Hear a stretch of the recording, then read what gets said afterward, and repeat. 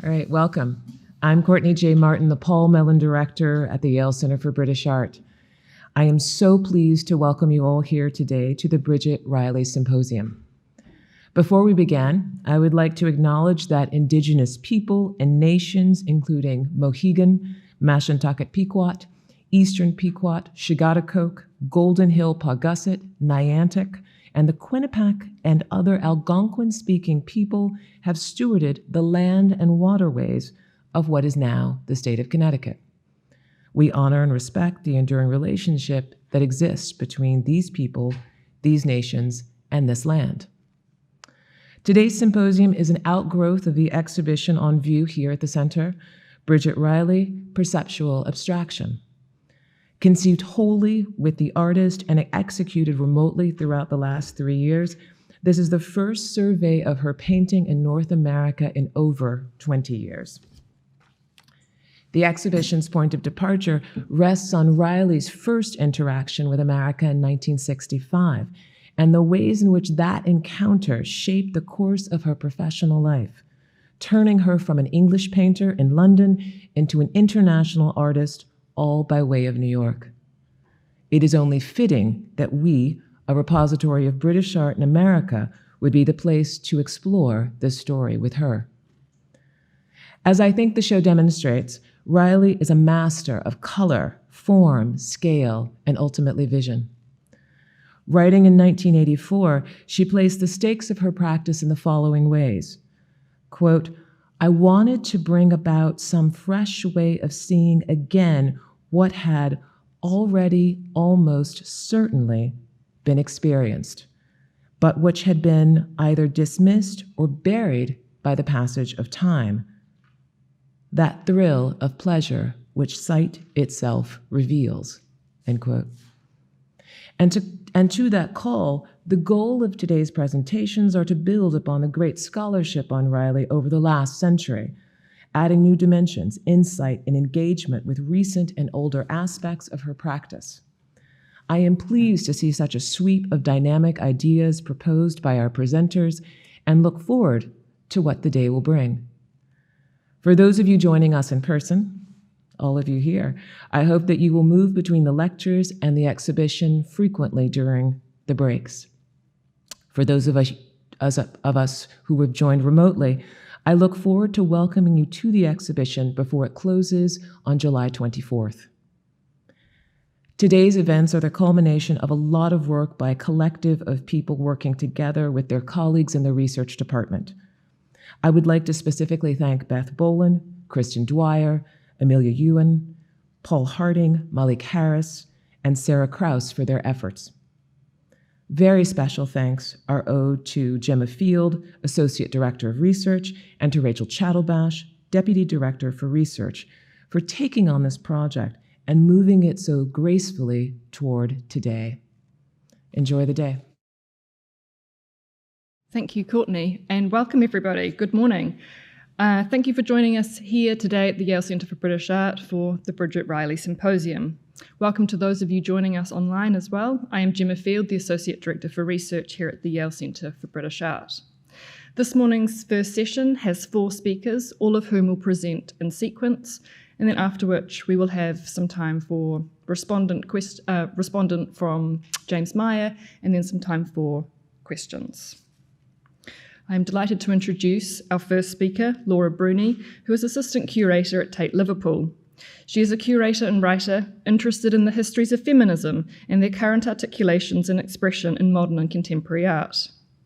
At Tate Liverpool, she has co-curated or curated a number of exhibitions and collection displays, including the recently opened Journeys Through the Tate Collection, The Port and Migrations.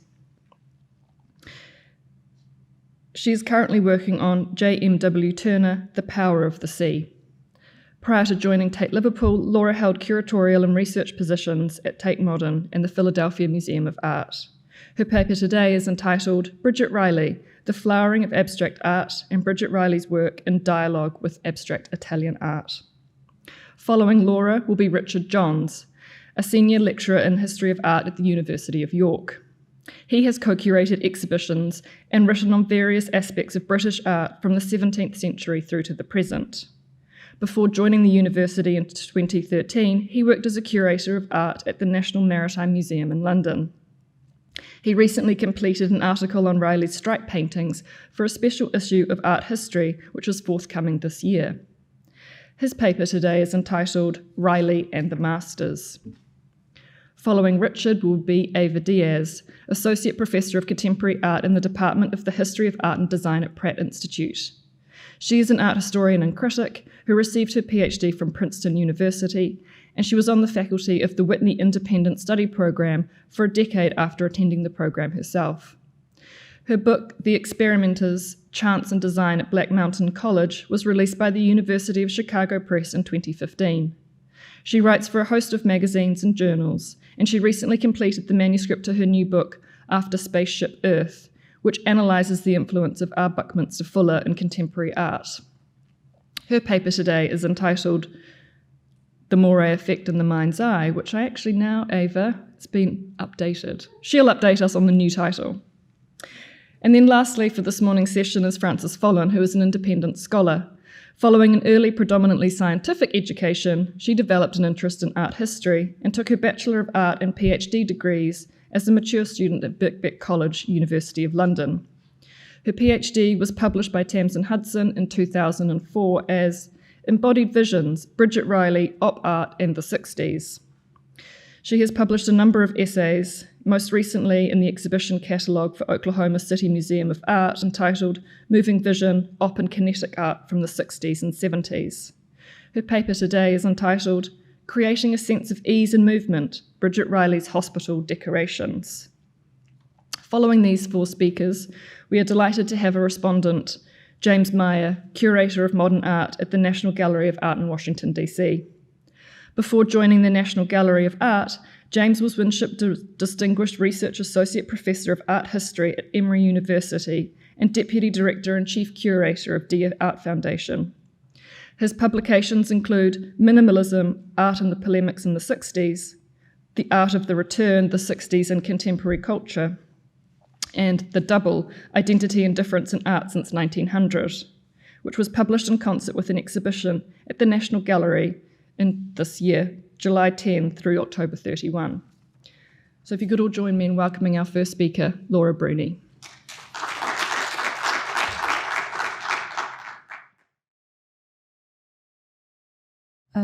Good morning, everyone.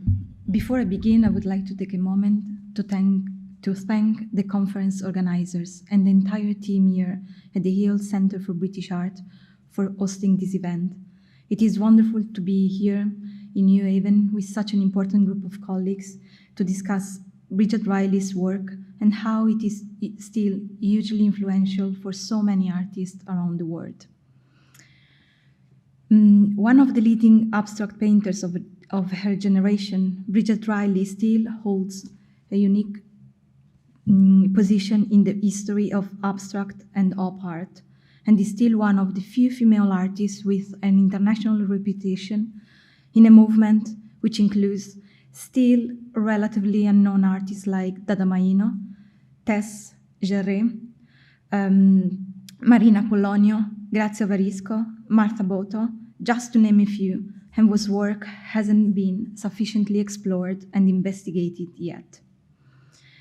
The very individual path that Riley has established throughout her career was first brought to global attention in the 1960s with her highly recognizable compositions in black and white, which Riley herself likened to contemporary performance art or happening, quote, where the disturbance is latent in the sociological and psychological situation, end of quote. As Rachel Stratton notes in her insightful essay accompanying the beautiful exhibition organized here, Bridget Riley, Perceptual Abstraction, like the responsive high, which took place at MoMA in 1955, quote, many of the shows in which Riley's pieces were included in those years positioned their work within an international network of abstract art for which the United States was the gateway, end of quote. Soon after the responsive high, museums started to show a variety of experimental works within their galleries. An in-depth analysis of the few years that preceded and followed this seminal show will help us better appreciate a more transactional picture, global picture of the op art movement. More in detail, by exploring the conceptual circumstances, the present paper aims to evaluate the specificity of the Italian case in the formation of European abstraction and optical art, and to better situate Riley's seminal role in it. As we all know, both the critics and the public embrace the new wave of kinetic and op art.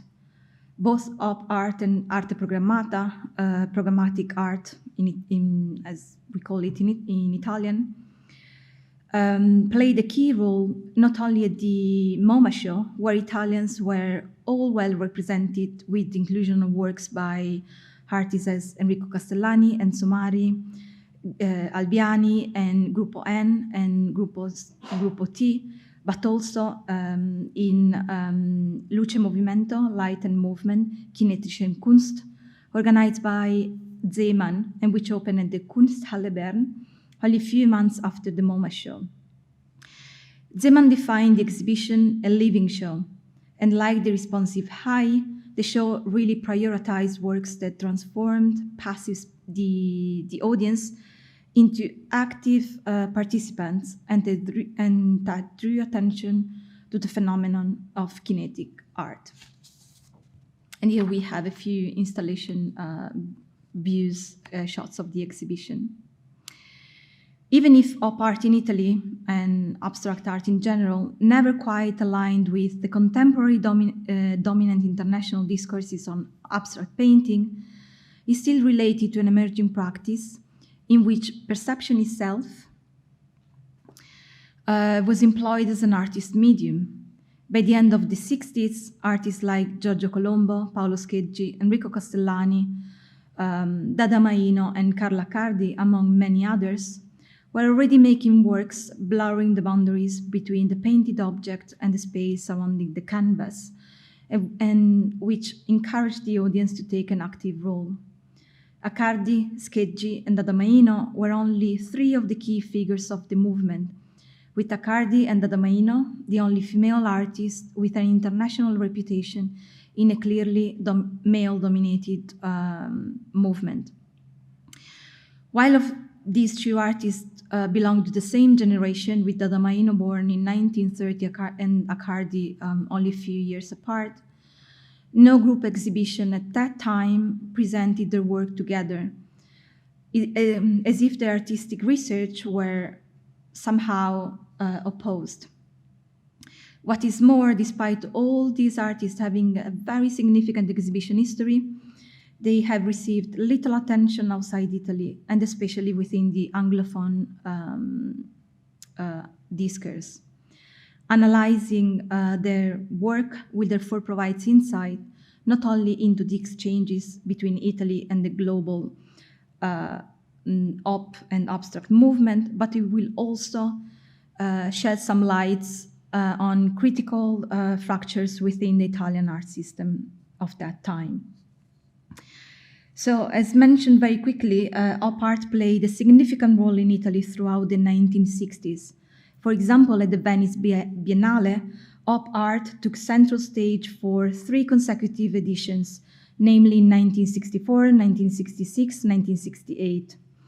In 1964, the Central Pavilion included op works by Gruppo N, Group T, and included works by Varisco. Over the recommendation of the artist Lucio Fontana, who was part of the jury that year, a room was solely devoted to Carla Cardi's early works, which would then have a significant impact on the development of abstract art in Italy. In 1966, a section was devoted to op art, and it featured, among many others works by Fontana himself, Joseph Albers, and Le Parc, and we can see an image over here. Scheggi's work was included as well, and he was the youngest artist ever invited to show in Venice at that time. In 1968, as we all know, prizes were awarded to Bridget Riley, who became the first woman ever to win a prize at the Venice Biennale, alongside Schoeffer. Colombo won the prize for the work Spazio Elastico from 1967.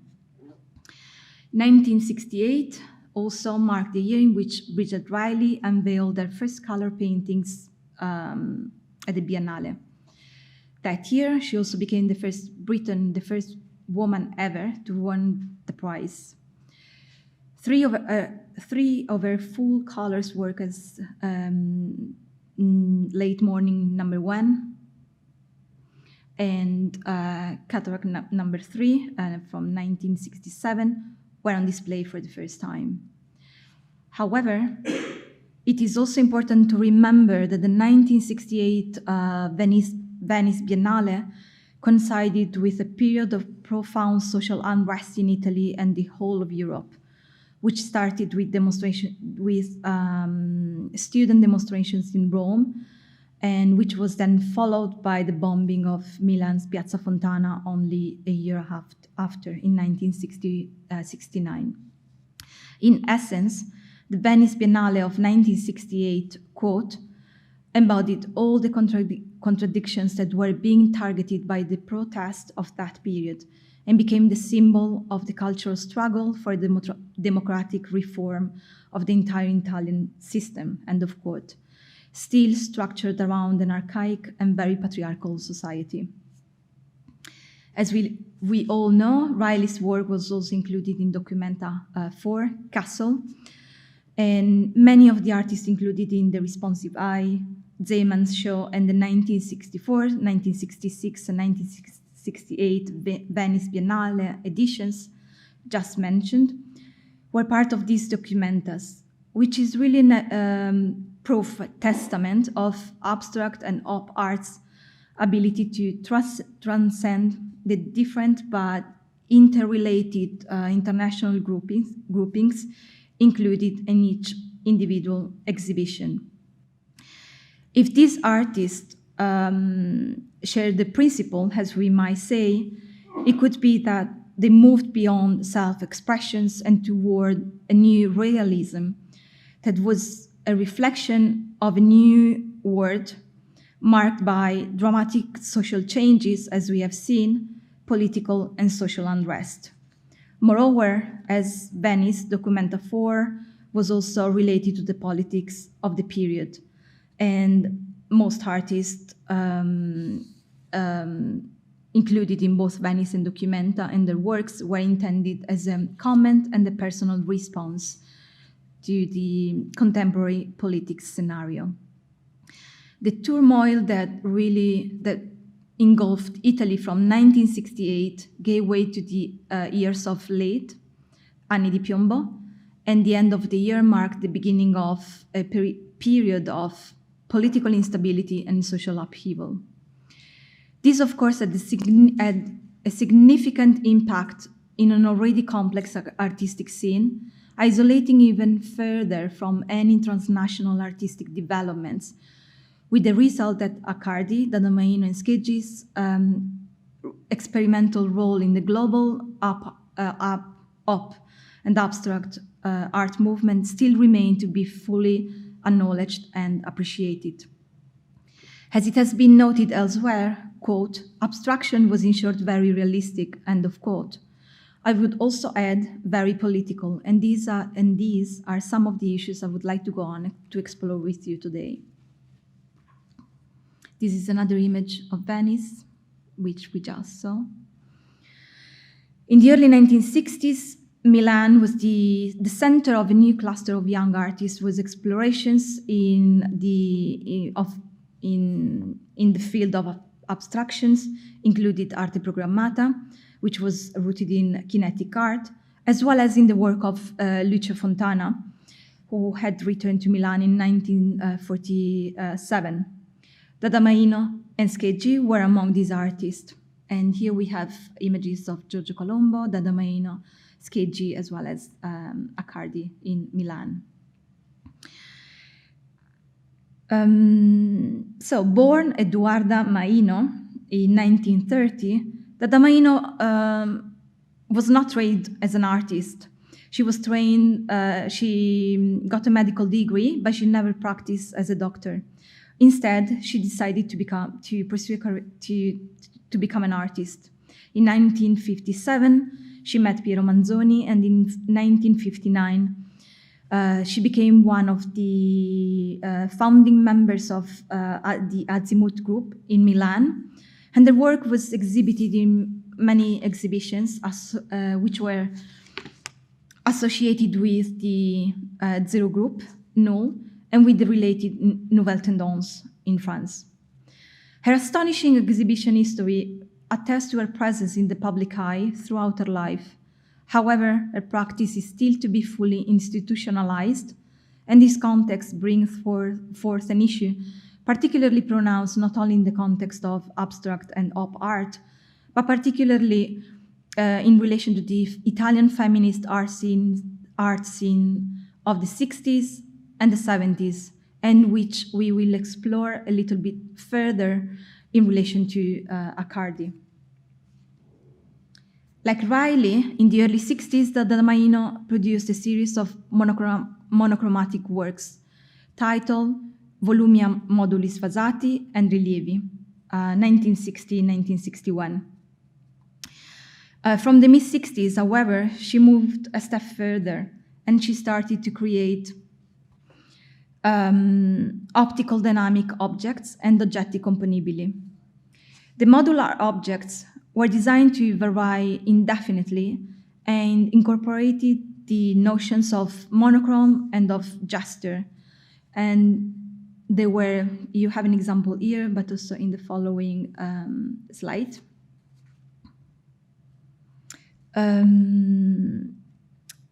Incorporated the notions of monochrome and of gestures, and included square plastic sheets strung along nylon threads and just hold together in a box, and not very dissimilar from other works by Grazia Varisco, for example, made at the same time. This phase in which Damaino this is another example. This phase in which Damaino dedicated herself to perceptive questions found its accomplishment in the series titled Research of Color, 1966-1968. Ricerca del colore, as we call it in Italian, belongs to a group of serious studies of the color spectrum, and they were created between 1966 and 1970, while Damaino, she was teaching design in Switzerland. The title is left, it's kind of ambiguous, I would say, and it can be translated as exploring color as well as searching for color. As Damaino herself explains, quote, considering chromatic arrangements that are essentially the product of combination of intuition and taste, I have found it useful to conduct research on colors in order to verify the real relationship between them, end of quote. Like the works exhibited by Riley at the Venice Biennale in 1968, for example, Late Morning, 1967-1968, the composition in Research of Color is simple and arranged around variations of a very few colors. However, as Bernard Blisten notes, quote, the color range of Ricerca del colore shows a difference with other works characterized by starker tones and violent contrast. In Damaino, one looks for a permutation game ruled by a system that has to accept that none is very clear and that the whole piece seems to be guided by a subjective principle. Also, color seems to reintroduce a subjective dimension with a very systematic composition principle. Ricerca del colore, in the end, is a very subtle piece, and it takes the viewer a moment to grasp the work under its underlying organization principle, end of quote. The second artist I would like to discuss with you very briefly today is Paolo Scheggi. Scheggi is nowadays best known for his intersuperficie, and we have a couple of examples here, which are works made up of 3 overlapping monochrome canvases with biomorphic openings, which, like some of Riley's work of the same period, really create geometric patterns which gave a sense of regularity, where the border is surrounded and kept together by the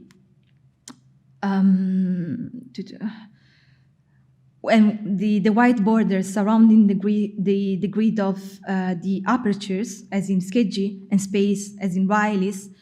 They act as a visual moment of pause, giving the works a balance between tension and materiality. Soon after, Scheggi moved away from the biomorphic and these elliptical shapes of these works, and like Dada-Maino, his work began to move towards more modular patterns based on perfect straight lines. Scheggi's reliefs and sculptures tied Inter Enea Cubo from 1960, and here we have an example, from 1969, added an element of interaction simply because it included movable components where their parts could be manually rearranged. And Scheggi considered his modular works and immersive environments to be more formal experiments working at a purely optical level. Quote, "This experimental practice is not merely a simplistic exercise in optical physical phenomenology, but a structure aimed at expanding perception. Even the visual nature of the objects becomes unstable, and the investigation evolves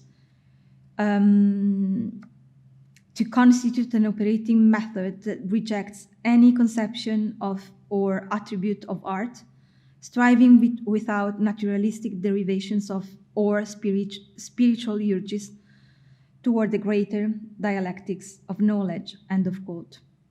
Scheggi's death in 1971 came at a time when his work was evolving in a more performative and conceptual direction. Within this context, artist Carla Cardi, she was based in Rome, but she was very familiar to the artist I just mentioned very briefly. So she was a renowned figure in the art scene in Milan, and she started an artistic trajectory in Rome, where she was first a member of the group Forma One, and she later became iconic for her part in the feminist collective Rivolta Femminile. As Riley, in the second half of the 60s, Accardi produced a series of paintings which incorporated the color, but with a more muted palette, and which, in Accardi's case, have been interpreted from a structuralist point of view, as the inversion, quote, of the traditional figure-ground relationship of the printed surface, end of quote, which the artist herself described as gave an image of a vision of the world. Looking at these paintings right now, so retrospectively, she explained that adopting abstraction was very good for her, since she could not express herself through iconography. So somehow there is a link there to Scheggi's work. Starting from the 60s, as I said, her research focused more and more on the relationship between the background and the form, but as well as between sign and color, segno colore. And then she introduced, and from the mid-60s, she started to reintroduce much bolder and stronger colors into her works. Moreover, the shift from she started to incorporate a new material into her work called Psychofoil, which is a transparent plastic material. And this came along with her research in how to emphasize the chromatic aspect of her work. The use of this transparent plastic material was prompted by her desire, quote, to strip away everything that was unnecessary in art and to see what remained, end of quote, which she further described as something made of light, blended, fluent with the surrounding environment. This was a way to take away all totemic value from painting. With her later series Tenda, we have an example here, Ambient Arancio and Triplice Tenda, Accardi moved even a step further, and all these environments bear contemporary feminist concerns, which are, however, absent in Dadamoino and Riley's work. So, despite some obvious similarities among the work of these artists and Riley's, especially those which Riley made between the 1960s and the 70s, they differentiated themselves in a few but significant ways from the work of the Italian artists we just went through. Firstly, as we have seen, through Dadamoino, Scheggi, and Accardi's preference for the mechanical aspect obtained by the use of industrial material, their more transdisciplinary practices, and in the case of Scheggi and Accardi, for their later experiments marked by more sculptural and architectural forms. In this sense, I would say these Italian artists negotiated a new balance between tradition and modernity, past and present, abstraction and figuration. Beyond this, however, their depth to Riley and to seminal shows like The Responsive Eye is undeniable, and I believe that they offer an alternative genealogy to the more commonly provided by Fontana, Gruppo T, and Gruppo N in general. What results is a much more transnational, vibrant new language built on abstraction and filtered through the first-person experiences of each artist, who really strive to reflect the experience of a nation going through a really turbulent decade. Unsurprisingly, their works are varied in their results, moving between abstraction and figuration, a divide which has always been under debate in Italy. And yet, for all the differences, we can still trace the mutual exchange between Riley, Accardi, Dadamoino, and Scheggi, especially in their groundbreaking reinterpretation of what painting can be. In conclusion, the works of these artists offers further evidence of how the experiments carried out by Riley and works shown in The Responsive Eye continue to resonate throughout the history of art in Italy and beyond, and possibly for decades to come. Thank you so much for listening.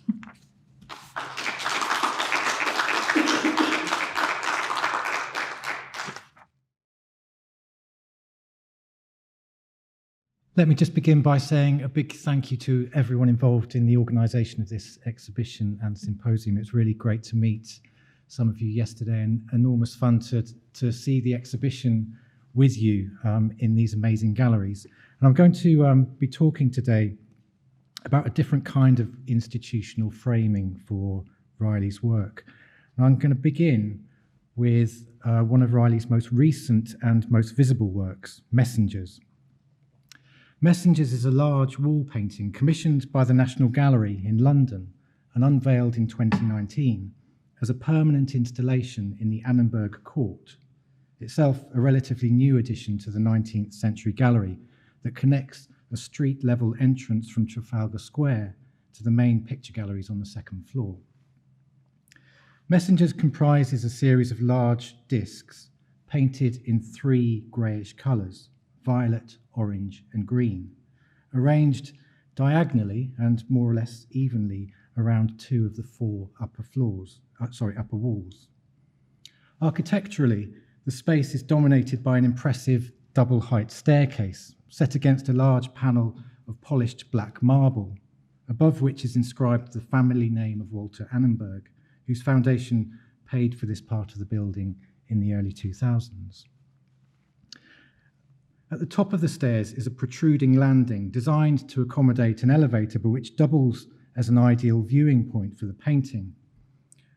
And on the ground floor, the court leads directly into one of the gallery's shops, a cafe and a cloakroom.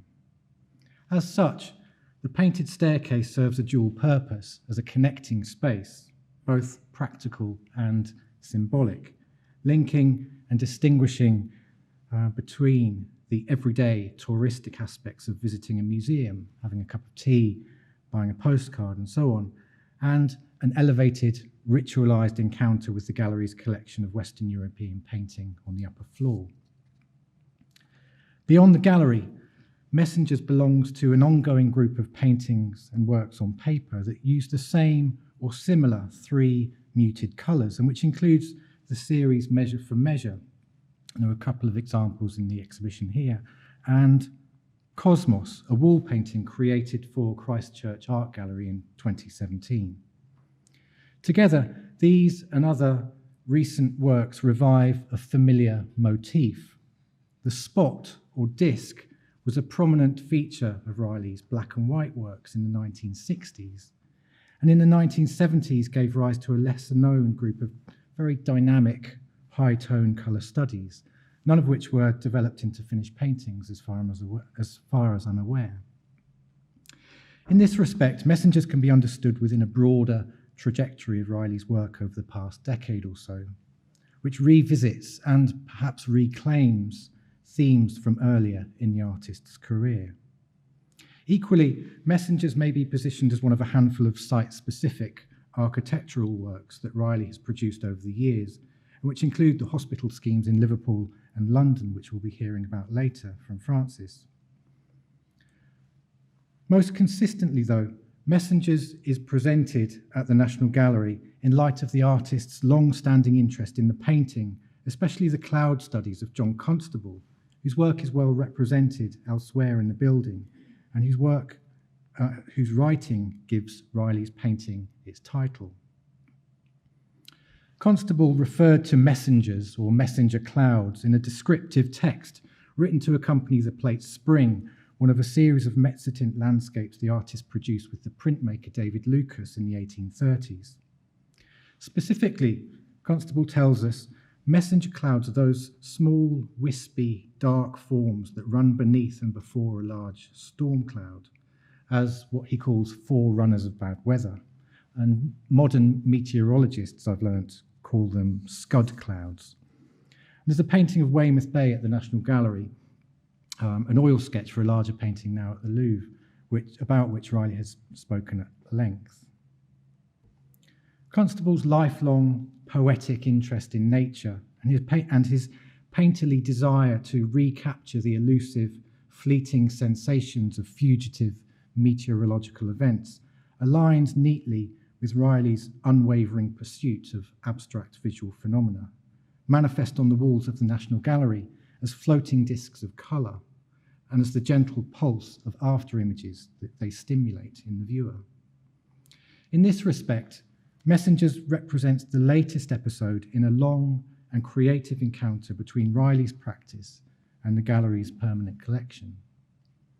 More broadly, the curatorial framing of Messengers exemplifies a critical strategy which, through various iterations, has determined the display and reception of the artist's work for decades. That is, an understanding of Riley's abstraction as pure, embodied sensation, the apparent timelessness of which may be demonstrated through a comparison of one sort or another with the art of successive generations of earlier European painters.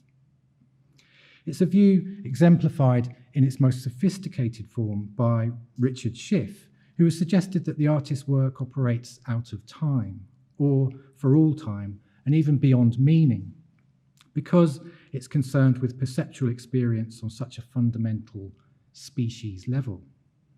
I like to imagine, Schiff wrote for a recent exhibition of new paintings, that a human from prehistory could learn from Riley's art, a benefit to human perception at any moment under any conditions.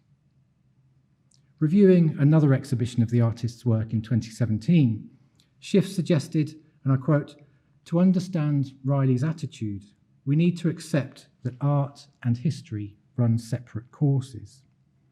Though the notion will seem paradoxical, especially to those convinced that a social practice like art cannot remain independent of historical forces, such as economics, politics, and ideological contestation." Now, I think there's something gently provocative in Schiff's analysis here. At least I'll admit to being gently provoked into asking what might a social history of Bridget Riley's perceptual abstraction look like.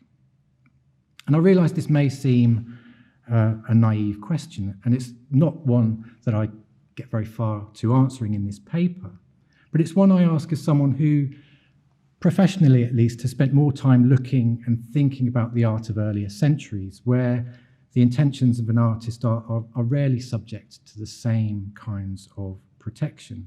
So I suppose, from a purely selfish point of view, I'm intrigued by the suggestion that Riley's later work may somehow be exempt from historical forces, and by the apparent disconnect between, on the one hand, the obvious and immediate visual power of Riley's work, and on the other, its seeming resistance to anything other than a strictly formalist interpretation.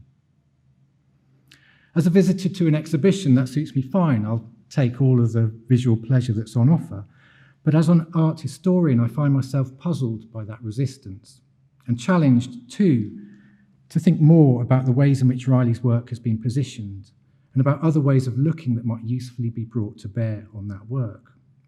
And I'm thinking here specifically about Riley's painting from and since the late 1980s, when there was a significant change in the artist's work, most noticeable as a proliferation of colour. And my aim for the rest of this paper is to reflect on the ultra-formalist language that accompanied that change, not as an explanation of that work, but as a part of the work that work does. In 1989, Riley was invited to curate the National Gallery's Artist's Eye exhibition, the latest in a series of annual displays for which paintings were selected from the permanent collection by prominent British artists. Earlier participants had included the likes of Howard Hodgkin, David Hockney, Francis Bacon, Lucian Freud, and others. Riley selected 7 paintings by 6 different artists, each one chosen for its distinctive use of colour as an element of construction. For example, Titian and Veronese find a place for the ways in which their work demonstrates the peculiar power of the diagonal. El Greco introduces rhythm, and Rubens a concept of the totality of colour. Poussin exemplifies order and control in colour, of course, as well as a musical sensibility, while Cézanne's colour introduces a grounding in nature. Subject or figurative content is registered only insofar as it helps to explain the infinitely complex interplay of colour in the hands of each artist. The thinking, or rather the looking, that informed Riley's selection is explored in some detail in an accompanying catalogue, in the form of an edited conversation between the artist and her longtime friend and collaborator, Robert Kudielka. Reading the dialogue between Riley and Kudielka as they trace a formal thread from one artist to another, it soon becomes apparent that their exchange of ideas and the kind of close, abstract looking their conversation records served a further critical purpose in introducing and to some extent explaining a recent change of direction in Riley's own painting. In the mid-1980s, Riley's work took a decisive turn away from the rigid composition of her recent stripe paintings towards more organic colour compositions derived from another singular motif, the rhomboid or zig. The first zig paintings emerged purposefully and self-consciously from the stripes that had occupied the artist during the early part of the decade, and which have their own orientalizing narratives stemming from a visit Riley had made to Egypt. The carefully chosen titles of some of the earliest paintings in the new series, for example, Broken Gaze, Things of Change, and Into Place, document this change of direction, initially using the same group of colours, while introducing new structural principles that would occupy the artist for another decade. Once established, the standard zig was routinely divided into smaller units, combined to form larger swatches of colour, and grouped into colour chords that become the basis for more complex, more buoyant, layered compositions with a greatly expanded range of colours. Perhaps the best way to demonstrate the formal dialogue established between Riley's work of the late 1980s and the historical works brought into view through the Artist's Eye exhibition is to drop in on Riley's illuminating conversation with Kudielka, to read the analysis of one while looking at the other. So this is what Riley has to say, or an extract from what Riley has to say on Titian's Bacchus and Ariadne, but I'm showing you New Day from 1988. Titian, Riley said, works through an intuitive logic of oppositions, distinguishing and simultaneously relating every inch of the canvas in a continuous web of contrasts, echoes, reversals, repetitions, and inversions. On El Greco's expulsion of the traders from the temple, here showing you through from 1988, first Kudielka, the whole composition seems to reverberate with oblique correspondences, to which Riley adds, there is a free-floating rhythm in the painting which seems to hang there, self-contained, almost dancing, and quite flat. And finally, Riley on Cézanne's Bathers, and here I'm showing you Gallard from 1989. The entire surface is charged with forces. Through a multiplicity of diagonals, the artist builds up a highly sensitive visual field, which allows them to accumulate and disperse tensions, to shift changing rhythms through the painting. On its own terms, this kind of formal abstraction has a compelling logic. Riley's considered cumulative lexicon of opposition, reversal, and repetition, of oblique correspondences and shifting rhythms, corresponds seamlessly with the artist's own recent paintings. Indeed, one of the great achievements of the Artist's Eye series of exhibitions was the way in which it opened the gallery's collection to different and often unexpected ways of looking by asking each participating artist the same simple question: how do you see? In the process, each new display revealed something different about how artists see themselves in relation to the art of the past. For example, Hockney restaged his 1977 painting Looking at Pictures on a Screen for his display in 1981. In 2010, a second exhibition at the National Gallery went one step further by displaying a handful of paintings from the permanent collection in close proximity to work from different moments in Riley's career, something that was only implied by the earlier Artist's Eye display. They included two oil sketches by Georges Seurat, the artist of the past whose work is most consistently brought into dialogue with Riley's painting, as well as an extraordinary pairing of red with Raphael's St. Catherine of Alexandria.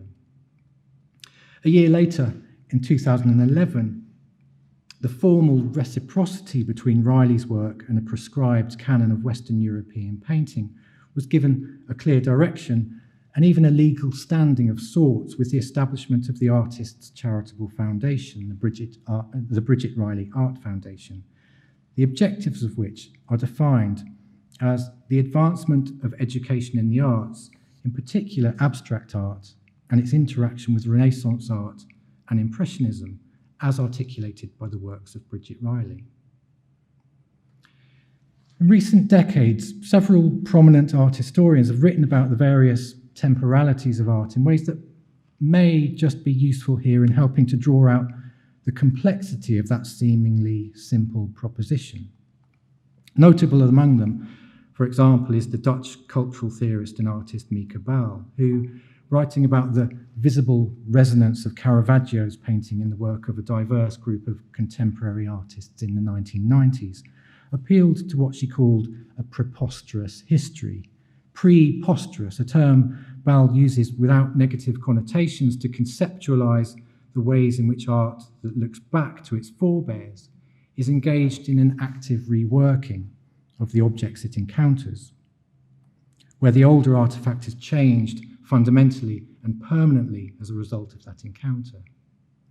Who illuminates whom, Baal might ask, of the National Gallery's juxtaposition of the abstract contrapposto of Riley's Red with Red and Raphael's St. Catherine? Alternatively, although along similar lines, the presumption of chronology has been questioned by the French art historian Georges Didier-Huberman, who, unable to unsee traces of Jackson Pollock in the splattered colours of a 14th century fresco, painted in imitation of a panel of red porphyry, was prompted to reflect on the multiple temporalities of art and the inevitable anachronisms of art history, not as a free-for-all, but as a productive critique of old, archive-bound habits of the discipline. With these suggestive ideas in mind, what makes the retrospective pairing of Riley with, say, Raphael or El Greco, or indeed with John Constable, arresting is not what it tells us about the working practice of either artist. And in fact, I think it tells us very little about that, but how it reveals the art museum, in this case the National Gallery in London, as a place where anachronism is foregrounded, sometimes productively, sometimes problematically. So for the final few minutes, I would like to consider the chromatic formalism exemplified by Riley's Zig paintings and the work that followed, not as an art out of time, but as one firmly situated historically and socially amid the ideological contestations, to borrow Schiff's phrase, of the late 1980s and early 1990s.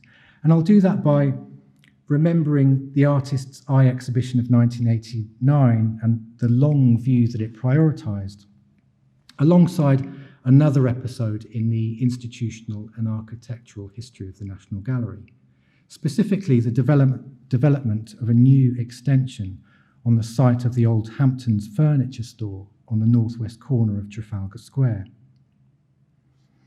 The tumultuous early stages of the National Gallery extension are well documented. An initial design by architects Aarons, Burton and Korolek, selected by competition and already once revised, was rejected ignominiously amid concerns that its modern styling and high-tech materials made a poor companion for the existing building. And this was a view that became decisive following an often cited speech by Prince Charles to the Royal Institute of British Architects, in which the heir to the throne dismissed the ABK design as a monstrous carbuncle on the face of a much-loved and elegant friend, a comment that haunted the architects for the rest of their career. Significantly, perhaps, Riley, who had been a trustee at the National Gallery since 1981, was a prominent actor both in the rejection of the revised ABK design and in the selection of a new proposal in 1986, by which time the proposed extension had become known as the Sainsbury Wing, following a multi-million-pound intervention by the Sainsbury brothers, whose fortune derived from one of the UK's largest supermarket chains. The Philadelphia firm, headed by Robert Venturi and Denise Scott Brown, emerged as surprise winners of the rerun competition, with a design that the architects described as a complex and contradictory blend of the modern and the historical. Famously, the main facade of the Sainsbury Wing extension picks up the forms of the existing museum building designed by William Wilkins in the 1830s, only for the pilasters and other classical elements to break rank and gradually fall away or fade into the wall. So what begins as a meticulous pastiche of Wilkins's neoclassical design at one end culminates at the other with a stripped back modernist facade of uninterrupted Portland stone. Today, Venturi and Scott Brown's design is widely admired as a sophisticated, if somewhat restrained response to an intractable brief, to reconcile the modern and the historical, or rather to reconcile competing expectations of what a late 20th century addition to a 19th century museum of historical art ought to look like. However, at the time, the new design proved no less contentious than the rejected ABK proposal. The bone of contention was not the underlying principle of Venturi and Scott Brown's design. Bridget Riley, for one, expressed her admiration for the building's ironic deference to the mother building. Rather, it was a very specific detail that nearly brought the project to a halt. The addition of a single fluted Corinthian half column that marks the turn from Trafalgar Square into Pall Mall and the aristocratic St James's district to the west. Opposition to the half column was fuelled, it seems, by Prince Charles, who had joined the trustees at the request of the Prime Minister, Margaret Thatcher, following the Carbuncle debacle. The building committee, which included Riley, saw neither rhyme nor reason for the column, either in relation to the neoclassical Wilkins side of the building or the unadorned modernism of the opposite side. And to cut a long story short, the trustees requested that the offending column be removed, only to back down when Venturi threatened to walk away from the project if his hand was forced. And in the end, as we can see, the column stayed. Riley's intervention in the process is notable for several reasons, not least for the terms of her engagement, both with the rejected ABK design and its successor. Her response to both designs was extensive and sophisticated, and also quite angry, and frequently invoked the same formalist principles that underpins both the Artist's Eye exhibition and her own recent work. For example, and I'll just give you one brief instance, as a part of a written response that extends to several pages, Riley wrote of the half column, "It cannot be claimed that the column relates perceptually," and perceptually is underlined for emphasis, cannot be claimed that the column relates perceptually to those on the Wilkins building, because the older column it interrupts are rhythmically bound together in a complex scheme. Here, and throughout Riley's response, the terms used to negotiate the relationship between Riley's abstraction and a canonical art historical past are also used to demonstrate the inappropriate imposition of Venturi and Scott Brown's design. Now, it's hard to see today why a seemingly innocuous architectural motif could become so contentious, or why the Sainsbury wing continued to excite criticism following its completion. However, there seems to have been a genuinely and clearly articulated concern among the trustees that the building was, in effect, giving the finger to Nelson, whose column dominates the surrounding area, that it represented a threat of a kind to a particular and protected notion of Britain and Britishness that Nelson's column and Trafalgar Square had come to represent. Riley herself put it a little more politely by dismissing the rogue column as a modish transatlantic joke that was cocking a snook at Nelson. So the conclusion that I'm edging towards here is not really about the artist's personal involvement in the process, as interesting and informative as that may be, but about the ways in which the Zig paintings of the late 1980s and their close formal alignment with a select canon of European old masters found meaning within a broader politicised debate over the role of the National Gallery, its architecture and its collection in the late 1980s. So the end point of this paper is also a starting point for further thinking, and that's to recognise the work of the Artist's Eye exhibition and the formal anxieties over the development of the Sainsbury wing as two sides of the same coin. Thank you.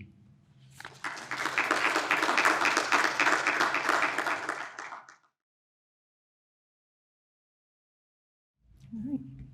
I'll do the thanks for having me moment, but I also, as maybe disreputable as starting with a disclaimer is, I am using op here, which of course Bridget Riley wouldn't have ever called her work, nor any of the artists that I'm evoking likely, but rather than saying something like hard-edged geometric abstraction from the 1960s that uses periodic structures, here's op. So, disclaimer given, I will now start with a painting that you can see upstairs. So, in 1965, this painting, Current, was featured on the cover of MoMA's catalogue, The Responsive Eye. Now, the language of a responsive eye departs from an often implicit presupposition in the history of aesthetics, that the authority of visual judgment ranks above all in a hierarchy of the senses. In contrast, a responsive receptive eye is affected by the world as the nose literally inspires, commingling external stimuli with the body in order to perceive.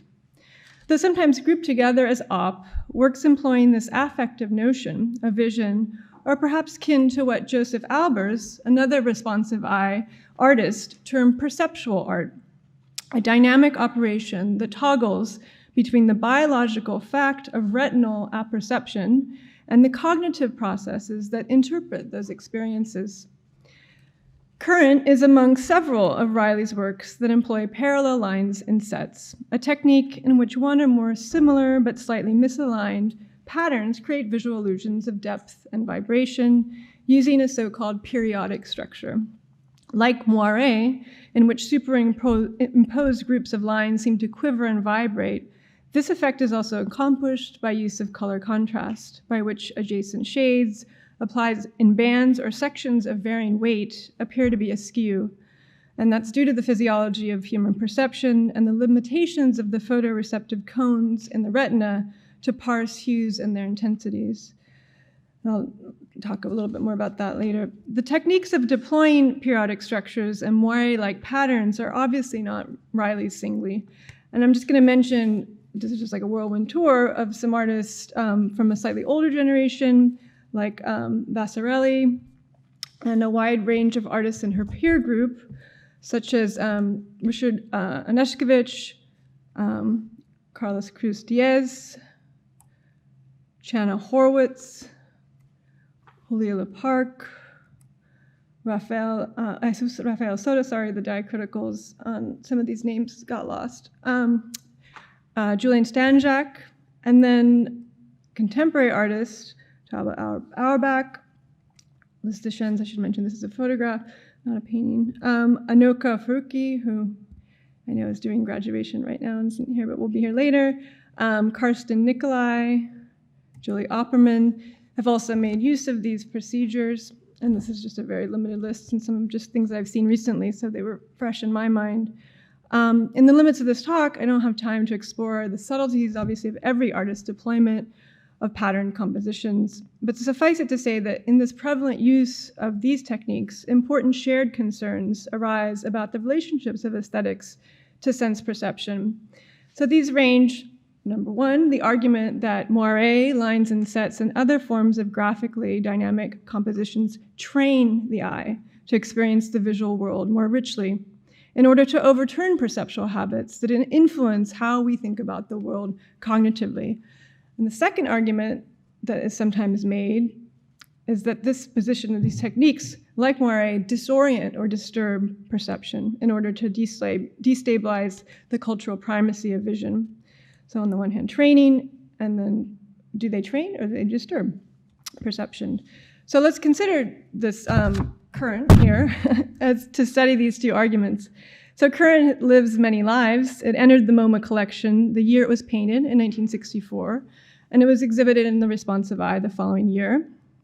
It became an emblem of art of the op 60s moment, particularly in its service as the front and back cover for that show's catalog. And it was recently on view at MoMA in a show about women artists and abstraction. Current is part of a series of line set paintings Riley undertook in 62 to 64. Now, moire utilizes the appearance of superimposed lines in at least two planes, and Riley's work does not, in fact, contain any transposition, only adjacency. The work plays with moire effects, However, the close bending of lines tricks the eye into seeing phantom overlaps as boundaries shift and pulse. And the result can be even more pronounced on a screen, which is how many of us see art these days when it's not on public view.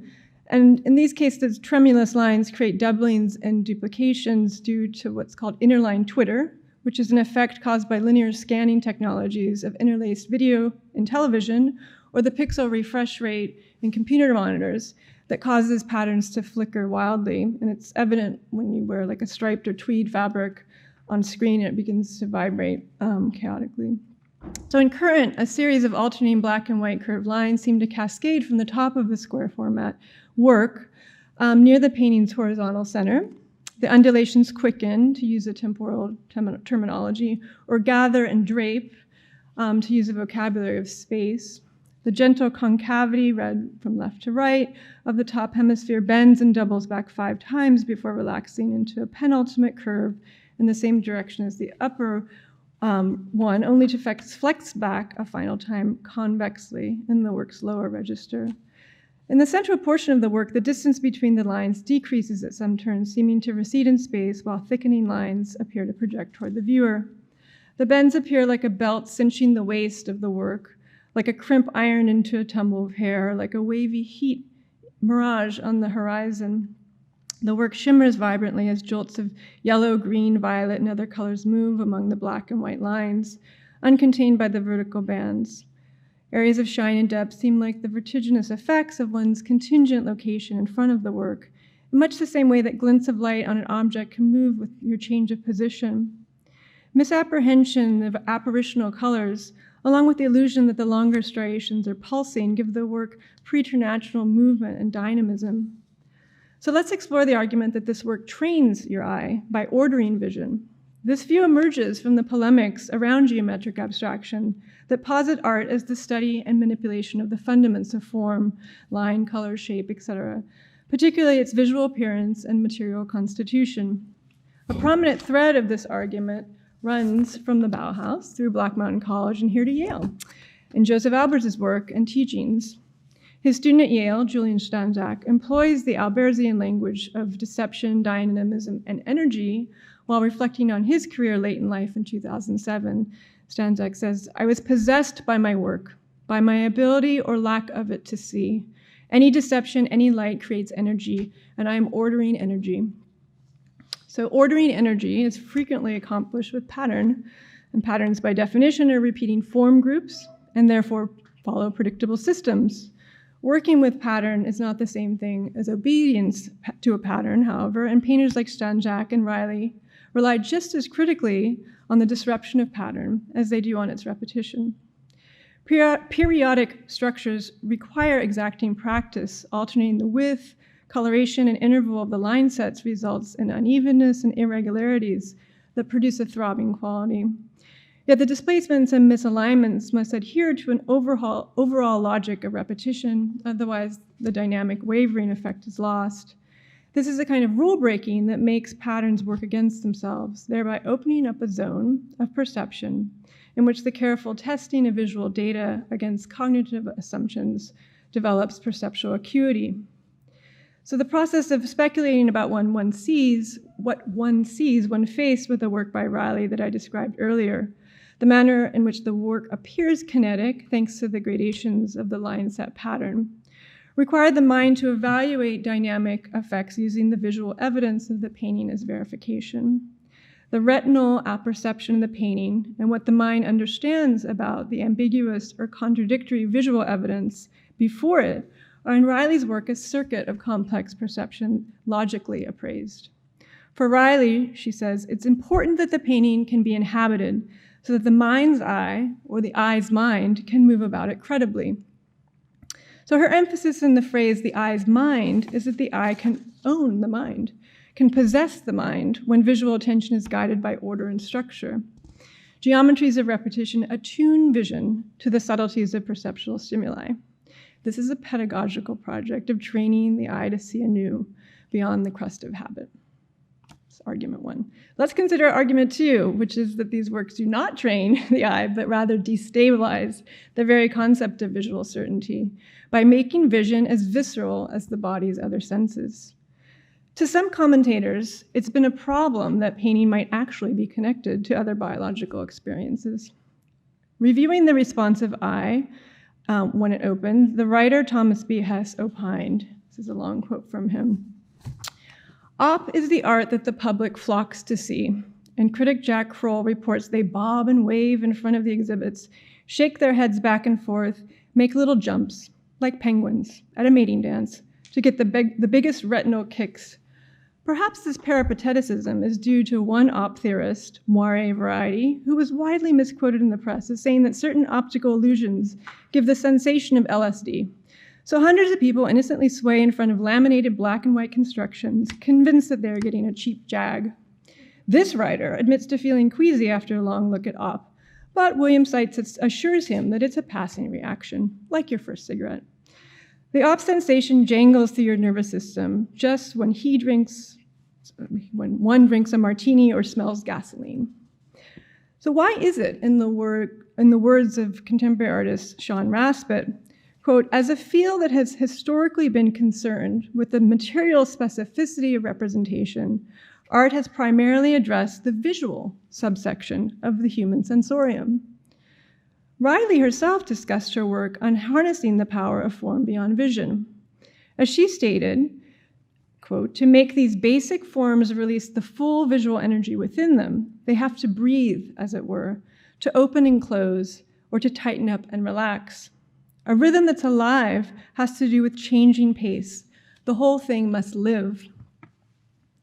Here, Riley invites us to expand our understanding of aesthetics to include senses not typically conceived of as art.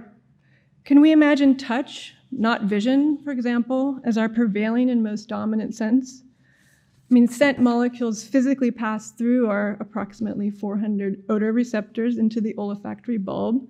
Those signals are then processed in the amygdala, our body's primary memory emotional processing center. Sound waves mechanically vibrate the tympanic membrane, while the cochlea traduces those sound wave signals into electrical impulses received by the temporal lobe of the brain. Here, blind you with science. Taste is consumption of physical elements of the external world, mostly appreciated through retronasal olfaction, as molecules pass to the olfactory bulb to trigger smells beyond 5 tongue-based receptors. And sight is the physical and dexical activation of light on the photoreceptive cones and 3 SML, small, medium, and long wavelength sensitive receptor cones of the eye that activate perception in the occipital lobe. There is no distance in the senses. The outside literally comes in. In this case, the eye's mind, Riley's phrase, may be a distinct form of perception intruding into notions of visual aesthetics as distanced and reasoned contemplation, the training, the eye argument. The eye is a living optical device. Its retina joined to the brain via the optic nerve. In turn, the optic nerve connects to the visual cortex sited in the occipital lobes, sending stimuli to the primary and three other visual cortices by way of the thalamus, the brain's relay hub for all sensory stimulation, save olfaction. The primary visual cortex is the brain's center for visual pattern recognition. The dynamic quality of pattern-based geometric abstraction, the manner in which these works move viewers between visual precision and distortion, has the effect of stimulating, tricking, even trumping the visual cortex's cognitive functions. Can we think of Riley's work, in particular its uncertain moire-like effects, as enhancing other senses beyond vision? At times, the language of synesthesia has been employed to describe the effects of the eye's mind as a form of multisensory experience.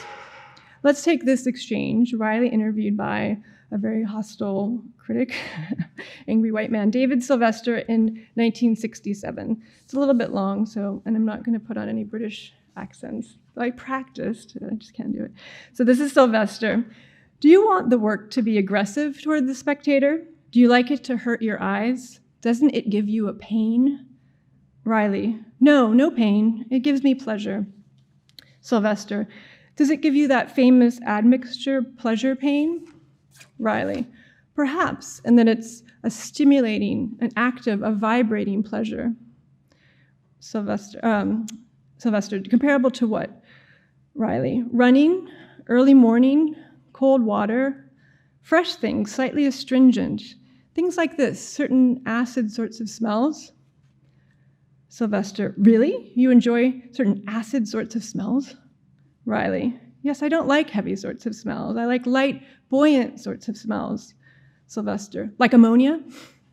Riley, no, like wood being cut. Later in the interview, Sylvester returns to his idea of her work as aggressive. Sylvester, do you think of your work as aggressive? Riley, not necessarily. I think of there being colossal energies involved in the medium, in the units, intervals, lines. I know that they are high voltage, potentially. I called one painting static in the sense of a field of static electricity. It is visual prickles, but I don't find that a painful physical thing. It's a quality, as velvet is smooth. So this is a sparkling texture, really. So I would argue that what Riley's describing here is less synesthesia than the stimulation and enhancement of other senses beyond vision, using visual cues. Current is composed of only two shades, black and white, and though it's full of color. The work is not kinetic, though the undulations of line present persistent illusions of movement. The eye sees what is not materially present. Riley's paintings do dizzying things to one's perception of color, light, depth, and motion. In fact, they point to the very limit of visual certainty. Now, Frank Stella once quipped that his paintings operate in a deadpan manner. What you see is what you see, he said. Riley's works, in contrast, relish deception, and in that process of play and visual trickery undermine the sureness of visual data. Can we understand a work like Current dissolving the primacy of vision into an expanded notion of aesthetic perception as greater sensory engagement? Now, as an art historian and contemporary art critic, my training has been in translating experiences of sense, generally vision, into written reflection. Such a process at its fundament requires toggling between one visual experience, visual art, and another, words on a page or a screen. Current, I'd say, disturbs this relationship between vision and language. The title itself is multifarious. Current is the now, an indication of presentness. Current is also a forceful flow of water or air or an electrical charge. Current can also mean a prevailing mood or temper of thought. Riley's paintings confirms and refuses each of these meanings. Each time one tries to capture, now, in this moment, the whole, the waves skitter out of secure position. When one imagines the swiftness of a flow, the eddies in the central portion of the work subject the current to alternating forces. Likewise, when one tries to pin down a prevailing mood, the wavering tremors make delineating a clear thrust or direction impossible. So evidently, William Seitz, the curator of Responsive Eye, and Joseph Bork-Daval, the book's designer, thought so too, as the brilliant catalog design features a drunken palimpsest of language jammed up in the central channel of Riley's work. The Responsive Eye book makes Current into moire deluxe. As Pam Lee pointed out about Rosalind Krauss's criticism of op art as a duplicity, which is, I think, shared by Hess and Sylvester's criticisms, and it's at base that op art is just too tactile and not optical enough. And so this criticism is a defense, really, of the primacy of the visual in art, that you have to be sort of seriously, interested in the contemplative distance, I suppose. And yet the consolidation, one could say, of the spectacle in late capitalism is in a way a kind of anesthetization of the haptic. So it's just a kind of like a symptom of modernity's regimes of visual consumption as opposed to sort of richer sensory experience. So can we think of Riley's concept of the eye's mind as in fact pointing to the limits of the eye minding the aggressive, jangling, and other senses impinging upon it?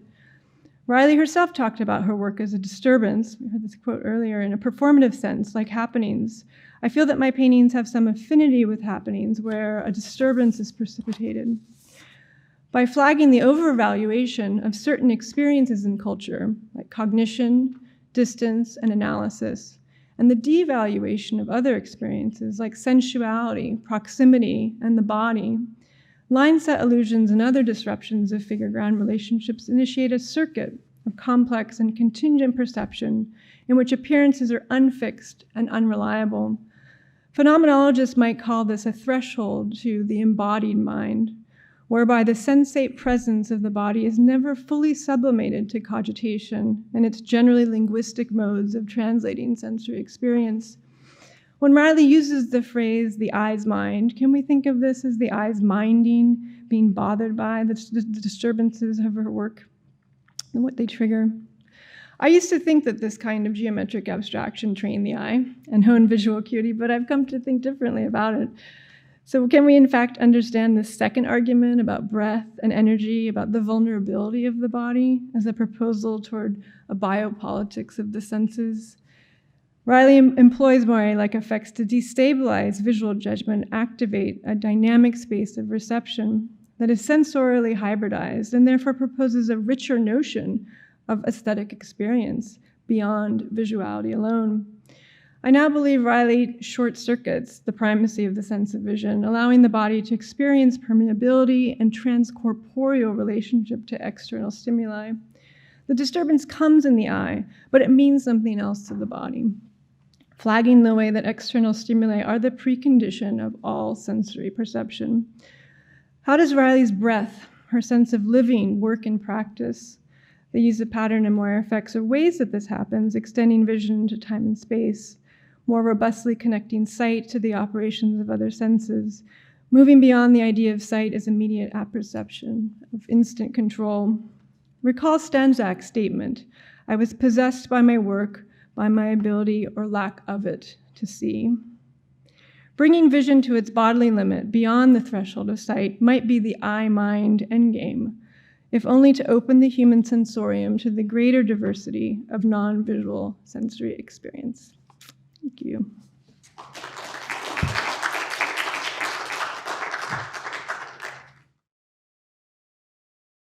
I'd like to thank the organisers very much for giving me the opportunity to speak to you today and taking part in this weekend, which has been so very, very interesting so far, and I'm sure will continue to be so. In 1983, Bridget Riley created a wall decoration for an extensive area of corridor in a major hospital in northern England, the Royal Liverpool University Hospital, which you can see here. In 2017, this work became the basis of a wall painting, Royal Liverpool University Hospital, 1983, as wall painting, Bolt of Colour, 2017, installed at the Tate Gallery, Marfa, Texas. The original Liverpool decoration also led to murals that Riley created in 1987 and 2014 at St Mary's Hospital in London, England. These works pose questions about the meanings of such works, both in a hospital environment and when a work originally intended for such an environment is adapted for an art gallery in a very different part of the world. They exemplify the joyous, life-affirming nature of so much of Riley's work, so important at a time when death has often seemed so close. Riley's work in the hospitals follows an ancient tradition. In the 6th century BC, the sick were reputedly brought to temples of the god Asclepios, which were adorned with wall paintings of miraculous cures. From at least the 14th century, art adorned infirmaries in European monasteries. Depictions of miracles, the crucifixion, or heavenly beings encouraged patients to think beyond their own present suffering, whether about a better life in the world to come, or for a cure and a return to the world outside the hospital. Art has also long been used to make the hospital itself a more pleasant, less threatening environment. In the 19th century, modern American and European hospitals began to evolve from earlier almshouses and workhouses. These origins made people wary, and the better off were frequently treated at home. To counter this negative image, efforts were made to give hospitals a more domestic ambience. In 1887, the New York Times reported on a picture mission which brought pictures into hospitals for patients to see, and related this to an established flower mission. Pictures were used extensively in hospitals in the USA, Britain, and Australia from the 19th century on. A key influence was Florence Nightingale's book Notes on Nursing, published 1859. Intended as a guide to those nursing relatives at home, but later influential in hospitals, this advocated frequent changes of pictures on the sickroom walls. Throughout the early 20th century, art in hospitals had many advocates in Britain and the USA, resulting in tiled pictures and murals in Britain and New Deal hospital murals in America, most of which have now been lost. This advocacy revived post-war. In the UK, in 1959, the Paintings in Hospitals charity was founded to promote the use of original art in hospitals, and in the 1970s, a new Arts in Health movement took off. Nonetheless, Riley's work and that of other artists at the Liverpool Royal and her two 1987 corridor paintings installed by the architects of St Mary's Hospital predated the funding for visual arts in hospitals under the UK King's Fund Enhancing the Healing Environment programme, which ran from 2000 to 2012. In 2014, Riley was commissioned to create a third corridor wall painting at St Mary's. In a 2017 study published in the International Journal of Qualitative Studies on Health and Wellbeing, Stein-Nielsen et al. Find that, quote, art contributes to creating an environment and atmosphere where patients can feel safe, socialise, and maintain a connection to the world outside the hospital. Visual art in hospitals contributes to health outcomes by improving patient satisfaction as an extended form of healthcare. They report that patients awaiting treatment socialise with each other and staff more in rooms where art, whether abstract or figurative, was present, and that the presence of art reassured patients that the hospital had the resources to support their medical needs. Comments from medical staff support the value of art in hospitals. We regard art as important in the creation of a therapeutic environment and believes that it helps the healing process, said Dr. Paul Rogers of Middlesex Hospital. James Scott, a surgeon at Chelsea and Westminster Hospital, believes art in hospitals lessens the feeling of being separated from the outside world. And he commented that the barrier between illness and health is broken down. Such convictions, now widely accepted among hospital administrators, led to Riley's commissions for Liverpool and later St Mary's Hospital, London. In the 1970s and 1980s, stripes dominated in Riley's work and seemed to her to be the most appropriate form for the Liverpool decoration. Writing about the horizontally striped internal walls of Siena Cathedral, Ashley Payne comments, "The incessant repetition of stripes highlights the interior as a visual surface and facilitates an experience of the space as a shimmering field of optical sensation.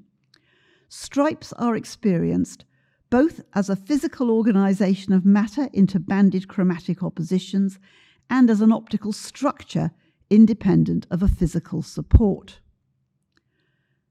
Payne argues that horizontal stripes encourage the viewer to move along, which is plainly desirable in a hospital corridor.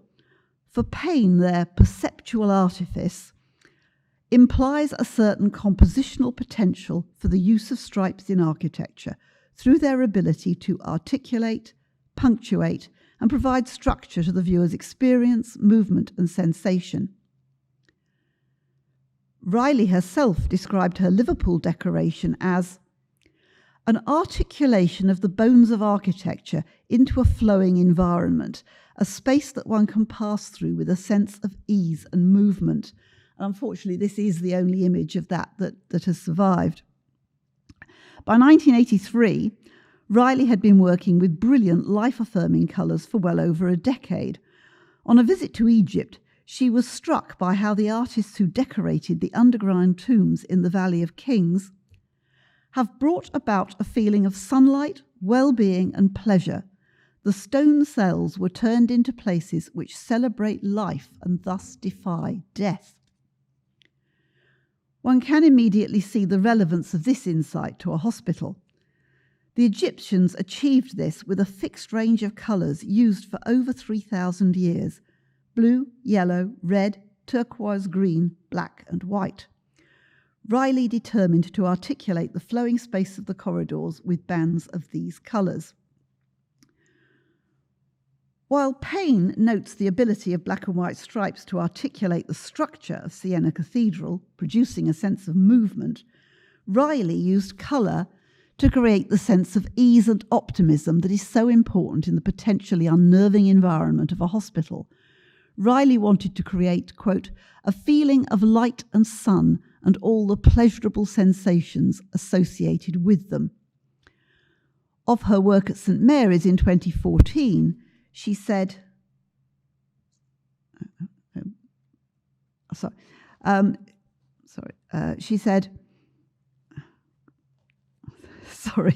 the hospital corridor paintings embrace the whole space. They aim to lift the spirits and to remind one of the life outside the hospital, while in no way interfering with the essential activities which must go on. The flowing stripes of Riley's design lead the viewer on along the corridors. At the same time, the bright colours exert their own influences, which should not be underestimated. Florence Nightingale wrote, "The effect in sickness of beautiful objects, and especially of brilliancy of colour, are hardly at all appreciated by the authorities. The variety of form and brilliancy of colour in the objects presented to patients are the actual means of recovery." For Yves Klein, colour is sensibility turned into matter. Colours alone inhabit space, whereas line merely travels through space and furrows it. Line furrows the infinite, while colour is. Through colour, I feel a total identification with space. I am truly free. The colours of Riley's Egyptian palette are primary colours plus black and white, the basis of painting practice for thousands of years. And they also relate to sensations and associations. Blue, for Yves Klein, is the invisible becoming visible. It is beyond the dimensions of which other colours partake. While for the filmmaker Derek Jarman, blue is the universal love in which man bathes. It is the terrestrial paradise. Blue is important in both the Liverpool work and in Bolt of Colour, which you can see there, which was later derived from this painting. Yellow, for Van Gogh, is a colour capable of charming God. It is associated with happiness by populations around the world, apparently more so the further one is from the equator, from which one may infer a stronger effect in the UK than in Cincinnati. Red, said Jorge Luis Borges, is that colour which shines in poetry and which has so many beautiful names in many languages. Turquoise, a colour between blue and green, has ancient associations with protection and hope. Green, in Egyptian painting, Michel Pastoureau tells us, is always seen as good and takes on various meanings: fertility, fecundity, youth, growth, regeneration, victory over disease and evil spirits. Black is also beautiful, declared the sociologist Howard J. Ehrlich. It is a colour of determination, of resolve, of strength, a colour by which all others are clarified and defined. White, of course, is associated with purity and cleanliness, which Victorians like Nightingale thought of as next to godliness, and of course now we associate it with modernism. Using these colours, Riley experimented with a range of combinations and widths of stripes. Her design in Liverpool had to accommodate a protective 9-inch wide black rubber bumper at dado height, and to balance this she included bands of black at skirting level and at the upper part of the design. Narrower bands of red, yellow, turquoise and white added rhythm and liveliness to the effect, the joyous yellow adding a note of sunshine, complementing the sky-evoking blue, with a wide area of white at eye height separating upper and lower areas of colour. Green had a minor role here, but in the decorations for St Mary's Hospital, it had a major role in all 3 of the floors on which Riley worked.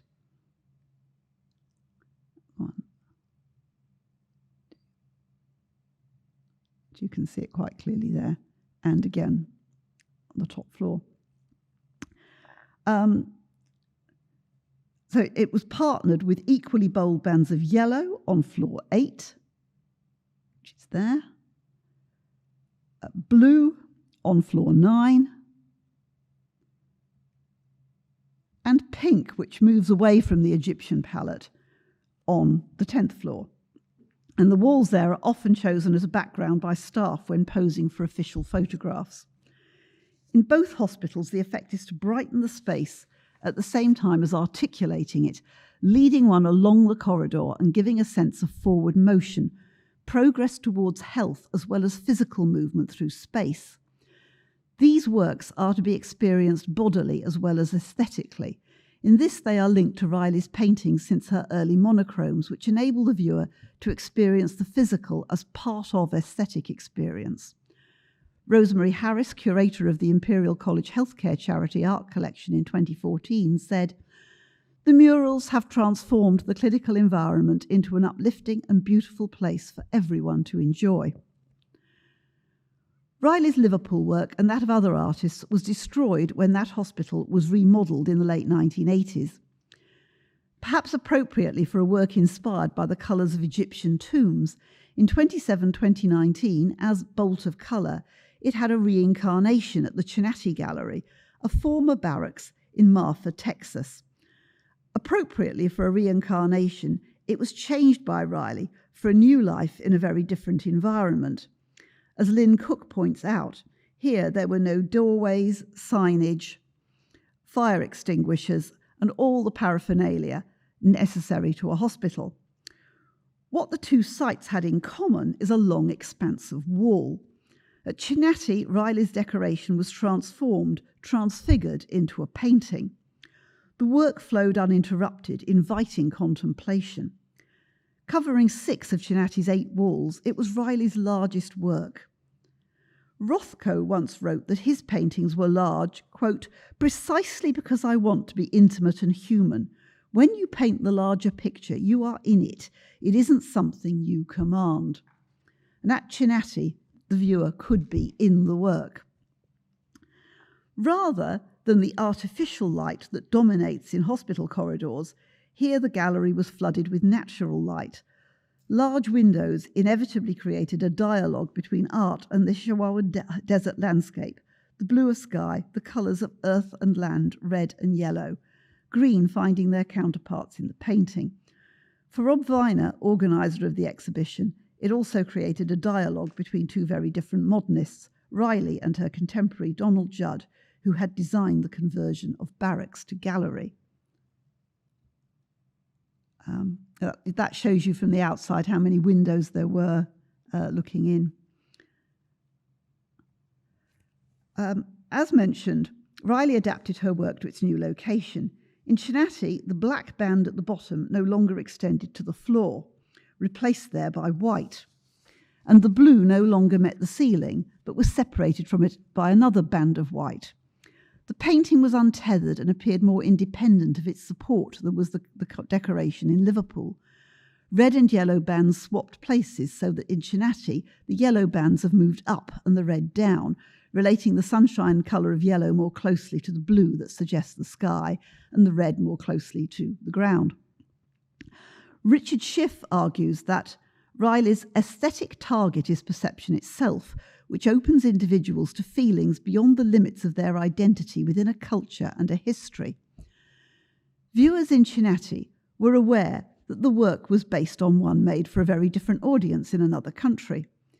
How different is the perception of sky blue for those used to clear Texan skies and those who see mostly cloud? If we had a vehicle capable of traversing time and space, what would be the reaction of patients transported from the Liverpool Royal in 1983 to Chinati in 2017, or of gallery visitors in 2017 taken on the reverse trip? What would they make of the work in the two locations? At Chinati, the presence of windows allowed the viewer to engage directly with the outside world, simultaneously immersed in both painting and landscape. In Liverpool, and indeed the London Hospital, the decoration's evocation of the world beyond must be less specific, more personal to the individual. The gallery visitor came voluntarily to see the work. The hospital patient may be an unwilling visitor, there from necessity. In the two hospitals decorated by Riley, the works are there to reassure, sustain, and support the mental well-being of patients and staff. In a gallery, the willing, and one assumes healthy visitor, chooses to explore aesthetically and emotionally the power of the art to uplift the senses. If brilliancy of colour is the actual means of recovery, as Nightingale said, of the sick, must it not be therapeutic for all of us? The vibrant, life-affirming brilliancy of Riley's work, also evident in the works at the current Yale exhibition, allow us all to celebrate life and thus defy death. Works of art obtain some of their meaning from their context. At Chinati, Bolt of Colour married the colours of ancient Egypt with those of the Chihuahuan Desert, visible through the gallery windows, a vivid celebration of a present lived reality. In the hospitals, Riley's work connects an enclosed and somewhat alien world with one patients remember and long for. One can imagine a COVID patient at St Mary's, or in Liverpool if the work there still existed, being moved along Riley's corridors, travelling hopefully along the inspiring colours of these works towards a better, virus-free future, toward a restoration to the life known before. In both galleries and hospitals, Riley's exuberant colours have reaffirmed the life of those beholding them, echoing the joy and hope Riley had found radiating from the walls of those Egyptian tombs. Thank you.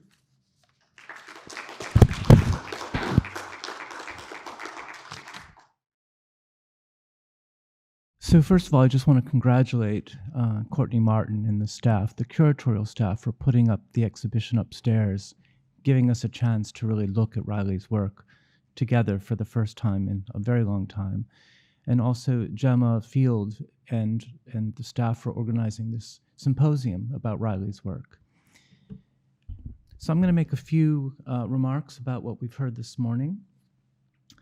I was able to cheat and read versions of the papers before.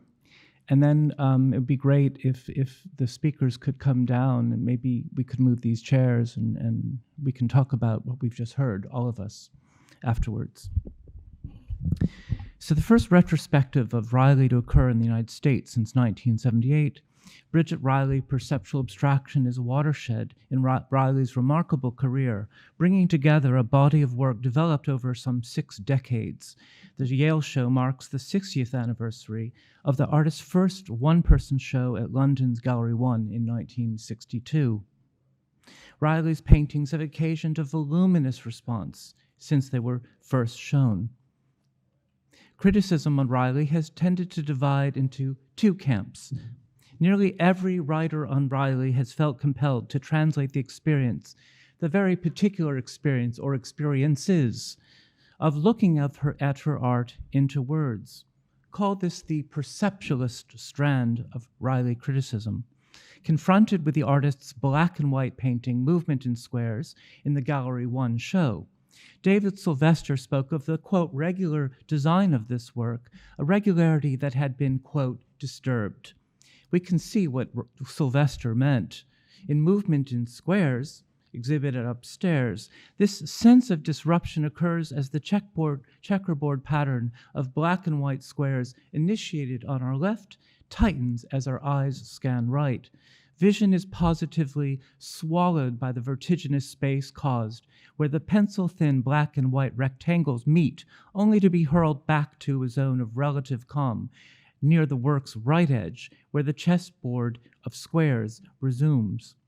Sylvester praised this disturbing element, which, he observed, has the sort of rightness in its placement that a good actor has in his timing. It seems at once unexpected and inevitable. Yet just 5 years later, Sylvester spoke of the, quote, pain allegedly caused by Riley's aggressive works, as Eva Diaz just described. His estimation of Riley's art changed as he found himself increasingly incapable of simply looking at her works. By the end of the 60s, the fields of pencil-thin vertical and horizontal stripes of works like Late Morning and the repeated sinuous serpentine shapes of the Cataract series had exceeded the critic's perceptual grasp. The precise balance of regularity and disturbance manifest in the black and white works, sometimes described as periodic structures, had tipped too far. Riley's works induced a perception so overwhelming to the visual sensorium that critics like Sylvester, Thomas Hess, or Rosalind Krauss summoned a metaphoric rhetoric outside the domain of the visual to describe them, a language of tactility, of touch, of pain, or even hurt. Both the papers of Eva and Frances Follen take on this estimable task of describing Riley's phenomenology, focusing on the iconic 64 painting Current. Eva describes the aims of Riley's art as twofold. On one hand, they demonstrate a classic modernist ambition of, quote, training viewers to, quote, overturn their habitual forms of seeing so as to, quote, experience the world more richly, as Riley herself describes in her essay, The Pleasures of Sight. The other aim of Riley's art, Eva claims, is to, quote, disorient and disturb perception, to unsettle the cultural primacy of vision, the traditional privileging of sight in the hierarchy of the senses, and the deprecation of the haptic in Western aesthetics, from Kant to Greenberg to Krauss. The talk of Frances Follen brings us forward from Riley's classic op works of the 60s to her hospital commissions of the 80s and the subsequent iterations of these works at Marfa and London in 2014 and 17. The aims of these wall paintings, Frances suggests, was to induce a therapeutic experience of color in the patient, visitor, or hospital worker, occasioned by Riley's adoption of a palette of blue, turquoise, yellow, red, green, black, and white, inspired, as we just heard, by the Egyptian tomb paintings admired by the artist during a visit to Cairo in 1979, suggesting a turn from the restricted palettes of red, blue, and green on white grounds of the stripes and cataracts. An art of disturbance, or therapeutic calm. Riley's art is both of these things and much more. And just recall Richard Johns' description of the, quote, gentle pulse of after images of Riley's National Gallery mural, suggesting yet perhaps another mode of looking achieved in the artist's recent compositions of patterns of circles on white grounds.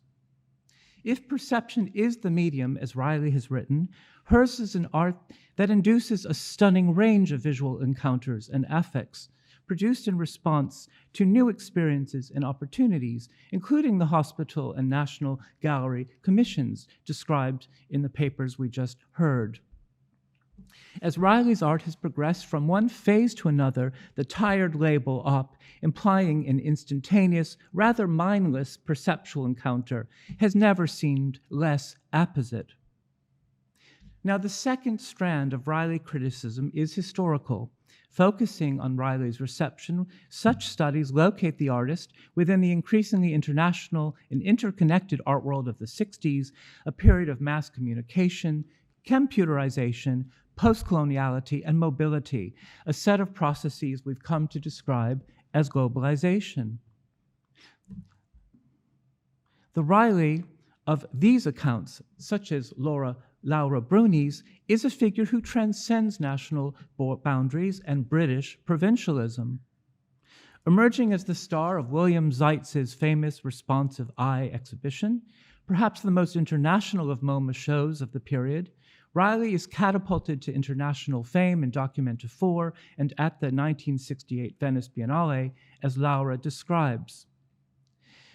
Bruni considers Riley's emergence within the post-war European context of programmatic art, a term coined by Umberto Eco in 1962, focusing on the Italian artists Dada Maiano, Paolo Scheggi, and Carla Accardi, and bringing to our attention a broader arena of perceptualist activities associated with the Paris-based Grave, the German Group Zero, the Dutch Null, and the Yugoslavian group New Tendencies, among others, practices united in their dissatisfaction with subjective formulas of Tashism and abstract expressionism, who, quote, sought a new realism that reflected a world marked by rapid industrialization, rapid social change, and unrest, as Laura writes.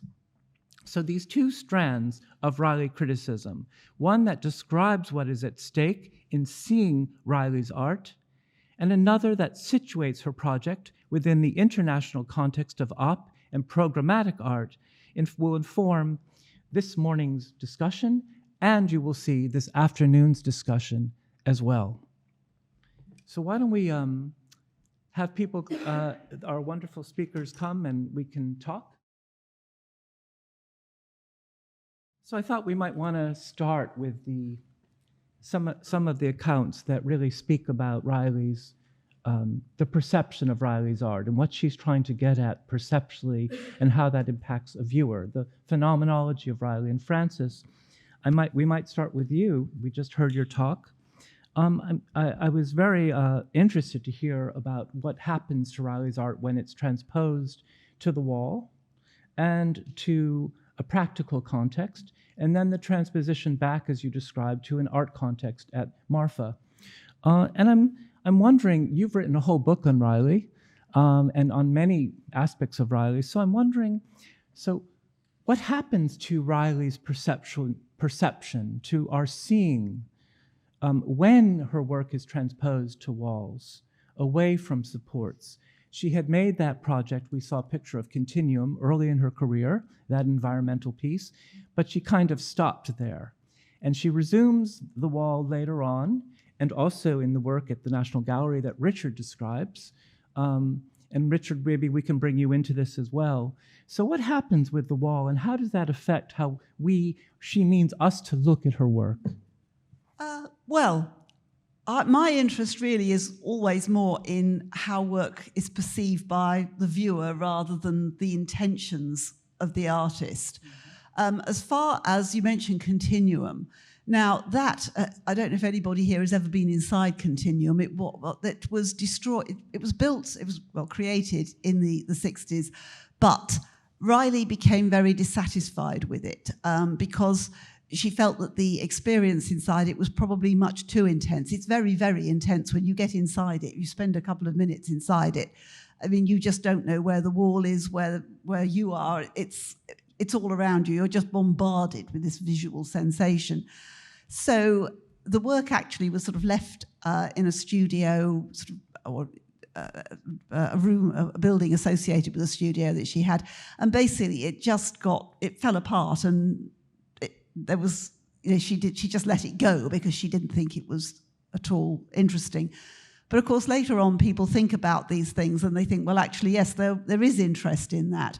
And so it was recreated. She recreated it for Strasbourg, for an exhibition in Strasbourg in 2005 or 6, I think. So that was then shown at the Hayward Gallery, that last show at the Hayward Gallery a few years ago. So that is a very, very intense experience when you're inside that. But there's quite a gap between producing that in the 60s and then producing the work in Liverpool in the 80s. And I think by then she had probably, she'd left all that behind her. She was working with stripes, and she could see a different way of using stripes rather than just on a canvas where you're just relating to that one canvas. You have a whole wall or series of walls. And she did actually say at one point in the 60s that she would have loved to have had a wall to work on to sort of break it down and make it not seem a wall anymore, which is something of a contrast with the stripes, which in a way kind of articulate the wall and make you very aware of where the walls are. But at the same time, they stop it being just a wall. If you go to St. Mary's Hospital, where those 3 wall paintings are, there's another floor which has got no paintings at all, and it's just grey walls. And it's quite oppressive just to be surrounded by grey walls. But when you go up and you see those walls with the colour, stepping out of the floor of the lift on the 10th floor and having that pink all around you, you just immediately think, oh, wow. And I think that's what she wants. She wants that feeling of just of life and optimism. You can't be in those corridors without feeling really quite uplifted by it. And I think that's really what she was trying to, the effect she wanted from Liverpool, and as she's gone on with doing more of them. And in fact, she has she's doing another mural for another hospital shortly. So, that's something I think that she likes, working on that size of canvas, if you like, that sort of area. But it creates a different kind of viewing, doesn't it? A different experience, and it does, and maybe a different set of affects, which is what you're saying. It was like the Roscoe quote. You're in the work, which the bigger the painting is, the more you experience that, because you're not aware of anything else around you. It's not like looking at a painting on a wall where you can see the wall around it. If it actually is the wall, then you are really in that painting. Which I think is a sort of a feeling that she probably always wanted people to have from her work. And going back to the much smaller black and white works in the 60s, there is still that feeling of being in the painting. But that is so much more so if you have a whole wall.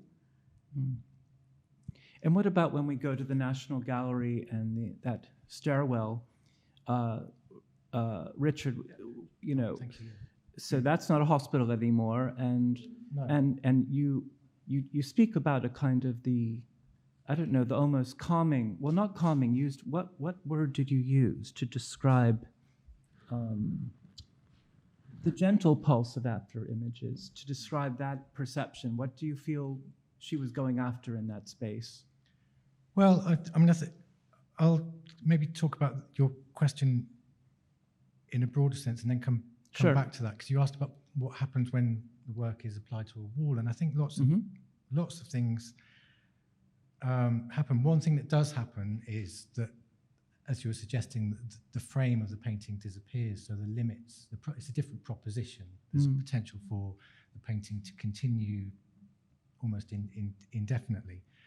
But also, when the painting is applied directly to the wall, I think the work becomes a part, it enters the sphere of the building in different ways. And what I mean by that is that it becomes a part of the environment, the experience, and the politics of that building. When that building is a Whitecube art gallery, then the difference is probably fairly minimal.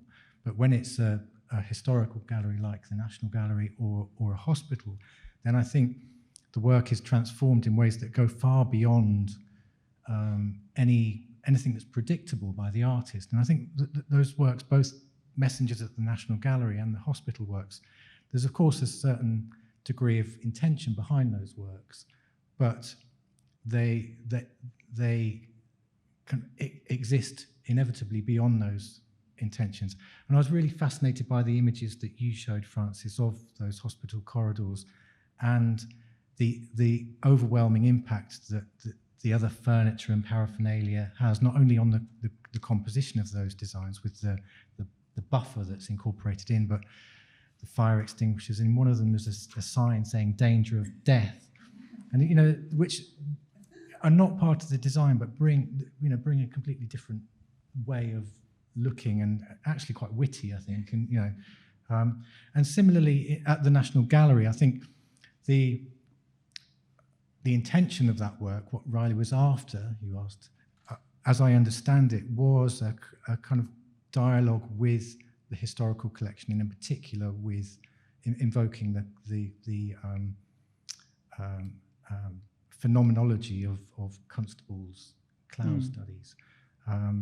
But I think what also happens is that it becomes part of this longer, and what I was trying to suggest is a kind of complex and quite fraught history and identity of the gallery, the building as a place within a very prominent place within the centre of London, which is continually being reframed and contested and argued over. Could you say more? You alluded to her participation in the architectural commission process, but you were also talking about that painting, and you were also showing us those Zig paintings. Yeah. Could you tie that?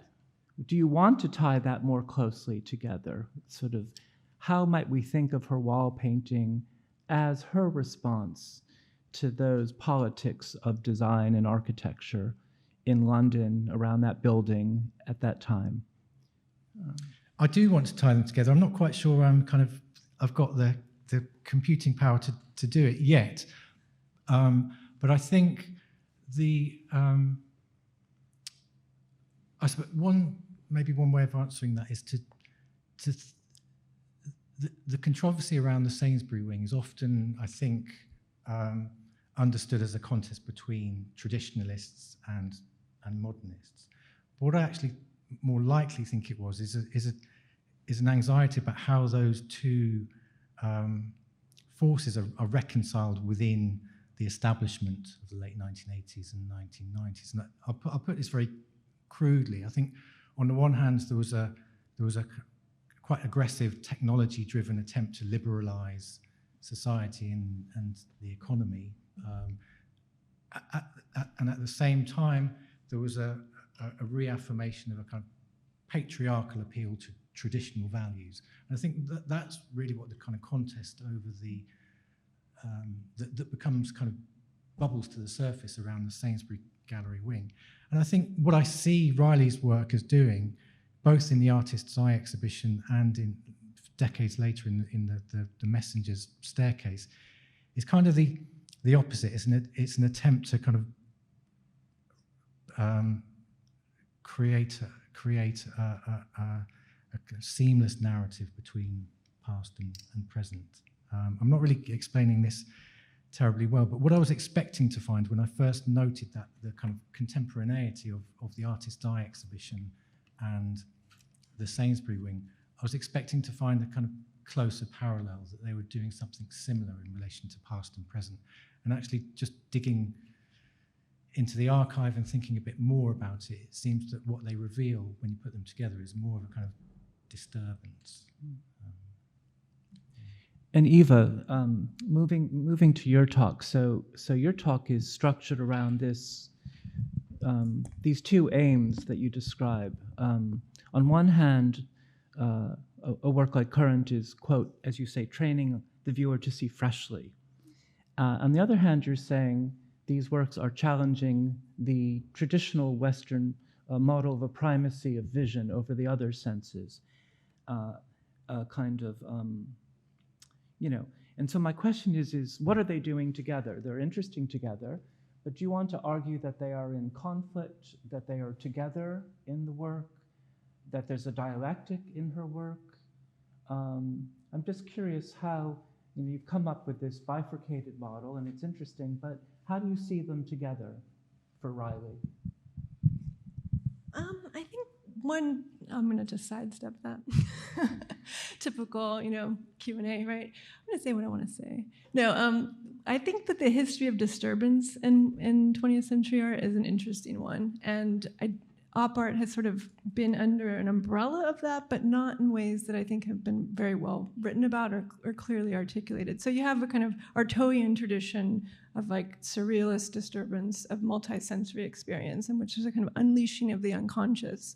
That's the sort of greater freedom of the subject would be the hope of that kind of experience. And then in the 60s, a lot of that kind of folds into an environmentalist logic of like expanding the work literally into space, somewhat in an Artaud'ian fashion, like as though it's a kind of, theater of the absurd, of sort of assaultive quality of the work becoming an environment and therefore like activating other senses. So Kusama might be, one of the better examples of that, and how, coming out of happenings as well. So I just wanted to kind of find a place for like just the body, the actual experience of the body, without having it be extensive in that way into environment. Because I think, of course, the projective space of what Riley, she talks about the eye's mind, the mind's eye is like a shallow space first that you occupy, and then a projective space of the painting. And that was her intention of inhabiting that interiority of it and then later moving it out a little bit, or she kind of works both ways in that. So I just was really interested in the sort of like almost a duality of like the painting or the painting subject relationship, and not in an extensive way out into that environmentalist disturbance argument of what a kind of intention of sort of exploding the sensorium of the spectator is.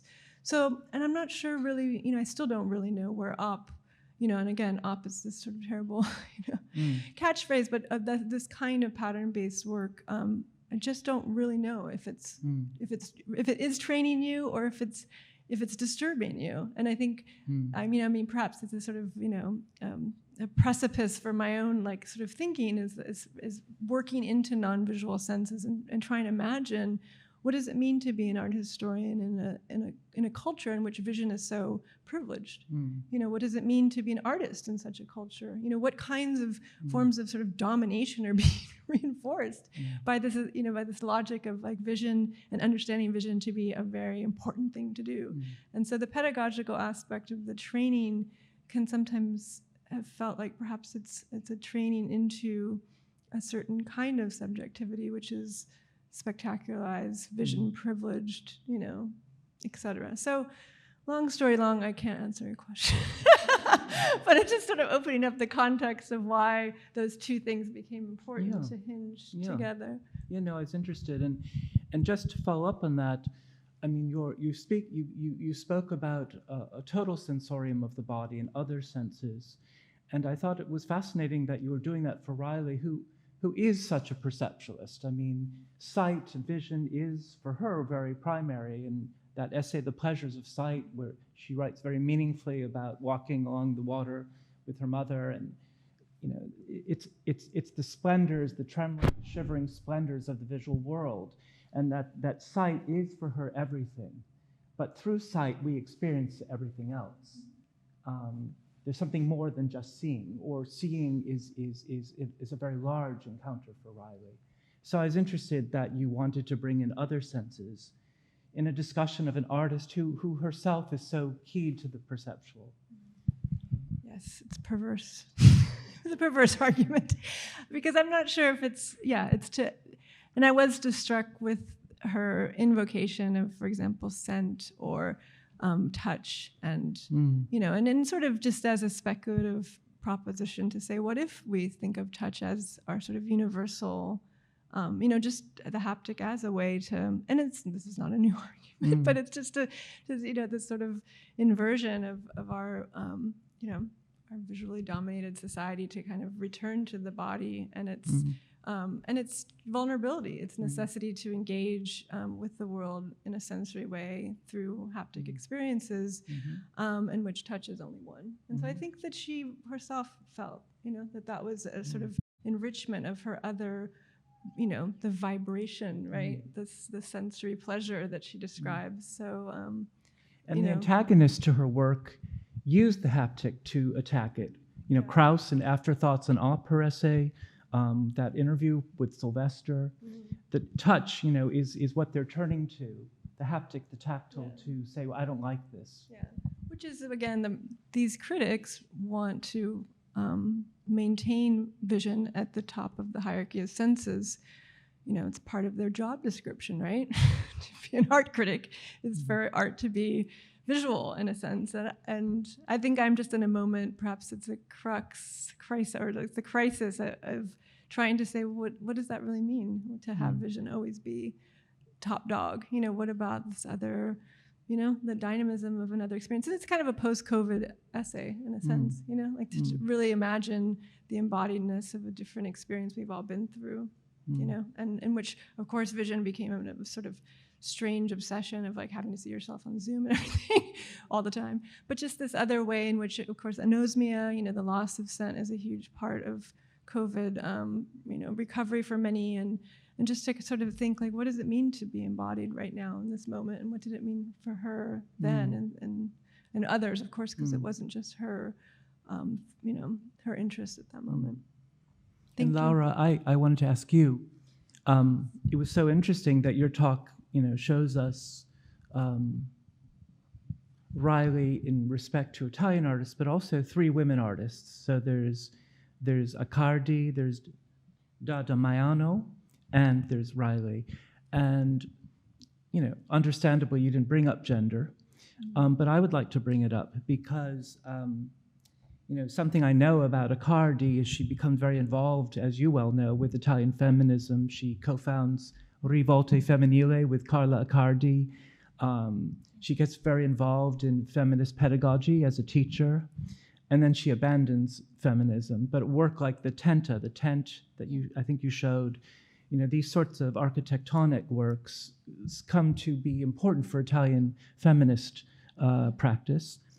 And of course, we know that Riley eschews anti-identification with feminism, even with gender. There's a great essay by her called The Hermaphrodite, you might have read, where she disavows gender, and is actually quite sympathetic to men.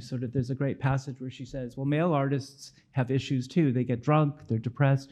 She's sort of wanting to dissolve gender for herself or for looking at art. So that's just, I think it's interesting to think about those 2 artists, Accardi and Riley, and gender and feminism. And I'm wondering if you had any thoughts about it. That's a really good question. When I started to write my paper, actually, because I started to look at abstract art at that time, and the few essays and there's not much literature, I have to say, and the few texts ever written about abstract art in Italy, it's always back to Lucio Fontana and Giorgio Colombo, so mostly male artists. And Accardi, she never mentioned, especially in relation to Riley. And looking very closely to Accardi's life as well as her work, I thought, but there must be some connections there, even if I would like to do some more archival research in Rome, in Italy, to see actually where Accardi was exactly at that time, which shows she's in Europe. And there was any chance that actually there were some more tangible connections between Riley's work and Accardi's work.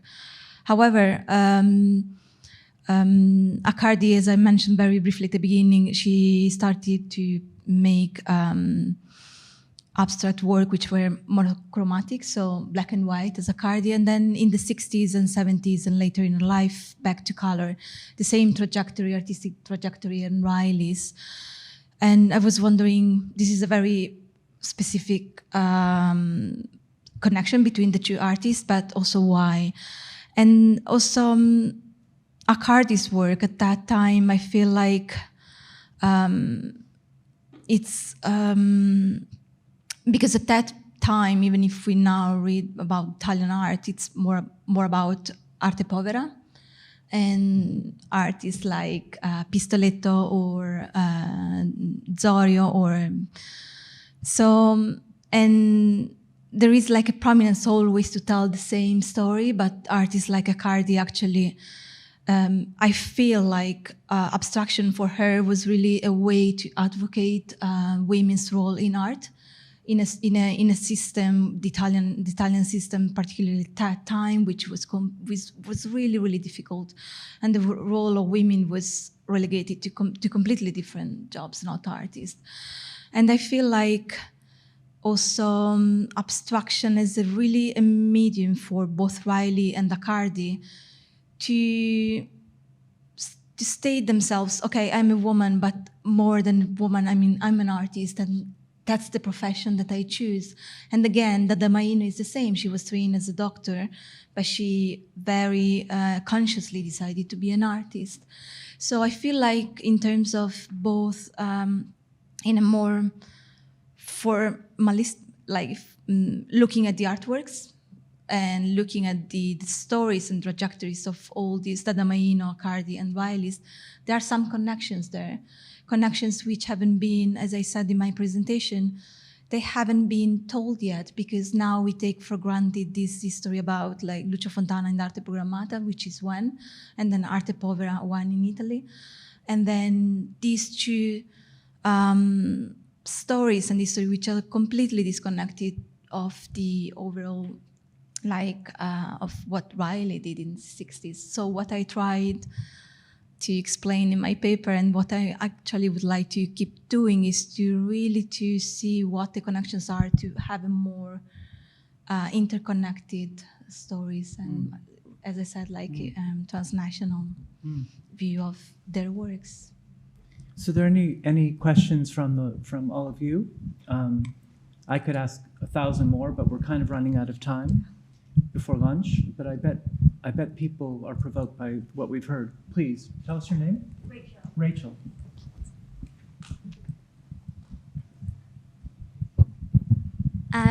So this is not really a question, again, a classic conference thing to do, not to ask a question, but just to say what I'm thinking. And it's not completely formulated, but something kind of came to mind, James, when you were responding to Ava's paper and evoking Riley's own kind of assertions of sight as being this kind of primary sense. But what really strikes me about Riley, unlike many artists, is that she writes a lot about her work. And I wonder whether it's actually a kind of limitation of language, this kind of primacy on sight. Because when you talk about that Pleasures of Sight essay, she talks about walking along with her mother and the sea, but she's not really actually talking about sight alone. She's talking about memory. She's talking about the kind of feeling of, the wind of the sea. I mean, she doesn't explicitly say that in language, but those are the things that come together to kind of give her this feeling of the pleasure of what she calls sight. And so in some senses, I'm wondering whether the fact that Riley writes so much about her work and is so present in every kind of discussion of her work, her own words come to the fore, that has kind of compounded this idea that it is about sight and sight alone, and that actually what Ava is saying is that it is not about that. And actually maybe Riley is kind of saying that without saying it. Does that make any sense?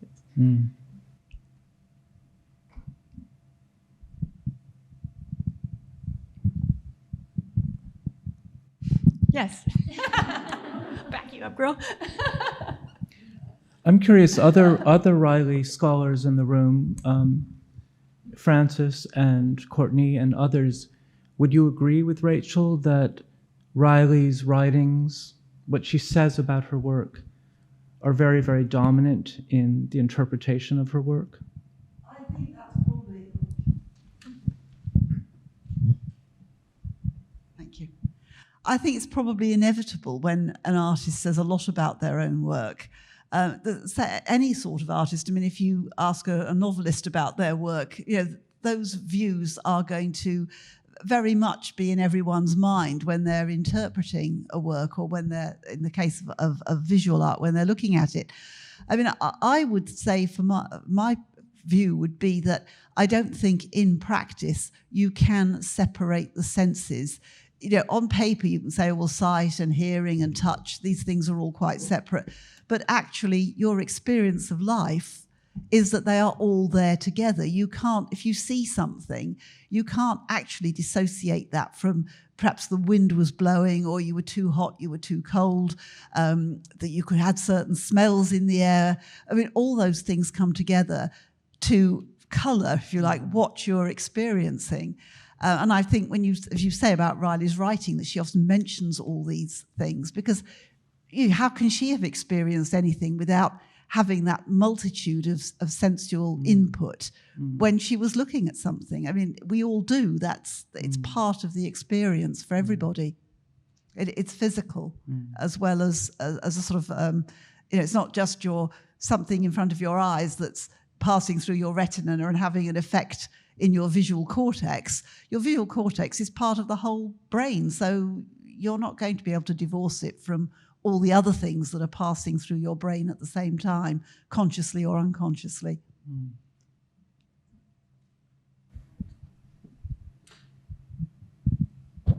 And I think what's, to get to what you were saying, I think what makes Riley so important is that she unfolds those richer sensory experiences.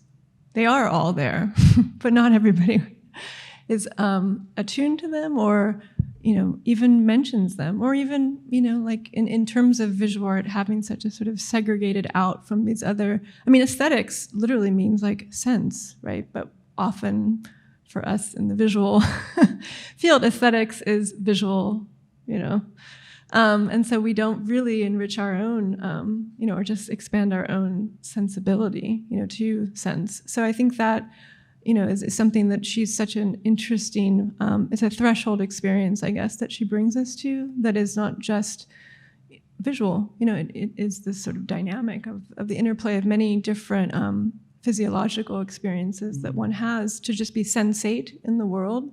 And that, that's just a wonderful, I think that's one of the reasons we go to this kind of work that, that it's like, of course it's the dynamism, the pulsing, but there's just this other, sort of like losing a little bit of that grip of reason and of cognitive thinking, that you can just sort of maybe lay back a little bit into the richness of your body, and then maybe that's just again into this history of like, it's not a new argument. I mean, there's the kind of reasoning argument about vision, and then there's the kind of, like maybe you could think of the 60s as this sort of idea of the sort of like richness of the body in many ways, drugs and, just trying to sort of like, get rid of the bounds of like an over-reasoned society and the kind of instrumentalization of vision toward a kind of reasoning out of the world. And and I think that's, that's just a sort of wonderful availability of her work to give us that breadth of experience. Anyone else? Please tell us your name. Tell us your name. It's Martina Nice. Droth. Yeah. I have a different question. Sure. We're ready to move on. I wanted to ask Francis, both in your paper and in your discussion with James just now, you seem to make a subtle distinction between the hospital decorations and the wall paintings, and I wondered whether you were using those terms specifically and deliberately to make a distinction between the types of work in the hospital and the nature of the walls that you talked about, or how that word decoration, how that figures in your perception of what the effect of those works are in their different contexts. Well, I think, there has to be a difference in how you react to something. A painting on a wall in a gallery, it's usually got defined edges. Not all of Bridget Riley's wall paintings have got that, because some of the paintings that she's done directly onto walls, even as they're individual works, not large-scale wall paintings, they still had elements that have gone outside what you might call the picture frame.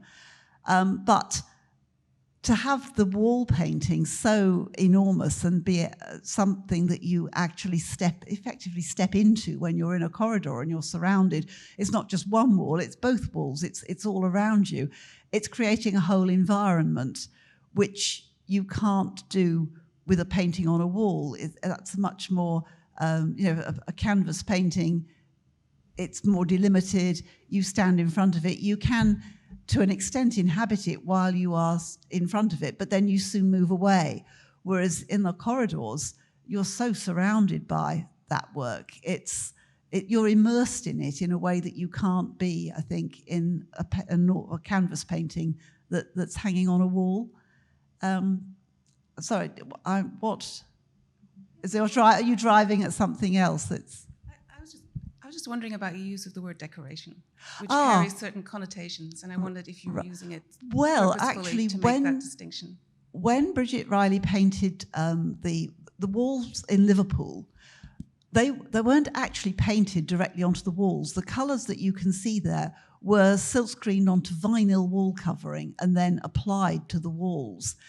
And she herself was quite careful that she said that it wasn't a wall painting, it wasn't even a mural. She said that it was a decoration in the truest sense of the word. So that was definitely the way that those paint that those walls were intended as a decoration. Now, the paintings in the St Mary's Hospital are directly painted onto the walls by her assistants in the same way that they would paint canvases for her. Obviously under her direction, with the colours and so on completely worked out by her. But they are murals because they are painted directly onto the wall. So there is a difference there. Of course, I've not seen, and very few people have seen the ones in Liverpool because they were only up for a few years, and then that part of the hospital was destroyed. So it's very unfortunate that one can't make a direct comparison between that in any way and the London hospitals. But certainly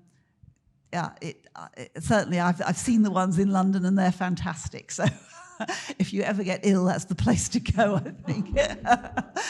Ask to go to the 8th or 9th floor. The 10th floor is the trauma unit, so there aren't any wards up there. But if you are, I think, sufficiently traumatized by your injuries, then you would be whisked up to be treated on the 10th floor. And I think you would feel better once you saw those wonderful pink walls. Well, that sounds like a great conclusion to the session. And we're going to feel better after lunch. So thank you so much to the speakers, and we'll see you soon.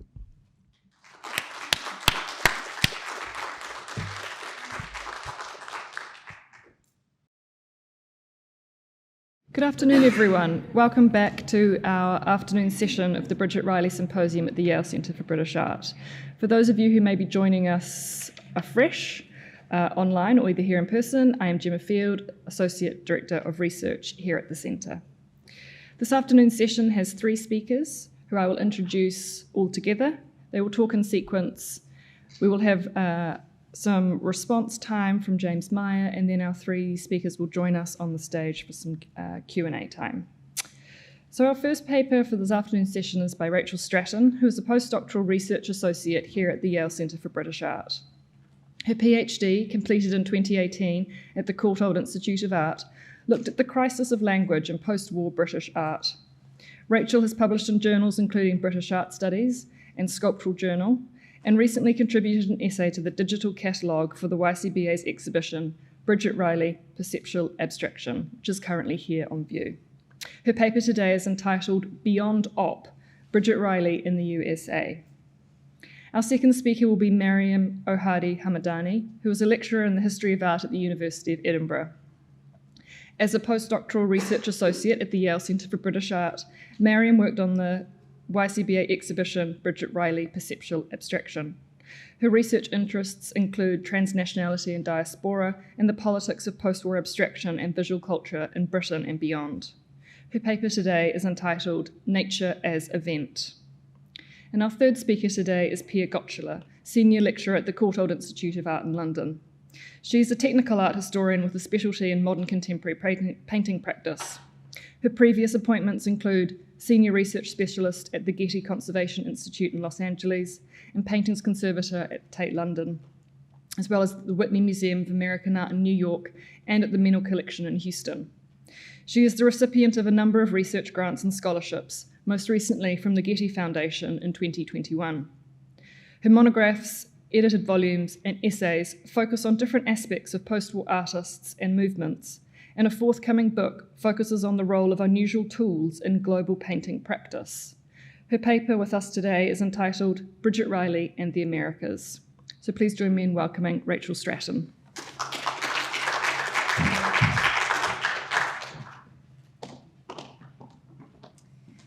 Thank you very much, and I just reiterate my thanks to the research department for organising this symposium. It's been so interesting seeing some of the same kind of themes and ideas come up in these different contexts.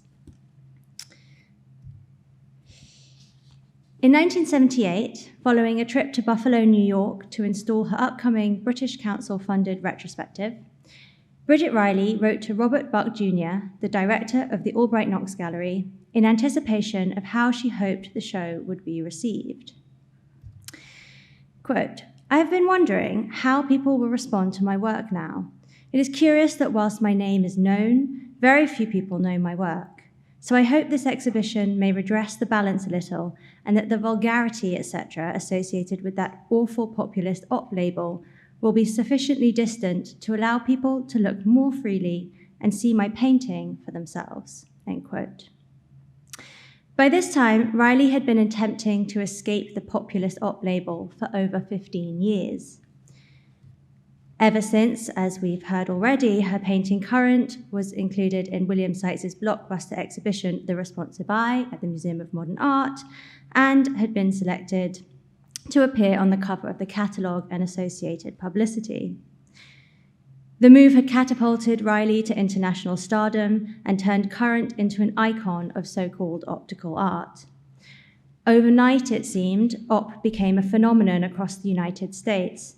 Its popularity incited derision from critics such as Thomas Hess at Art News, also who we've heard about, whose review of The Responsive Eye dismissed op art as a fad that was too easy to join.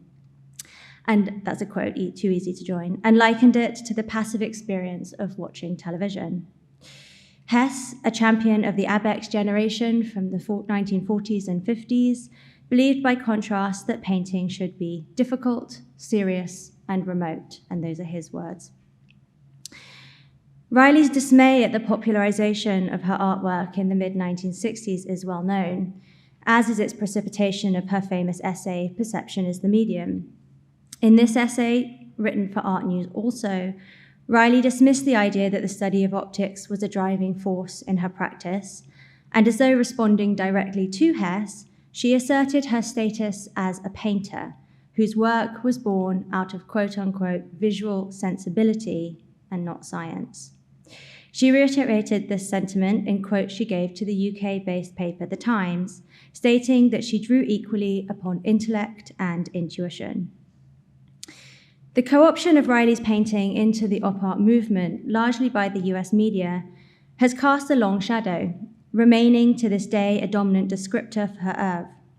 It has also masked some of the other contexts in which her work was consumed in the mid-1960s and how her practice developed in the decades after in ways that distanced it from the op movement. So in what follows, I'll offer a fuller picture of the context in which Riley's work was understood and accessioned into an American aesthetic, and the developments in her practice in the 1970s and 80s that reaffirmed the primacy of the painting medium. Although The Responsive Eye had the highest profile of all the US exhibitions to which Riley contributed in the mid-1960s, it was by no means the only one. In fact, between 1964 and 1966, Riley's work was included in no fewer than 14 exhibitions across the country, some of which tied her to international trends in abstraction, such as op art, while others placed her within a national school. Oh, don't know why that's turned on its side. In 1964, two of Riley's black and white paintings, Reverse and Where, were included in Motion and Movement, the exhibition that opened the Cincinnati Contemporary Art Center's new space. The press release described it as, quote, a major loan exhibition of kinetic painting and sculpture, which demonstrates the artist's concern with space-time relationships. It positioned Riley's paintings within a genealogy of kinetic art, a subtle but important distinction from op, for, as the press release stated again, kinetic art emphasized the, quote, motion of bodies and masses in a continual relationship, end quote, while op art was primarily concerned with the role of the eye as a gateway to bodily sensation. In 1965, however, following the opening of The Responsive Eye, two further exhibitions opened which sealed her fate as an op artist. The first, Kinetic and Optic Art at the Albright Knox Gallery, which claimed to be the first in the US to consider these two movements simultaneously. And the second, Pop and Op, at the commercial Sidney Janis Gallery in New York City. Alongside the association of her paintings with the international op art movement, Riley's work was also marketed as part of the cool new generation of British artists coming out of the Royal College of Art. This national school was cultivated by the curator Bryan Robertson. whose series of New Generation exhibitions at the Whitechapel Gallery in London between 1964 and 65 breathed new life into the hitherto narrow contemporary art scene there.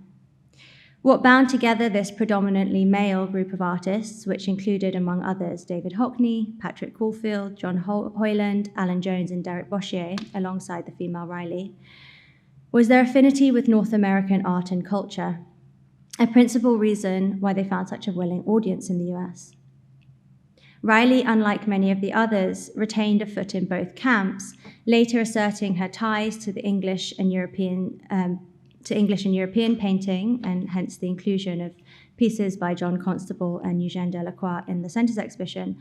But she also acknowledged a debt to contemporary art from the US, telling a reporter for The Times in 1965 that she believed her conception of space was more American than English. Among the exhibitions that framed her within this American-inspired British School of Art was the 1964 commercial show Royal Britannia at Fagan Palmer Gallery in Los Angeles. And while I wasn't able to get images of this because Herbert Palmer Gallery archives are uncatalogued at the Getty, his daughter Meredith very kindly gave me this price list of the works that were in that show, which I thought would be interesting.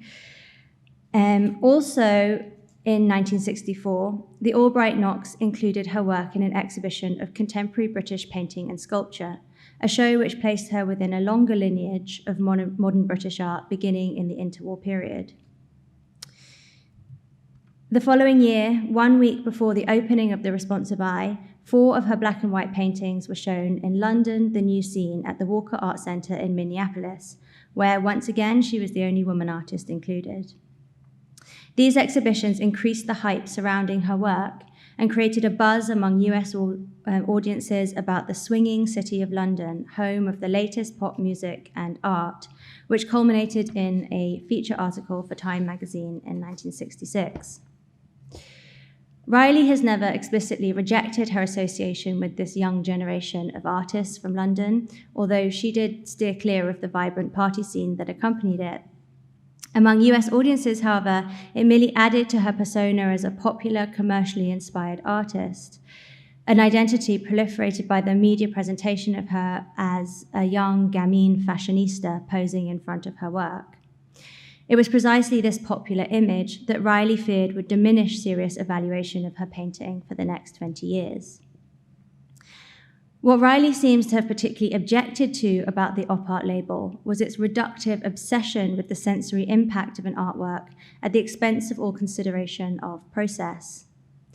To this day, Riley regards her painting as a constructive endeavor, often, for instance, setting her work in dialogue with an architectural site, such as the Centre's iconic Louis Kahn building.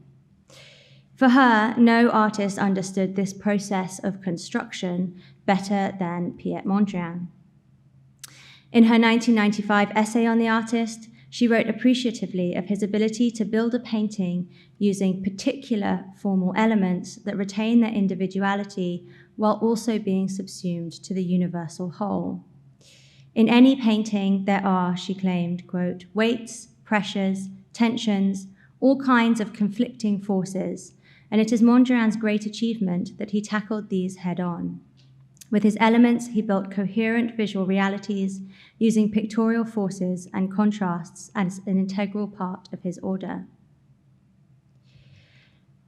On her first visit to the US in 1965, Riley had had the opportunity to view Mondrian's final masterpiece, Victory Boogie Woogie, at the home of the collector Emily Hall Tremaine. The piece was, as Kathleen Housley explained to me, the keystone of Tremaine's expansive collection, that around which all other works were weighed and measured. In Robert Rosenblum's words, it exemplified the, quote, character of constructive austerity, of cutting close to the bones of picture making, end quote, which defined Tremaine's collecting interests. Tremaine clearly identified this same quality in Riley's work, as she bought 2 of the black and white paintings from Richard Fagan in 1965. That Riley's work was celebrated as op art throughout the US seems to have been of little consideration for this astute collector, What was more important was that Riley's work, like Mondrian's, used the components of picture-making, form and color, to achieve an architectonic expression of pictorial space that exuded rhythm while retaining the autonomy of its elements. Riley's explosion into color in 1967 with pieces like Cataract 3 allowed her greater scope to explore the shifts in weight, intensity, and rhythm that could be achieved by bringing pictorial elements into relation. While the pressure she imposed on the monochrome units of the square, circle, triangle, and line had maximized contrast, the move into color opened a whole new range of possibilities for exploring pictorial relationships in space. In Cataract 3, which you see here, Riley retained the same compositional structure as her black and white works, that of repose, destruction, and repose. But she achieved it through a variation of color rather than form, varying the upper tone of the dual-colored wave from gray to red, so that it built to a crescendo of heat at the center of the canvas before cooling once more at the edges. From here, Riley made the leap to the decentered compositions of pieces like Late Morning, which denied audiences this sense of repose and instead amplified the conflict. It did so by alternating two complementary colors and a third fugitive one that disrupted the visual field and generated the pulsing, flashing drama that seems to lift away from the painting surface. It was this inherent conflict within the pictorial field that led Riley's friend David Thompson to describe her color paintings in the catalogue for her Venice Biennale exhibition as, quote, visual analogies for sharply particularized states of mind, end quote. Thompson acknowledged Riley's contribution to the optical field, but claimed that her aesthetic premises were different from that of op art because she did not set out to excite a purely sensory response, but rather to access something beyond sensation, something emotional, psychological, and expressive. Thompson's conceptualization of Riley's paintings as visual analogies placed the emphasis on the entity of the painting and what it achieved through form and color, rather than its function as a vehicle for the viewer's sensory experience. Riley continued to explore the object agency of the painting in the work she produced for her solo exhibition at Sydney Janis Gallery in 1975, the first of two at this venue, the second of which was in 1978. As the first exhibition of her work in the US since 1967, it set out to demonstrate the development of her painting practice. The US context for her work had changed drastically in the ensuing 8 years. Op was out, and painting itself was being called into question by the rise of performance and new media. Riley's work had faded from the spotlight along with the op movement, and few in the US had followed her career beyond this initial mid-60s moment. In this new environment, Riley doubled down on the painting medium, a fact which Thompson, who wrote again for the catalogue, made explicit. Quote, "We tend, on viewing paintings, not only to be lazy, we tend on average to be quite extraordinarily ill-equipped for using our eyes intelligently, or for knowing with any degree of analytical discipline what it is we saw when we finished seeing it. That is why painting like Bridget Riley's comes up hopeful, refreshing, and strong at a time when much abstract painting everywhere has become so academically spiritless that people say the medium is played out," end quote.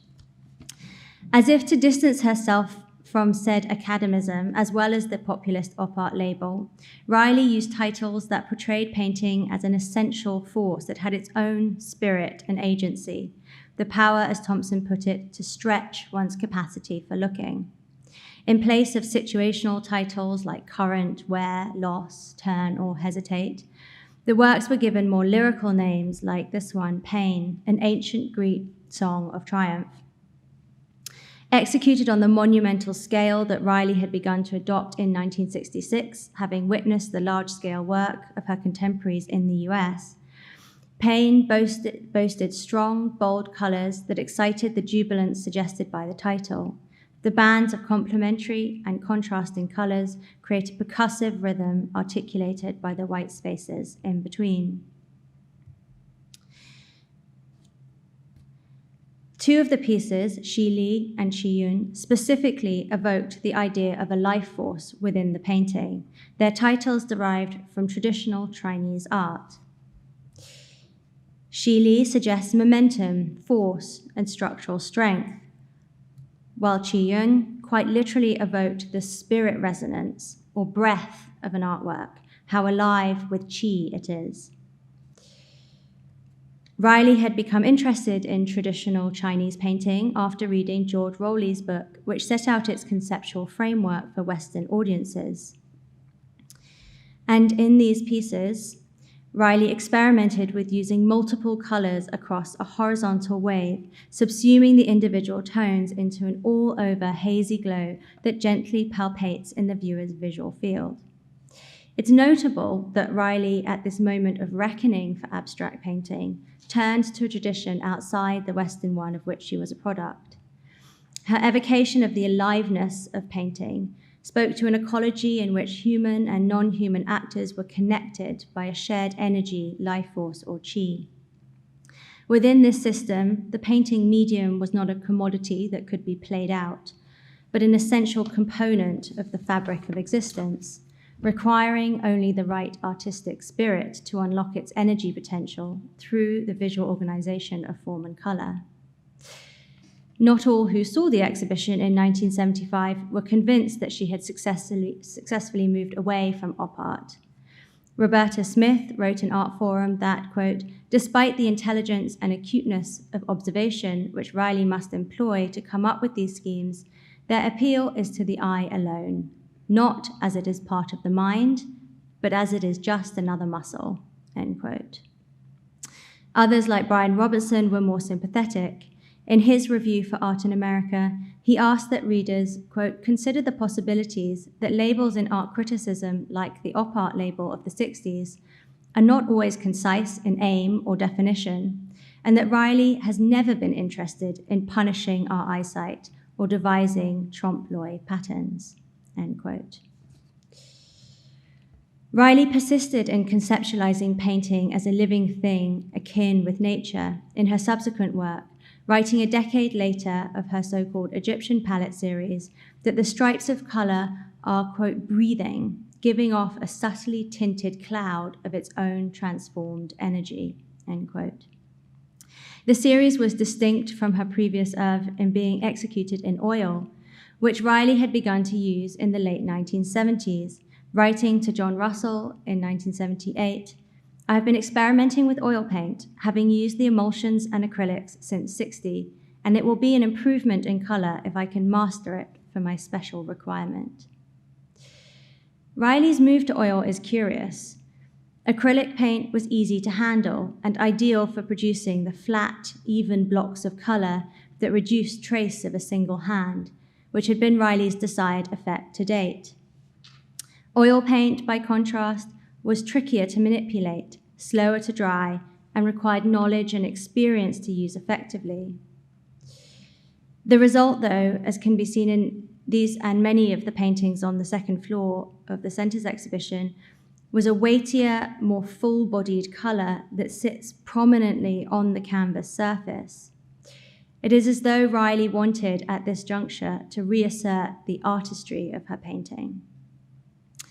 Oil was also the media used by the Impressionist and Post-Impressionist painters with whom she had once again began to engage in the late 1970s, having been to see an exhibition of Cézanne, the late work, at the Museum of Modern Art in 1977, and Monet's years at Giverny at the Metropolitan in 1978. Perhaps viewing the oeuvre of these two progenitors of modern painting in New York City, surrounded by a critical milieu that had declared the death of the medium, provoked a shift to this more traditional painting material and a decisive return to art historical precedents. Certainly, in her British Council retrospective of 1979 to 80, with which this paper began, Riley made her commitment to the painting medium the central theme. As well as large-scale pieces, the exhibition included many of her preparatory studies, which, as the exhibition overview explained, demonstrated the scrupulous process of construction that went into producing the final paintings. This emphasis on process rather than visual impact alone further distanced her from the confines of op art. The British Council exhibition conspicuously did not have a New York City venue, but opened at the Albright Knox Gallery in Buffalo, New York, before traveling to Dallas, Texas, Purchase, New York, and then to 2 venues in Australia and 1 in Japan. No longer was the accessibility of her work considered cheapening, as Hess had suggested. Rather, as John Russell wrote for Art in America, Riley's success as a painter lay in the fact that she would be welcomed the world over. Riley wrote numerous times thanking Russell for moving critical interpretation of her oeuvre beyond the art label. In one such letter, she articulated the stakes of this success, both for herself as a painter and the painting medium generally, and it's with this that I will end. Quote, "My exhibition has had some marvelous reviews, and the attendance is higher than I dared hope. Lots of the young. Hopefully, some of them may think twice about the death of painting." End quote.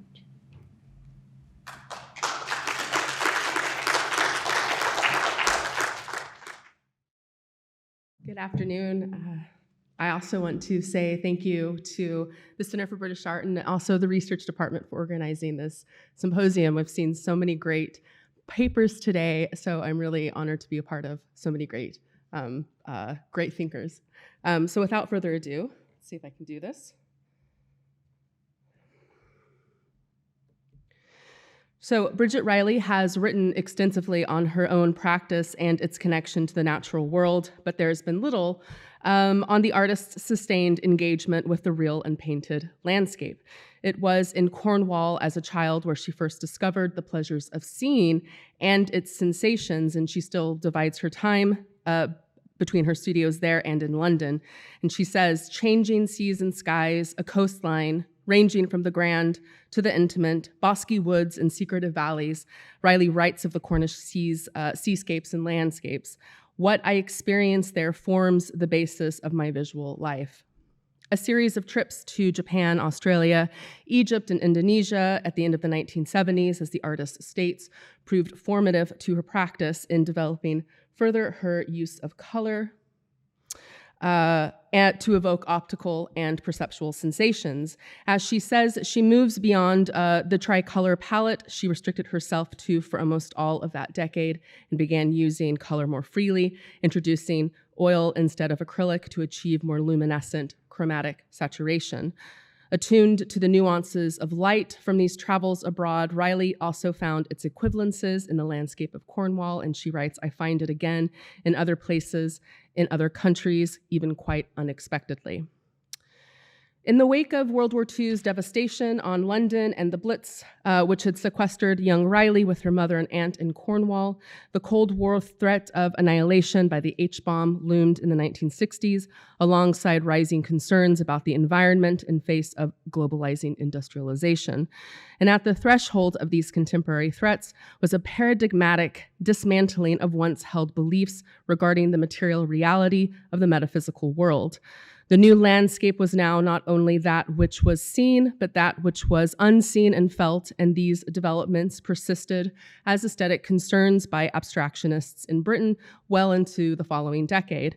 The indeterminate, energetic nature of the world had been determined earlier that century through revolutionary developments in the fields of environmental and nuclear sciences, from Einstein's theory of relativity, Werner Heisenberg's theory of indeterminacy, to Niels Bohr's complementarity principles in physics, and then Darcy Wentworth Thompson's 1917 biological treatise, Growth and Form, republished in 1942, became required reading in art school, and its microscopic photographs or images of flora and fauna were significant sources of visual material for artists in Britain, like the independent groups Richard Hamilton, who organizes the exhibition Growth and Form at the Institute of Contemporary Arts in London to coincide with the 1951 Festival of Britain, which featured the forms of atoms and other microscopic imagery, from protein to DNA, as patterns on wallpaper, furniture, and textiles. In his 1956 text, New Landscape in Art and Science, art theorist Grigory Kepish summed up a new kind of landscape that was being aestheticized, one inundated by invisible forces. And he says, our new environment harbors strange, menacing beasts, invisible viruses, atoms, mesons, protons, cosmic rays, supersonic waves. We can try to cope with the exploded scale of things without the standards which would enable us to evaluate them. Before developing her abstract practice in 1961, the black and white paintings that would shoot her to international acclaim by her inclusion in MoMA's 1965 blockbuster exhibition, The Responsive Eye, Riley copied Seurat's Bridge at Courbevoie in order to study his use of color and further develop this in her image, Pink Landscape. The image is of a plain in Italy encountered on her travels with the art historian Maurice de Saumarez. However sort of picturesque the painting is, Riley intended it not as a depiction of physical landscape, but as she says, an equivalent for that shimmer of heat to generate a sparkling, crackling sensation. This phenomenological take on experiencing nature that is an sort of existential approach to feeling, sensation, and perception was manifold in the critical discourse surrounding post-war abstraction, especially that with allusions to landscape. The year she completed Pink Landscape, Riley attended one of art educator Harry Thebron's basic design courses in Suffolk, where de Saumarez also taught, and Riley has cited this experience also as being fundamental to her exploration of form and color. Rather than educating students on reproducing the sort of appearances of nature or mimetic images, the course instead centered on the causes by which these effects are produced. As Thebron stated, it was to provide students with a more analytic and scientific approach to color, form, space, and nature, with a more vital pursuit of the intuitive and instinctive mark. Like Thebron, de Saumarez, and her other contemporaries, Riley read Merleau-Ponty throughout the 1960s, and in her off-cited Perception is the Medium, a retort to the criticisms of too much trompe-l'oeil illusionism lobbied by American critics of her paintings, exhibited, of course, in The Responsive Eye. She writes, I have always believed that perception is the medium through which states of being are directly experienced. Existentialism, as described by Jean-Paul Sartre, posits that the individual defines his or her existence, which precedes essence, through direct action, freedom, and decision, while the phenomenology of Maurice Merleau-Ponty considers essence as perception and the nature of our perceptual contact with the world. These states of being and of seeing, or of perceiving the world, are directly connected to the viewing as well as the making of art by Merleau-Ponty in his 1945 essay, Cézanne's Doubt, in which he describes how the artist's landscapes, quote, contribute as they do in natural vision to the impression of an emerging order as object in the act of appearing, organizing itself before our eyes, end quote. And I would say, as an admirer of Cézanne and Merleau-Ponty, or a reader of Merleau-Ponty, Riley undoubtedly was familiar, of course, with this essay as well. So in his series of Slade lectures, collectively titled Landscape into Art, Kenneth Clark concluded that in the wake of these developments, that in the post-war era, quote, the conditions, both technical and spiritual, in which great landscape painting grew up no longer exist and are not likely for some time to recur. But it is precisely after World War II, when the traditional English landscape, William Blake's sort of green and pleasant land, that is a landscape directly associated with national identity, was under transformation culturally, sociopolitically, and physically, that there would be a resurgence of interest in the landscape that proliferates. And here I just sort of show a fraction of some of these books that really proliferate at this period. In the United States, American art critic Robert Rosenblum in 1961 famously characterizes the expansive Abeck's canvases of Jackson Pollock, Mark Rothko, and Clifford Still as new landscape traditions, which he titles the abstract sublime. And then this term is reworked 2 years later by British critic Lawrence Alloway as the American sublime to describe these sort of similar formal elements. British constructionists or constructivists like Peter Lanyon and Roger Hilton, like Riley, looked to the Cornish landscape for inspiration. And both of these artists credit Cornwall as a source material for their colored constructivist sculptures, models, and paintings. And in London, Kenneth Martin, inspired by On Growth and Form, found in Wentworth Thompson's analysis of nature as a series of geometrical progressions, a means to move from his previous mimetic compositions to a practice that was more about form, color, and construction. So expressionist or tachist sort of abstraction was more commonly associated with the painted landscape, yet these earlier contemporaries with closer affinities to the geometric forms of Riley's paintings, such as Martin or Anthony Hill or Victor Passmore, directly associated their architectonic paintings and structural reliefs with the built environment. And I should note that while Riley is listed in a lot of publications, even during the sort of period on constructivism, including George Rickey's 1967 survey, and while she herself has reflected on the influence of Russian constructivism, an earlier sort of movement, and was also at Goldsmiths at the same time as Kenneth Martin, she does not really obviously associate herself with this movement, or indeed really with any, and rightly so. Yet, as Rickey writes in 1971, for her constructionist contemporaries, not only those in Britain, but also in Japan, South America, and Eastern Europe, as well as Riley, he says, nature becomes a great font of physical phenomenon, inexorable laws, and orderly relationships. And it's investigated by the artist and made the vehicle for this statement.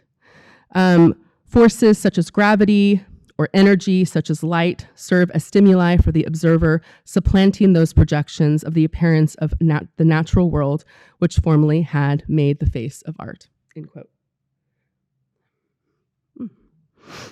There is, again, a sort of paradigmatic shift in the critical discourse that surrounds post-war abstraction at this moment that Riley rises to international acclaim and interest in the aesthetic, cultural, social, and geographic landscapes ascends as at a time of renegotiating what constituted national or international characteristics of abstract painting during a period when national and international borders were being politically and culturally renegotiated by an emergent globalism in the wake of decolonization and its subsequent independence movements across the world.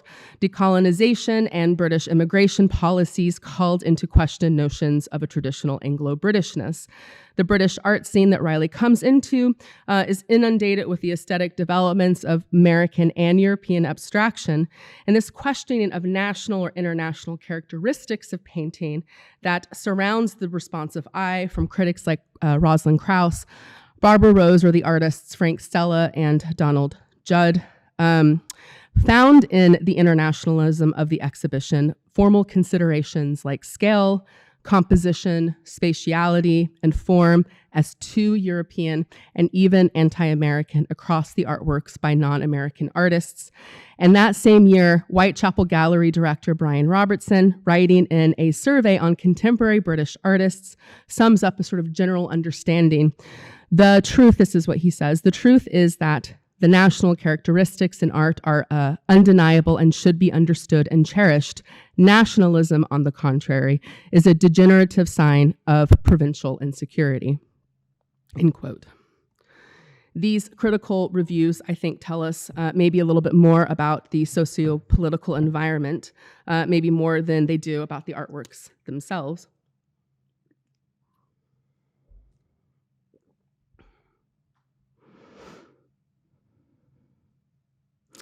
Often overlooked in the sort of phenomenological and existential sort of approaches to nature or to land or cityscapes in art during the 50s and 60s is that it is inextricably linked and conflated with universalistic, humanistic philosophies of international modernism, engendered again by a burgeoning internationalism or rather globalism.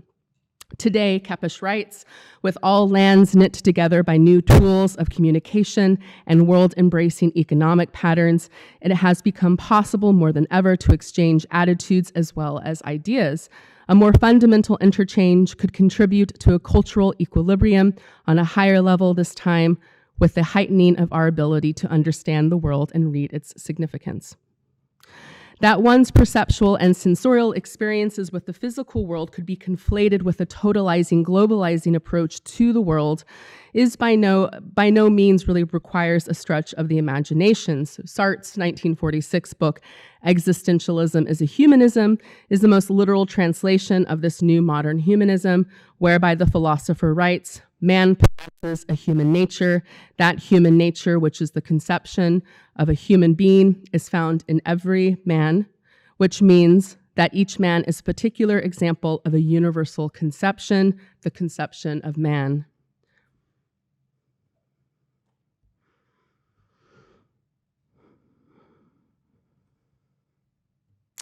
Indeed, Riley, like many of her contemporaries, likened abstraction with its potential to divorce illusionism and mimetic representation from sensation and perception to the visual language of a new post-war humanism. She writes, our bearings still suffer from the concept or suppositions of Renaissance theory, which is man is the measure of all things.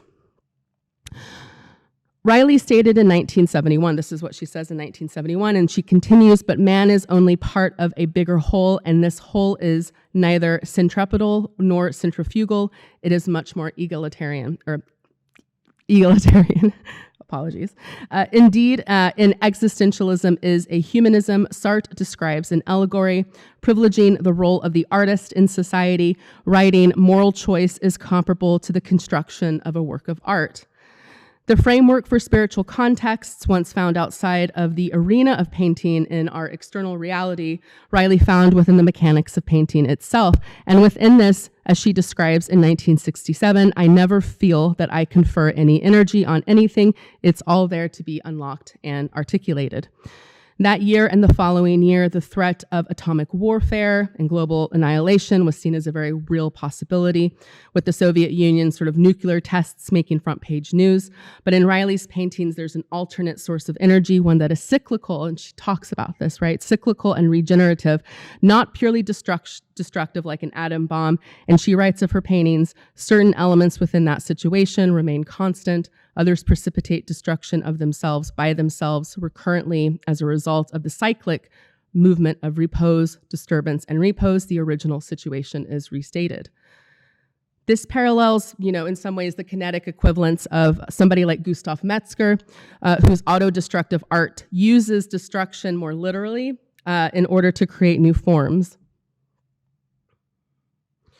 So unseen forces, changing landscapes, this led modern artists to work with an uncertainty of visual meaning and fixed reality, as Riley writes, to begin from a, quote, placelessness and an openness to interpretation.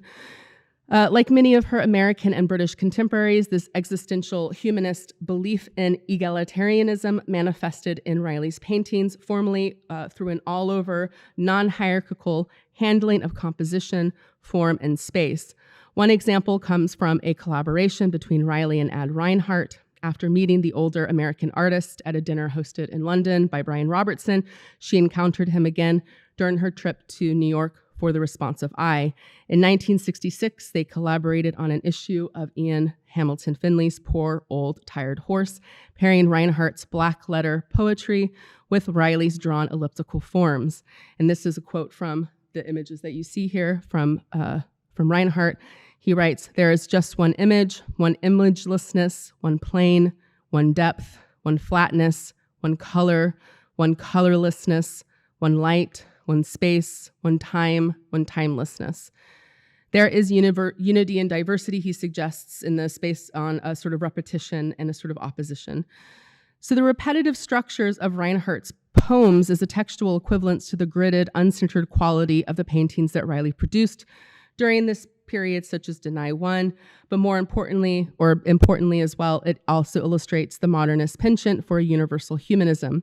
And as an abstracted visual language, the forces of nature take shape through color and form, treated as, quote, ultimate identities, freeing them from all descriptive or functional roles, end quote, not nature's mimesis, but instead its sensorial impression. But as serene or as picturesque as nature can be, it is also chaotic and unstable, and nature-like placelessness is indeterminate. Abstraction as a visual language appeals to Riley for its associative and perpetual indeterminacy. In opposition to figuration or mimetic representation, she stated that with her painting, quote, it's as though a whole host of feelings, a whole group of impulses are without context, without a place, without a sphere. In retrospectively thinking about her curve paintings she produces between 1974 and 1981, such as Shi Li, the artist characterizes them thusly. She writes, "The sensations they generate belong to all of us. Those sensations of shine and shimmer are among our most common visual experiences. By recognizing that what I had brought about in a purely abstract context was something that, in ordinary life, we share, though most unconsciously, it therefore became valid." So Riley's experiences as a novel world traveler at the end of the 1970s proved formative to new developments during that period, which still reverberate in her paintings to this day, as the artist has stated. For me, Riley writes in 1977, nature is not landscape, but the dynamism of visual forces, an event rather than an appearance. It was that same year that she travels to India, visiting the cave temples of Ajanta, Elephanta, and Ellora, then the major sites of Kyoto and Nara in Japan that March. Between 1977 and 82, Riley visited Australia, Tahiti, the islands of Bali and Java in Indonesia, as well as Egypt. And then she returned again to India too, calling it the most vital country I've ever visited. Everything seems to be generating and regenerating. And Japan, where to her space seemed constricted, precious, and dense.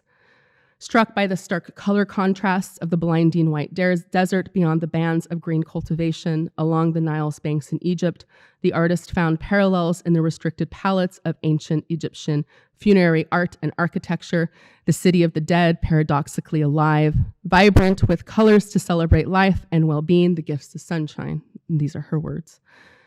She abandoned acrylic for oil in order to achieve these saturated colors of her Egyptian palette, eventually introducing forms more complex than in her paintings previously, and as I mentioned before, a freer color palette. Color, as the artist explains, is the one material through which everything is brought into existence, which is achieved by her studied handling of it on a large, impressive scale. The paintings encompass and envelop viewers. Returning to Riley's first color paintings, like Pink Landscape, which again Riley painted after a trip with Maurice de Saumarez, there is an intuitive understanding of color that dominates, in his own words, I think, encapsulates this early exploration of color for Riley before she ultimately abandons it until returning to color in 1967. He writes, "Energy or inner force is that factor in color which the artist needs to be most aware of. The energy is, of course, our own psychological reaction." Indeed, the impact of the painted landscape is seen in the exhibition itself, with Riley herself selecting 2 landscapes for inclusion by Delacroix and Constable, as you see here. And Delacroix, as Riley observed, was convinced that there were always 3 colors perceptually present in what we see, and this fugitivity of color was inspired, as she posits, by his visits to North Africa, where he noticed that folds of white cloth or chalky rocks in bright sunlight would carry violet shadows, and with them the after images of green and yellow.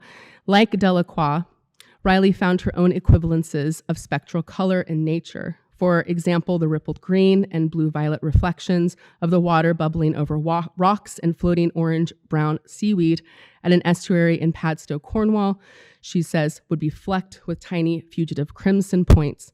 She also saw similar reflections that she saw in Cornwall on the inland sea in Japan and in the, quote, turquoise green in the shallows of the Mediterranean, where atmospheric violets emerged from the green vegetation beside ochre earth. Chant 2 illustrates this optical mixture between the vertical blue and red stripes on the white ground, throwing off 2 different violets interrupted by yellow, and the horizontal stripes of orange, violet and green in Rise 2 and the verticality of Vapor 3 emanate iridescent optical mixtures more diffuse than in Chant 2 or her other series, Late Morning. As the artist observed of the Vapor series, it recalls, quote, the fugitive quality of something which is obscure or difficult to penetrate. A vapor or mist veils or hides something. It dematerializes the material and has a beauty all of its own. So by the time Riley turns towards color at the end of the 1960s, land artists and large-scale minimalist installations in the American Northwest, from Heitzer to Smithson, and their British counterparts like Hamish Fulton and Richard Long, were exploring experiential, durational, sensorial, and material effects of the natural world. Although interestingly, while Heitzer proclaimed that the H-bomb was, quote, the ultimate sculpture, and that his earthwork Complex 1 could withstand a nuclear explosion, Long, in response, would claim that he preferred to do away with nuclear weapons, not to make art to withstand them. And indeed, unlike her contemporaries who used the land as material, or perhaps rather like Lanyon or Rothko, Riley is emphatically not an abstract artist that paints abstracted landscapes.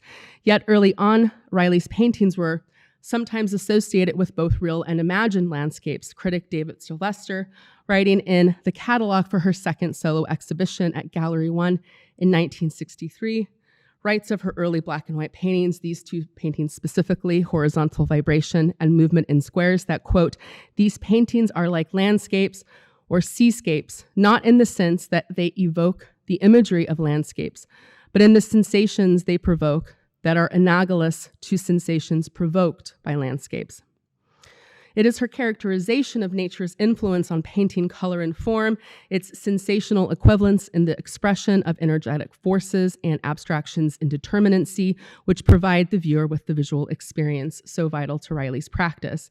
And she's emphatically stated that she's not a landscape artist. She doesn't paint from nature, but instead its visual force in its sensations. And she says, quote, I am working towards nature.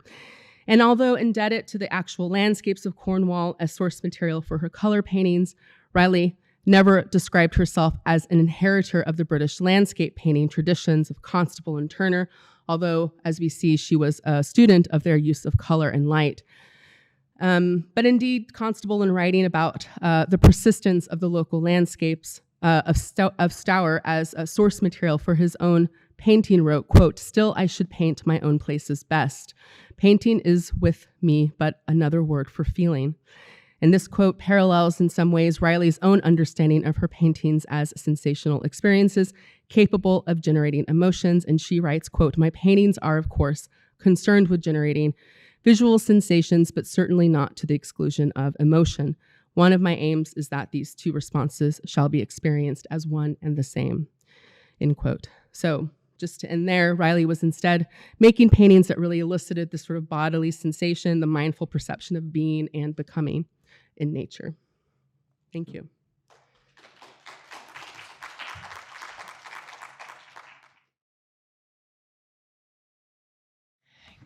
Okay. There we are. Good afternoon. Like everyone else, I would also like to wholeheartedly thank the Yale Center for British Art, and in particular Gemma, for everything that you've done for us. It's been really wonderful. And I would also like to thank Rachel Barker and Sandra Aman, who back in London were my first listeners and gave me really helpful critical comments. Okay, let me just check one thing. Can you, no, okay, I was hoping that I could show you things with a cursor, but I don't think that works. See. No, okay, I'll have to describe in words then. I will focus today on Bridget Riley's black and white paintings made between 61 and 64, looking very carefully and closely at her work in the context of some of her contemporaries who were active in the North and the South of America. I hope to show that Riley from the very beginning used the quality of her painted line as a key means to inscribe herself into the history of abstraction. By the quality of her line, I mean that she decided early on that a ruling pen, rather than self-adhesive tape or other painting tools, would give her the desired degree of precision while maintaining a sense of manual rather than industrial aura. And on the left-hand side there, you see her using, it's the only image I could find, such a ruling pen, and then on the right-hand side, what they look like from the side. A while ago, when I leafed through her catalogue raisonné, I was struck by how many photographs there were that show the artist at work on a painting. However, upon closer inspection, it becomes quickly apparent that she was only posing for the photographer. The paintings she touches with a brush are either already finished or she is just pretending to paint. Now, in the case of someone like Lucio Fontana, for example, who also famously posed for photographs, he did so because the final act of slashing the canvas required utter concentration and therefore isolation. In the case of Riley, we know that she has been entrusting skilled assistance with the making of her paintings since 1961, but she clearly felt for many years that the audience expected her to carry out every step of the process, hence the photographs of her painting. So let's take a closer look at how she has navigated this split practice of hers, split literally over 4 floors in her studio, and what it tells us about, first, what details matter to her, second, where she sees herself in the history of abstraction, and third, who some of her lesser acknowledged forefathers and early peers might be. You've seen this already, apologize. As is well established, Riley is a history-conscious artist who has studied and written about her so-called heroes, chief among them Seurat, Mondrian, and Pollock. My home institution, the Courtauld, is not only one of her favorite museums that she generously supports, but we also own Seurat's Le Pont de Courbois from 1886, which you see here in our newly refurbished and opened galleries on the top right. Riley, in her formative years, famously copied this painting, as Miriam just told us, but at a larger scale than Seurat's and without religiously following the original color composition. The use of larger brushstrokes helped her understand not so much the composition as Seurat's process, or as she put it, his train of thought. When Riley copied Mondrian's Broadway Boogie Woogie, which Rachel showed us, she again, as she had done with the Seurat, worked from a reproduction instead of standing in front of the actual painting. She explained in 2007 that, quote, "It helps not to be confronted with the overwhelming presence of the original," end of quote, which alerts us to both the visceral impact she experiences with a painted surface and to the importance she attaches to how a painting is physically made. The many interviews with and writings about the artist suggest that we cannot overestimate how much attention goes into her technical choices, and so I will propose an extended genealogy based on what I perceive as technical art historical correspondences. The Responsive Eye exhibition, with its 123 works by artists from 15 countries, included surprisingly many Latin Americans. Artists who still lived in the South, such as Gego in Venezuela, but also artists like Carlos Cruz Diaz from Venezuela and Julio Leparc from Argentina, who had already emigrated to Paris, where they formed a key nexus of kinetic artists. And on this slide, you see the page from the exhibition catalogue with the one work that Cruz Diaz had in that show. The Brazilian artist Almir Mavinier had lived since 1953 in Ulm, Germany, where he had studied at the Hochschule für Gestaltung, which had been founded by the Swiss concrete artist Max Bill and included on the faculty the Argentine concrete artist Tomás Maldonado, as well as Josef Albers. Now, both the Mavinier and the Max Bill painting are not the ones included in the exhibition. I tried to find them, but I think they are close enough. Mavinier had struck up a friendship with the French artist François Morillier, who had discovered Max Bill's work in Rio de Janeiro, of all places, when Mavinier still lived there, and Mavinier, Bill, and Morillier were all represented in the Responsive Eye with one work each. Albers had more works in the show than any other artist, 8. The Responsive Eye also included the then and now lesser known, oh dear, it says the computer's about to restart. I hope I'm going to put it on snooze, maybe. Okay, going to just let that do its thing. Anyway, it had also included the then and now lesser-known West Coast abstractionists, whom the art writer and critic Jules Langsner called abstract classicists, to distinguish them from East Coast abstract expressionists. There were Lothar Feitelson, and you see again on the left-hand side the painting that was actually in the exhibition, and I couldn't find it in color, so on the right something that I think is similar, as well as John McLaughlin, Frederick Hammersley, and Carl Benjamin. Conspicuously absent was Helen Lundeberg, who was married to Feitelson, and in fact the only other women in the show apart from Riley were the already mentioned Gigo, Sue Fuller, Lily Greenham, and Agnes Martin. But the New York venue was not the first opportunity for Riley to experience the work of the West Coast painters. Langsner's 1959 exhibition, Four Abstract Classicists, in which the painters had first shown together, traveled from the LA County Museum to Pasadena, then Belfast, and finally London, where Riley saw it at the Institute of Contemporary Art in 1960 under Langsner's original and preferred title, West Coast Hard Edge.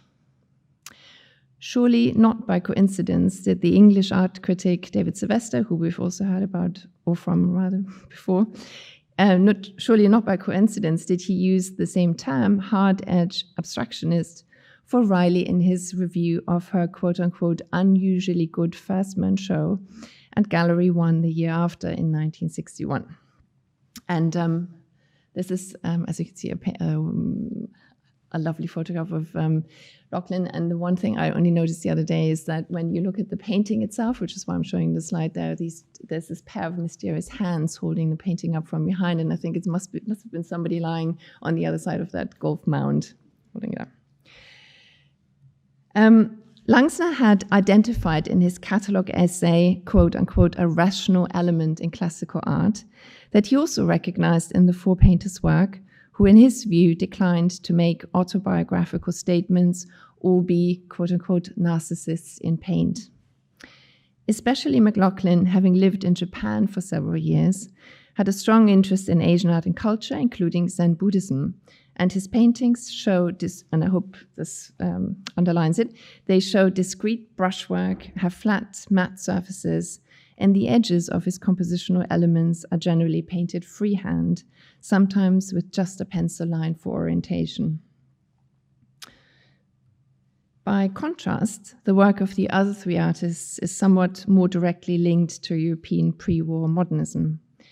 Hammersley had studied at the Chouinard Art Institute in Los Angeles, but after the war developed alongside his stark geometric compositions, like the one you see on the left, what he called his hunch technique, which is essentially an intuitive process where he would lay down one shape and let the next one, quote unquote, come from the feeling of the first. And on the top right-hand side, you see such a hunch painting, and on the left-hand side, a painting like the one that would have been included in The Responsive Eye. Carl Benjamin, who was self-taught, gravitated towards constructivism and the Bauhaus, but imbued his paintings with an optimistic Californian mid-century palette, and these two paintings were both included in The Responsive Eye. Feitelson and Lundeberg started out as post-surrealists, a bit of a misnomer since they rejected not only the surrealists' automatism, but embraced what they considered the rationality of creation. Lundeberg, like Riley, maintained an interest in landscape, which meant in Lundeberg's case that diagonals and curves often shape her compositions in concert with earthy hues. These artists' insistence on a flat picture plane with autonomous shapes and no discernible impasto was the beginning of a, quote, a rich, albeit cool vein of Los Angeles art, end quote, as the critic Peter Plaggens observed. Their compositions were calculated without their execution being mechanical, based on intuitive experience rather than the expression of emotional states of being. And I'm showing you one more work by John McLaughlin because I would imagine that her sensibility would have been most drawn to his work of these four painters. Now, this concern with intuition brings us back to Riley's own delicate balancing act in translating visual phenomena into paint. She had, as we've heard already, no interest in science, technology, mathematics, or optics just for their own sake. But she seeks to create a language based on perception and observation. Unlike Vasarely, constructivists, or concrete artists, she has never created artworks that reflect our socio-political circumstances. Instead, she experiments with, quote, how visual order can be destroyed and reassert itself, end of quote. The art historian Éric de Chassy wrote recently that, quote, her paintings strive for perfection and anonymity of craftsmanship, which does not have to be synonymous with industrial, dehumanized facture, end of quote. I'm not sure that perfection is really the aim, as it would conjure associations with industrial technology rather than an extremely high level of craftsmanship. Now, and I hope that you can see in the detail on the right-hand side the use of what's sometimes called a ruling compass or a spring compass, where the outer edge is drawn with basically a ruling pen that goes around, and you can tell that, I think, a little bit from how the metal tips actually skip over the irregularities in the canvas surface. So the former, meaning the industrial aesthetics, is, however, what Latin American concrete artists such as Tomás Maldonado professed to be striving for. But due to their limited access to such means of production, and I would argue their inability to completely shed romantic historic notions of the artist's role in the art making, they fell short of that goal. This is why I think they make an interesting point of comparison with Riley's paintings, which on a material level sit to my eye closer to the intuition-led abstract classicists, but by virtue of their being made by assistants, realize the more somber ambitions of the concretes. But let's consider for a moment how these issues have been embedded in the discourse of abstraction for more than 100 years. I've proposed elsewhere a version of the canonical history as told through the lens of tool choices, choices made by abstract artists for the creation of the sharp edges of their geometric forms. Beginning with Hilma af Klint and the constructivists, whether an artist chose to paint a hard edge freehand, as she did, just with a brush, or used a mask stick to steady the hand, followed a drawn pencil line, a piece of string, or used a straight edge, like a metal bar or cardboard edge, was a question of conviction. And again, here in the detail, if you look at the ochre shape, there's a very fine, crisp edge at the top, and that was achieved by Malevich using a cardboard edge to paint against in order to get that sharper edge. Very broadly speaking, abstract artists early on divided into, very broadly speaking, into two groups: defenders of a romantic, metaphysical attitude on the one hand, and proponents of a more rational, mathematical approach on the other. They announced their allegiance by choosing a particular tool to either paint more organic, humanistic-looking edges with just a brush, or more crisp, mechanistic-looking ones with a straight edge. This division persisted throughout much of the 20th century, and Vasily Kandinsky's emphasis on inner essence was on some level shared by Mondrian and the majority of painters at the Bauhaus, like Albers. The other group embraced what Alexander Rodchenko called spatial sharpness and included constructivists, Theo van Doesburg, members of the American Abstract Artists Group, concrete artists, and some op and minimalist artists. However, after the invention of self-adhesive tape in the US in the mid-1930s, things got a lot more complicated and even more contentious. To the chagrin of some of my closest friends and colleagues, I've been obsessed for years with tape and the question of who used it and uses it or why. I have suffered from taunts of being geeky and compulsive with our ongoing research, but I have yet to meet an abstract artist who has no strong opinion on the subject. And Riley is no exception. Rodchenko had bitter disagreements with Kandinsky about whether surface textures such as impasto and glazing were a legitimate modern choice. And Kandinsky, in around 1919, argued that a ruler was, quote unquote, the most primitive of instruments. In 1949, the critic Rafael Benet emblematically wrote in the context of the Uruguayan artist Joaquín Torres Garcia that artists who paint with rulers are, quote, cold, soulless people. Naturally, no agreement was ever reached because it ultimately came down to whether a work of art was seen as an agent of spiritual cognition or as an agent of social transformation. And I'm showing you this detail of a very beautiful work in the Norton Simon Museum because Kandinsky, even though he clearly didn't like rulers, but he did use also a spring compass, which I hope you can see in the very beautiful but distinctively drawn outlines of the circles. Another problematic binary put forward sometimes is that because there are no perfectly straight edges in nature, perfectly taped edges will always be perceived as man-made, scientific, or industrial. The example of Barney Newman I'm putting there to show that it's really a problematic binary. But Riley, I would argue, follows that logic and has stated that tape, which essentially became the new straight edge, quote, creates a mechanical effect and leaves an unsightly ridge, end of quote. Instead, she's been using the ruling pen, as I've told you, occasionally also a ruling compass for circles, both of which are traditional drafting tools, popular with architects and graphic designers before the arrival of rapidograph and computers.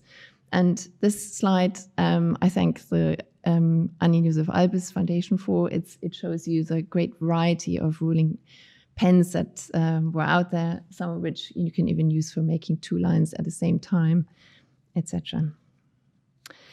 Anyway, this choice of the ruling pen undoubtedly cohabits more harmoniously than pressure-sensitive tape with her drawing-based practice, and is probably a tool she started using at the J. Walter Thompson advertising agency in the late 1950s.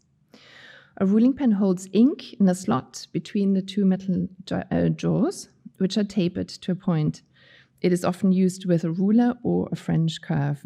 And I just the other day read that apparently in the Soviet Union, women sometimes used these ruling pens for shaping their eyebrows because tweezers weren't available. And I can't imagine that was a choice for efficiency. I think that was rather out of necessity. But they serve several purposes. Riley fittingly calls these pictorial vehicles agents of transformation that allow her to remove herself from the making of the final paintings. Her wish is to, quote, avoid the interference of self-consciousness, end of quote. Riley uses the pens extensively in her sketches and drawings with pencil on paper, as well as her assistants in the paintings, usually first outlining the edges of a shape with a pen, followed by filling the void with a brush and more paint. And on the left-hand side, you see such a slightly unfinished sketch, which clearly she's been making herself.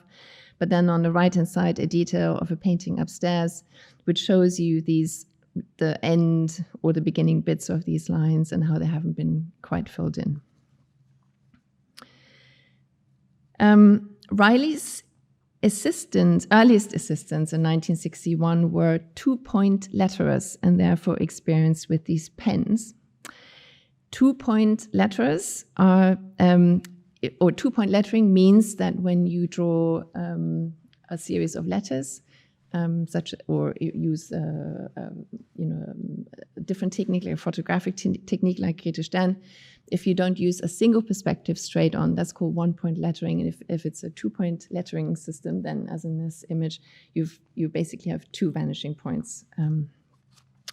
So her earliest assistants were very used to working in this way, and they would have used ruling pens in the advertising agency as well. What's difficult about using ruling pens with paint, and that's why they're usually not used with paint, is because they're meant to be used with ink, which has a very low viscosity. In order to make the paint flow, you have to really thin it down, and there's always a danger of creating blobs. And I'm going to show you an example here. This was a drawing in the exhibition at the Hayward, and I unfortunately don't know what date it is. The drawing is not in the catalogue, but I still put it there because it shows you that even someone as experienced with using this pen like Riley had occasionally trouble getting it to flow in the way that she wanted. We know from an interview with Joe Crook and Tom Lerner that she used placa, a viscous, casein-based matte emulsion, as well as house paint. For the white background layers in her works, in the black and white works, it was Della Robbia house paint that would be sanded, would be applied in several layers and then sanded to a very smooth finish. When it came to black paint, she was particularly beholden to a brand called Rippelin, which held quasi-mythological appeal for Riley and a host of other British painters, such as Gillian Ayres and Lucien Freud, because of its association with Picasso. But as an alkyd and solvent-based commercial paint, real skill was required for its use with the pen. What's most important, however, is that the quality of a ruled line is fundamentally different from that of a taped line. The paint flows onto a surface and usually dries in a slight half-round profile. A taped edge, like the one that I showed you by Newman before, appears crisp because the paint kind of collects against the slightly raised edge of the tape. However, things are not always straightforward, literally, and artists often develop their processes painstakingly, as you know. Moments of practical challenge or trouble can be both revealing and informative, and let me give you a few examples. Sorry, this image I'm going to come back to, and there was one detail I wanted to show. I'm not showing this to say that her paintings aren't done perfectly. I think they always are. This is a very unusual moment of a line not being perfectly straight. But I think because of that overall composition, your eye isn't drawn to it. But I'll come back to that point in a little while. Anyway, so a few examples of how she worked it out. At the very beginning of her black and white body of work, without having yet settled on a preferred method, Riley needed to draw an off-center arc. For that, she knocked a nail into the floor, attached a string and pencil to it, and drew the line across the prime board of what ended up being Kiss, which, as you know, holds a very special significance in her work. In Hidden Squares, which we also saw earlier in Rachel's lecture, also from 1961, she had trouble drawing the smallest circles with a compass and ended up using a tiny screw-top lid to trace around. The earlier mentioned Maldonado told me in an interview that he, in the late 1940s and early 50s, didn't use a ruling pen with oil paints because it created too many irregularities, even though some self-adhesive tape was already available in Buenos Aires, but he said it wasn't the right kind. It didn't stick to the oil paint that he was using. In addition, Maldonado, like most other members of the so-called Asociación Arte Concreto Invención, had studied at art academies and were at pains to legitimize their avant-garde practice in a society largely hostile to abstraction. They did it by demonstrating their practical skills. Alfredo Lito, who belonged to their group, made a living as a graphic designer and perfected the use of the ruling pen, as you can see here. So you see the blue bars. What I'm showing you top right is a detail of it, and you can see how the very fine steel tips of the pen sometimes scratch into the paint underneath, and that's why you've got that discrete double line there.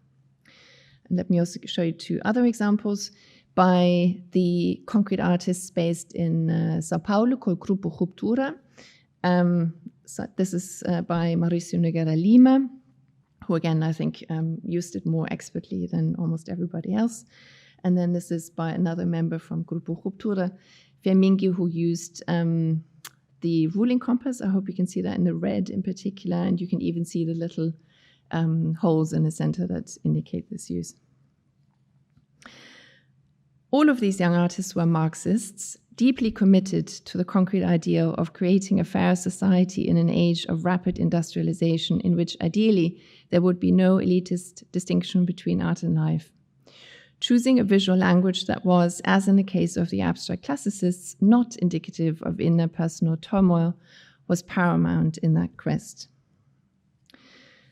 The most important contribution by the invencionistas in Buenos Aires, as they called themselves initially, to art history and to this endeavor of doing away with illusionistic artworks was what was called the marco recordado. The term translates not too elegantly into irregularly cut out frame, which means that the overall shape of the artwork was defined by the geometric composition itself rather than the exterior traditional orthogonal frame. Riley in the 1960s also worked with non-orthogonal panels, 2 of which are included in the exhibition upstairs, Uneasy Center, and off both of the ones that you see in the picture here. I would say that the same basic compositional principle was at work of letting the shape of the panel be determined by the interior logic of the composition, but instead of the concretist socio-political motivation for this fundamental yet short-lived rupture with traditional art forms, Riley was guided by Seurat's quote-unquote preoccupation with perception and his love of contrast. For that to work, the observer's eyes must not be tripped up by undue imprecision in a painting, making us wonder whether a little detail is a mistake or perhaps even damage. Riley in 1996 bemoaned the, quote, acres of dragged, mauled, scraped, and mutilated paint in much of contemporary painting, generated by, as she saw it, a confusion on the artist's part as to what constitutes their craft. She said in 1990 that, quote, you can't simply go for being an artist as such. The example of Cézanne makes plain that you must be workmanlike in what you do, end of quote. How you paint is how you announce yourself to the world, and if that means not making the final paintings yourself, albeit every other decision on the way there, that is also telling. Riley has expressed her desire for, quote-unquote, forms without pretensions, and as we know, it's a cardinal sin in the UK to be pretentious. Thank you.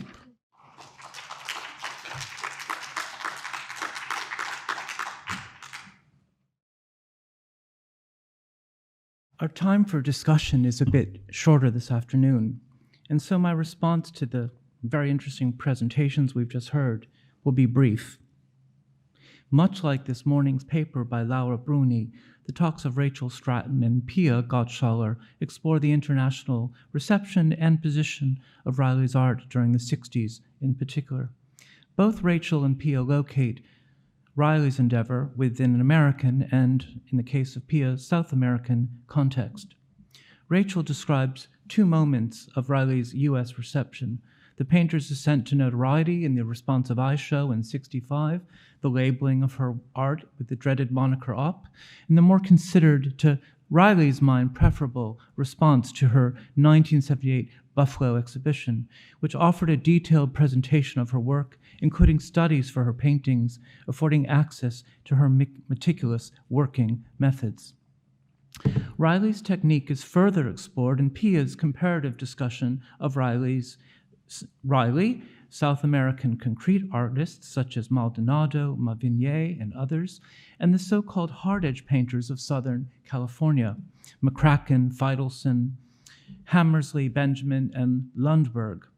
I was fascinated to learn during Pia's talk that the exhibition that heralded hard-edge painting, Langser's 4 Abstract Classicists of 1959, traveled to London's ICA in 1960, where Riley saw it.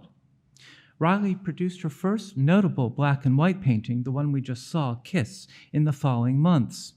Comprised of a large black curve almost touching a black rectangle from above, divided by a sliver of white ground, Kiss is a momentary foray into the intuitive formats of the Californian painters before Riley adopts a programmatic way of working in movement of a square. Riley tests out hard-edge painting and quickly abandons it. As Pia argues, this differentiation between hard-edge paintings, balanced, or as Langser called them, classical arrangements of shape and color, and Riley's art of animation and disruption, as we discussed earlier today, inaugurated by movement of a square and brought to a culmination in the famous Current, reflects a fundamentally different mode of production, eschewing the masking tape and hard-edged edges, hard hand-painted edges of McLaughlin, Lundberg, and the other Los Angeles painters. Riley adopted the ruling pen to give her work an exacting precision that nevertheless did not appear excessively mechanical, a notable difference if you will, between Riley's art and the productions of numerous concrete artists who sought a mechanical look indicative of an increasingly industrialized society. Not unlike her contemporary Don Judd, born just 3 years before, who sent out plans to workshops for his minimalist boxes as soon as he could, Riley hired assistants at the outset of her career before she could, quote, afford it, as she told Lynn Cook. As Pia eloquently observes, quote, how you paint is how you announce yourself to the world. And if that means not making the final paintings yourself, that is telling. So Riley could be more Riley by not finishing the actual painting of her works. That's how a painting could look like a Riley. Mariam Ohadi-Hamadani's paper resumes what I earlier described as the perceptualist strand of Riley criticism, citing Riley's vivid recollections of walks along the Cornwall shore with her mom during World War II. Mariam contextualizes Riley's practice within a post-war discussion of landscape painting, Kenneth Clark, Robert Rosenblum, to describe Riley's approach to abstraction. Rather than take up landscape painting as a mimetic operation, we've recalled that Riley was painting pointillist landscapes inspired by Seurat as late as 1960, right up to the moment she paints Kiss and Movement of the Square. Riley sought to capture the wondrous and ever-shifting sensations of looking at the land and sea, quote, those sensations of shine and shimmer that are among our most common visual experiences, end quote. As Mariam notes, nature for Riley is precisely not landscape, not merely or only a static retinal image, but rather, quote, a dynamism of visual forces, an event rather than an appearance, end quote. Riley, quote, doesn't paint from nature, but instead its visual force, its sensations, Mariam writes. Riley paints what it looks like and what it feels like to be in and part of nature, the experience that Merleau-Ponty described as, quote, being in the world. So let us conclude with Riley's remark in The Pleasures of Sight, cited by Courtney at the beginning of today's proceedings, which summarizes the painter's aims as Mariam describes. Riley, quote, I wanted to bring about a fresh way of seeing again what had already almost certainly been experienced, but which had either been dismissed or buried by the passage of time, that thrill of pleasure which sight itself reveals. So we don't have a lot of time, and so what I think that rather than I pitching some questions to the speakers, why don't all of the speakers come, this afternoon's speakers come, and let's hear what all of you want to ask the speakers from today's events. And if we come up short, I might have a question or two. So anyone want to raise some points? Please, tell us your name. Francis. I was interested in what Mariam was saying in relation to the way that artists were regarded as being expressing a particular nationality, whether the art's British or American or not, but particularly when you related that to the ending of colonialism around the world, because I'd not really ever thought about it that way. But of course, that was the period when Britain was losing its empire, and I suppose France also was moving away from the colonies that it had. And I wondered just if you wanted to say a bit more about that. You just sort of mentioned it in passing, and I wondered if there was anything more that you'd like to say about that sort of effect on the culture of the time and the way that it made people feel about their nationality.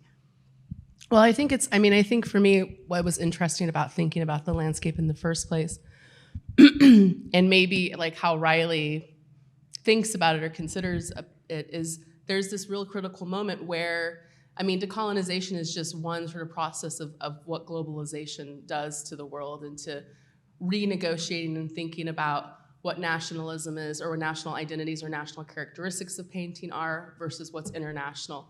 And I think those comments, the sort of criticisms that I see with like the responsive eye, for example, there's a lot of this discussion of it's like the way Judd and Stella talk about European traditions of painting, they talk about how it's too picturesque, or the scale of European painting is too small, and that is true to some extent, right? But there's this like anti-American sort of quality to the way that they sort of express their opinions about, you know, the non-American artists. And then at the same time, you have in the US or in the UK, this connection to American painting. Abex, you know, we all hear about this sort of watershed moment in 1956 where, you know, the Tate has this exhibition and everyone sees Pollock for the first time in the United States. I don't know where I'm answering your question because I've just gone off on a tangent, but there's a lot of things that are happening at this moment. And at the same time, one of the things that I was trying to kind of get across is that there's this notion of like, I mean, this is something that is very much modernist and abstraction. There's like, if you want to get and think about abstraction as a visual language and think about how there's a non-referential, in some ways, there's these non-referential properties of abstraction formally that don't give you a mimetic representation of history or, you know, of place, sometimes place or time. You get these things that are collapsed, space, time is collapsed. Identities collapsed in abstract painting in some ways. And there's this moment before the war and then after the war where when 1948, the British Nationality Act happens, and for the first time you're beginning to see black and brown faces to a larger degree on London shores than really before, you have this sort of renegotiating and thinking about abstraction and the formal properties of abstraction in relation to that modernist notion of universal humanism or humanistic sort of philosophy that it's conflated with existentialism and these kinds of things as well, or like that sort of perception or the sort of being in a place at the same time. So you have like Frank Avery Wilson. So I think more about like British Tachist abstractionists or expressionist ones who think about like Frank Avery Wilson, who talks about how there's a universal pooling of minds and how abstraction is an energetic way of being and becoming and being sort of part of that kind of universalizing notion of what the world could be at this sort of really proto-global moment.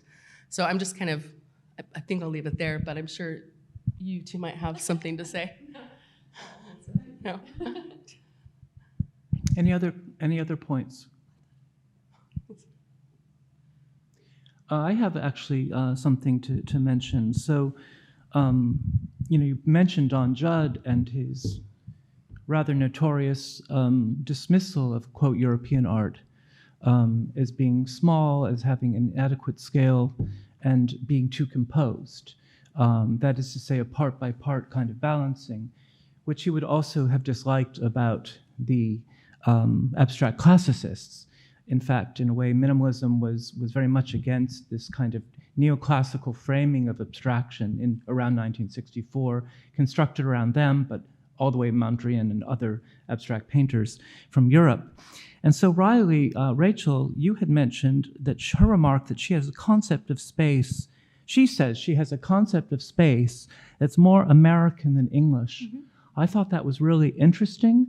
When I think about what's going on in England, in the late 50s, we saw Anthony Hill, we saw, those concrete artists, Victor Passmore, but I also think of the School of London artists, like Bacon and Freud and Auerbach and so on, that's what's happening in London at that moment. And that she's seeing these paintings, the New American painting at Tate, she's seeing the Pollock retrospective at Whitechapel 59, and she's absorbing this kind of space. And I wonder whether part of her impact and success and reception in America, in the responsive eye, had to do with this absorption of, this, quote, American space, that made her work more seeable, more agreeable, more contemporary in New York. I don't know. Yeah, I mean, I completely agree with you, and that's sort of what I argue in the essay that I wrote for the catalogue, is that through kind of absorbing this American understanding or sense of space, that she made herself available to an American audience in a way that other artists in Britain were doing as well, but many were not, like Passmore or Hill. They were not trying to make it in America, and were never seen as kind of somehow were not made kind of taken up by American audiences in quite the same way, at least not at that point.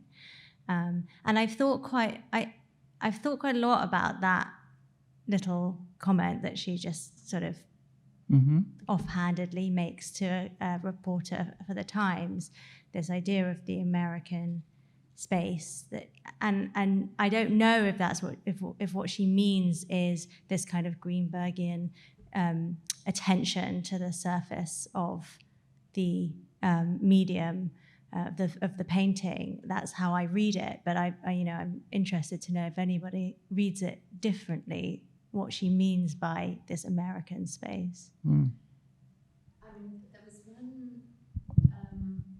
was one comment, but I'm glad that Frances is here because she probably knows or remembers the quotes directly. But at one point she was asked about Pollock, and she said something along the lines of, if there was a way for me to use his technique, the spatter, the pouring, making use of the entire space without the same kind of control, but if there was a way of containing it, that's what she would have used. And I find that really interesting because the containment clearly is the key here, but I think the way in which you use the space of the canvas in the way that Pollock had seemed to be the inspiration. That's the only thing that comes to mind. I think it's... Is that roughly what he's... I'm sorry, James. So I won't comment on it. Hope the gist of it is correct. One thing I would say about the size of paintings, that I think one needs to remember that in the post-war period, it was very difficult. Canvas was very expensive. Everything was rationed. And British artists really had to produce small paintings. And then I think even once those restrictions eased, if you have a mindset by that time that a painting is a certain kind of size, you don't just break out of it very easily. And as I understand, it was that show of American art in the late 50s that, of course, brought over some really big canvases that actually made British artists think, oh, well, you could use this, you could actually produce much, much bigger paintings. But I think it had just been, they'd have been unable to do that for so long that they needed to see it being done before they would embrace that themselves. That, I think, in terms of, even thinking about scale on that level, but I also think that Newman and Rothko in particular, because they also didn't have a lot of money, but they were using cotton duck, which came, it wasn't considered a traditional canvas at the time, but it was used for military purposes in the theater. And there was a supplier called John Boyle in downtown Manhattan who, where they bought the canvas in these extra wide widths from. So there was also a material limitation, and I'm not sure when people could, when artists could buy the same width of canvas in London. I don't know, but looms were quite narrow for a long time. All European ones, 120. The 80s, 90s. Even in the 80s and 90s, say, it was difficult to get fabric that was more than about 90 centimetres wide. Because now you can quite easily get fabric that's 150 centimetres wide. But it's still being imported. So I think a lot of it is. But and I suppose that's like everything else. It's globalisation. Things aren't made in Britain anymore the way they were. Yeah. But I would think that would have been a limitation on things like duck linen, that you wouldn't have been able to get the very wide fabric. But just to add to that, the other kind of material limitation to British artists was space, studio space. And that's why Bridget Riley came back from America and founded Space Studios in 1968, was precisely because she could see that that British artists were not able to work on that scale. Another lesson of Pollock would be, what American critics would call the all over. Just that there's incident everywhere, there's no focal point. She's absorbing that, and also scale, which is not the same thing as size. So some of the works upstairs in your show are rather small, the early black and white works in terms of size, but they have scale because they imply extension, and Pollock's art implies extension. That those drips could go on, as Alan Capro observed. So she's absorbing something in terms of scale and all overness that once she can work bigger, she's already absorbed. She can take it bigger. She already understands the scale and all overness, the lessons of some of that American work. I wanted to talk, Pia, you're telling us, you're narrating a very interesting kind of microscopic history of modern art, which really forces us to look incredibly closely, at the canvas, at the shape, and at the line that bounds the shape. It's as if that defines one form versus another, or figure and ground. It's as if you're narrating a history of edge, sort of how edge is made, how it's defined, what it bounds, how it distinguishes a form from another. And that the history of edge is very important and in a way defines the different practices and their effects. Mm-hmm. Is that I think that's right, yes. And a quote from, I once interviewed Mel Bochner, who said that he thinks all of modernism happens at the edges, which I found a very thought-provoking quote. But you're right, I mean, in a way, a line in paint doesn't really exist if it's just if you're thinking about two dots that are connected. Whenever you use paint, it already becomes a plane, even if it's minuscule. But because as soon as you introduce material, it's actually a plane, and therefore you have edges. I think that is an important distinction. I think that with Riley, what's in between the edges is almost as important, because especially with the black and white work, you've got these very carefully, as you can see upstairs, I mean, almost inhumanely, perfectly polished white backgrounds, which are then drawn on or painted on, depending on how you see it. And I think having the space, because you talk about figure-ground relationships, but I think having these very smooth surfaces onto which the composition is drawn or painted in the early work, that's as important as at what's on what then comes on top. All that, of course, changes dramatically with the color striped paintings. But yeah, I think the question of how color play, even with the colored paintings which are still painted freehand, how they abut is absolutely crucial, and having being able to find that consistency for so many years is quite extraordinary. I think we have run out of time, have we not? Because our next session's at 3:30. Is that correct? Pardon me? That's enough. Yes. So we're going to break, have some coffee, and reconvene at 3:30. Thank you.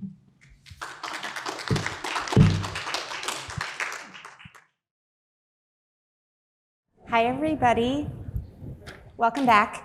My name is Marlene Theodore, and I work as the Associate Curator of Programs at the Yale University Art Gallery, just across the road, that way. It is my pleasure to be here and moderate this keynote conversation between Anoka Faruqi and Pamela Lee. I want to extend thanks to my colleagues at the Yale Center for British Art for organizing this symposium, no small feat in less trying times, and curating this stunning show, and of course, the biggest gratitude to Bridget Riley. Having the opportunity to spend time and share space around Bridget Riley, Perceptual Abstraction, with many of you yesterday and today has been a real delight. First, I want to introduce our esteemed speakers. We'll hear from them both, and then we'll open it up to conversation and questions, I believe both from our in-person and virtual audiences. Anoka Faruqi earned her BA from Yale University and an MFA from the Tyler School of Art. Anoka has exhibited work widely. She began collaborating in 2012 with David Driscoll, and they've exhibited their co-authored works internationally. Anoka has taught at the School of Art Institute of Chicago and the California Institute of the Arts there as co-director of the art program. At Yale, Anoka is a professor of painting and printmaking, an appointment held since 2011. Anoka has served as co-director of graduate studies in painting and printmaking beginning in 2015. And just a week or so ago, Anoka was appointed Associate Dean at Yale School of Art, which happens in July. Yeah. Anoka has written on Riley and teaches from Riley's work. We'll get to hear some of the ways in which Riley's work resonates with Anoka's practice. Pamela M. Lee is the Carnegie Professor of Modern and Contemporary Art in Yale's Department of the History of Art, where Pam also serves as the Director of Graduate Studies. Previously, and until 2018, Professor Lee taught at Stanford University, holding the Osgood Hooker Professorship in Fine Arts. Pam received a BA from Yale and a PhD from Harvard. She teaches history, theory, and criticism of late modernism and contemporary art with interests in the relationships between aesthetics, politics, war, time, and systems.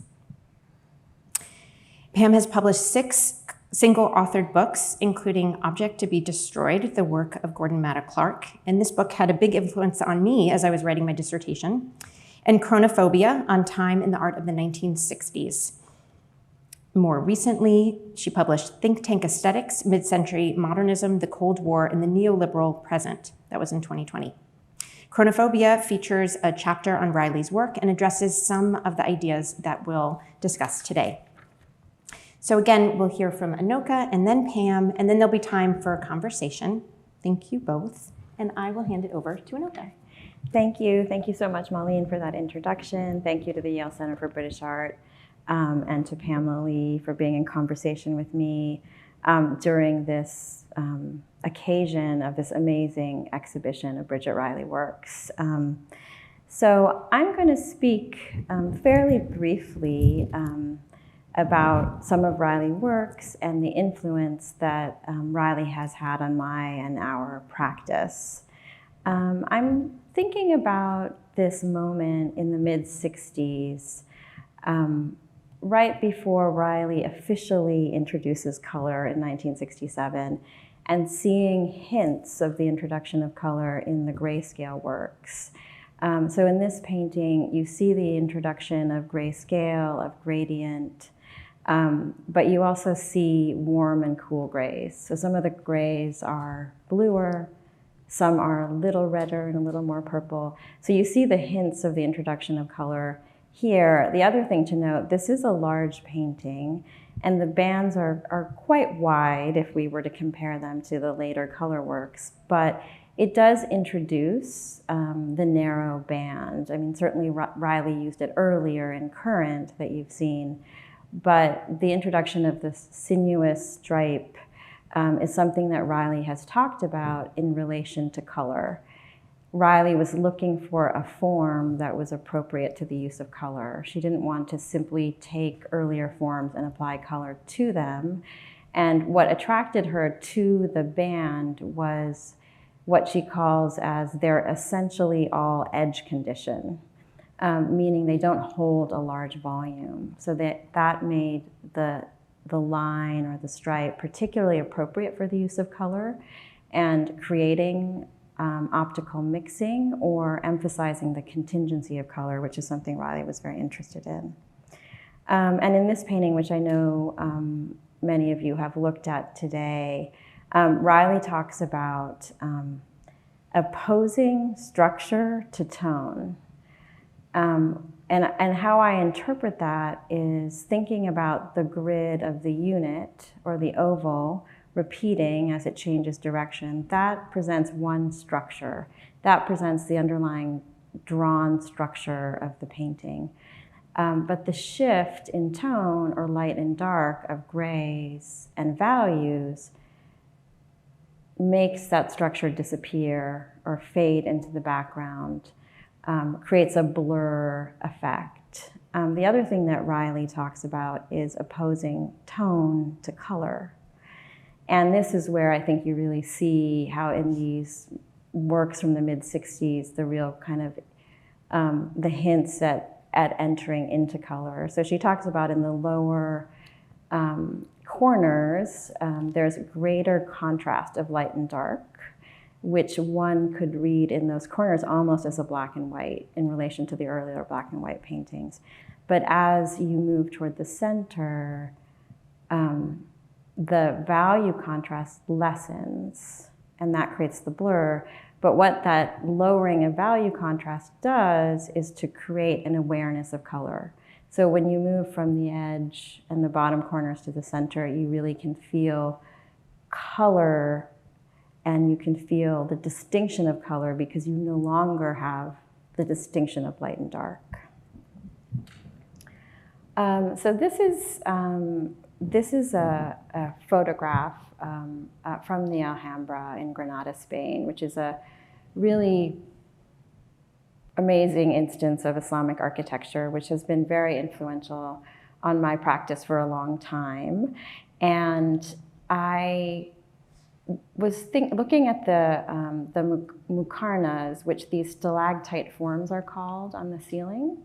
I was thinking about the way in which the three-dimensionality of the way pattern is layered and structured, and how that intersects with light creates another instance or an example of structure, which is created by the three-dimensional forms, that is intersected with light, and something that sort of changes over time. This is a tiled wall at the Alhambra in Granada, Spain. And what I've personally been interested in is within Islamic tiling, the use of radial symmetry.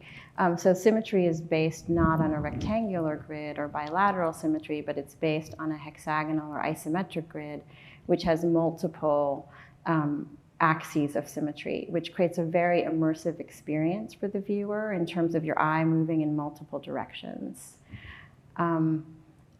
I would also note that Riley visited the Alhambra in 2004, and one of the things she says in her writings is that she noticed that as she spent time in the spaces, that the perceptions were becoming unmoored.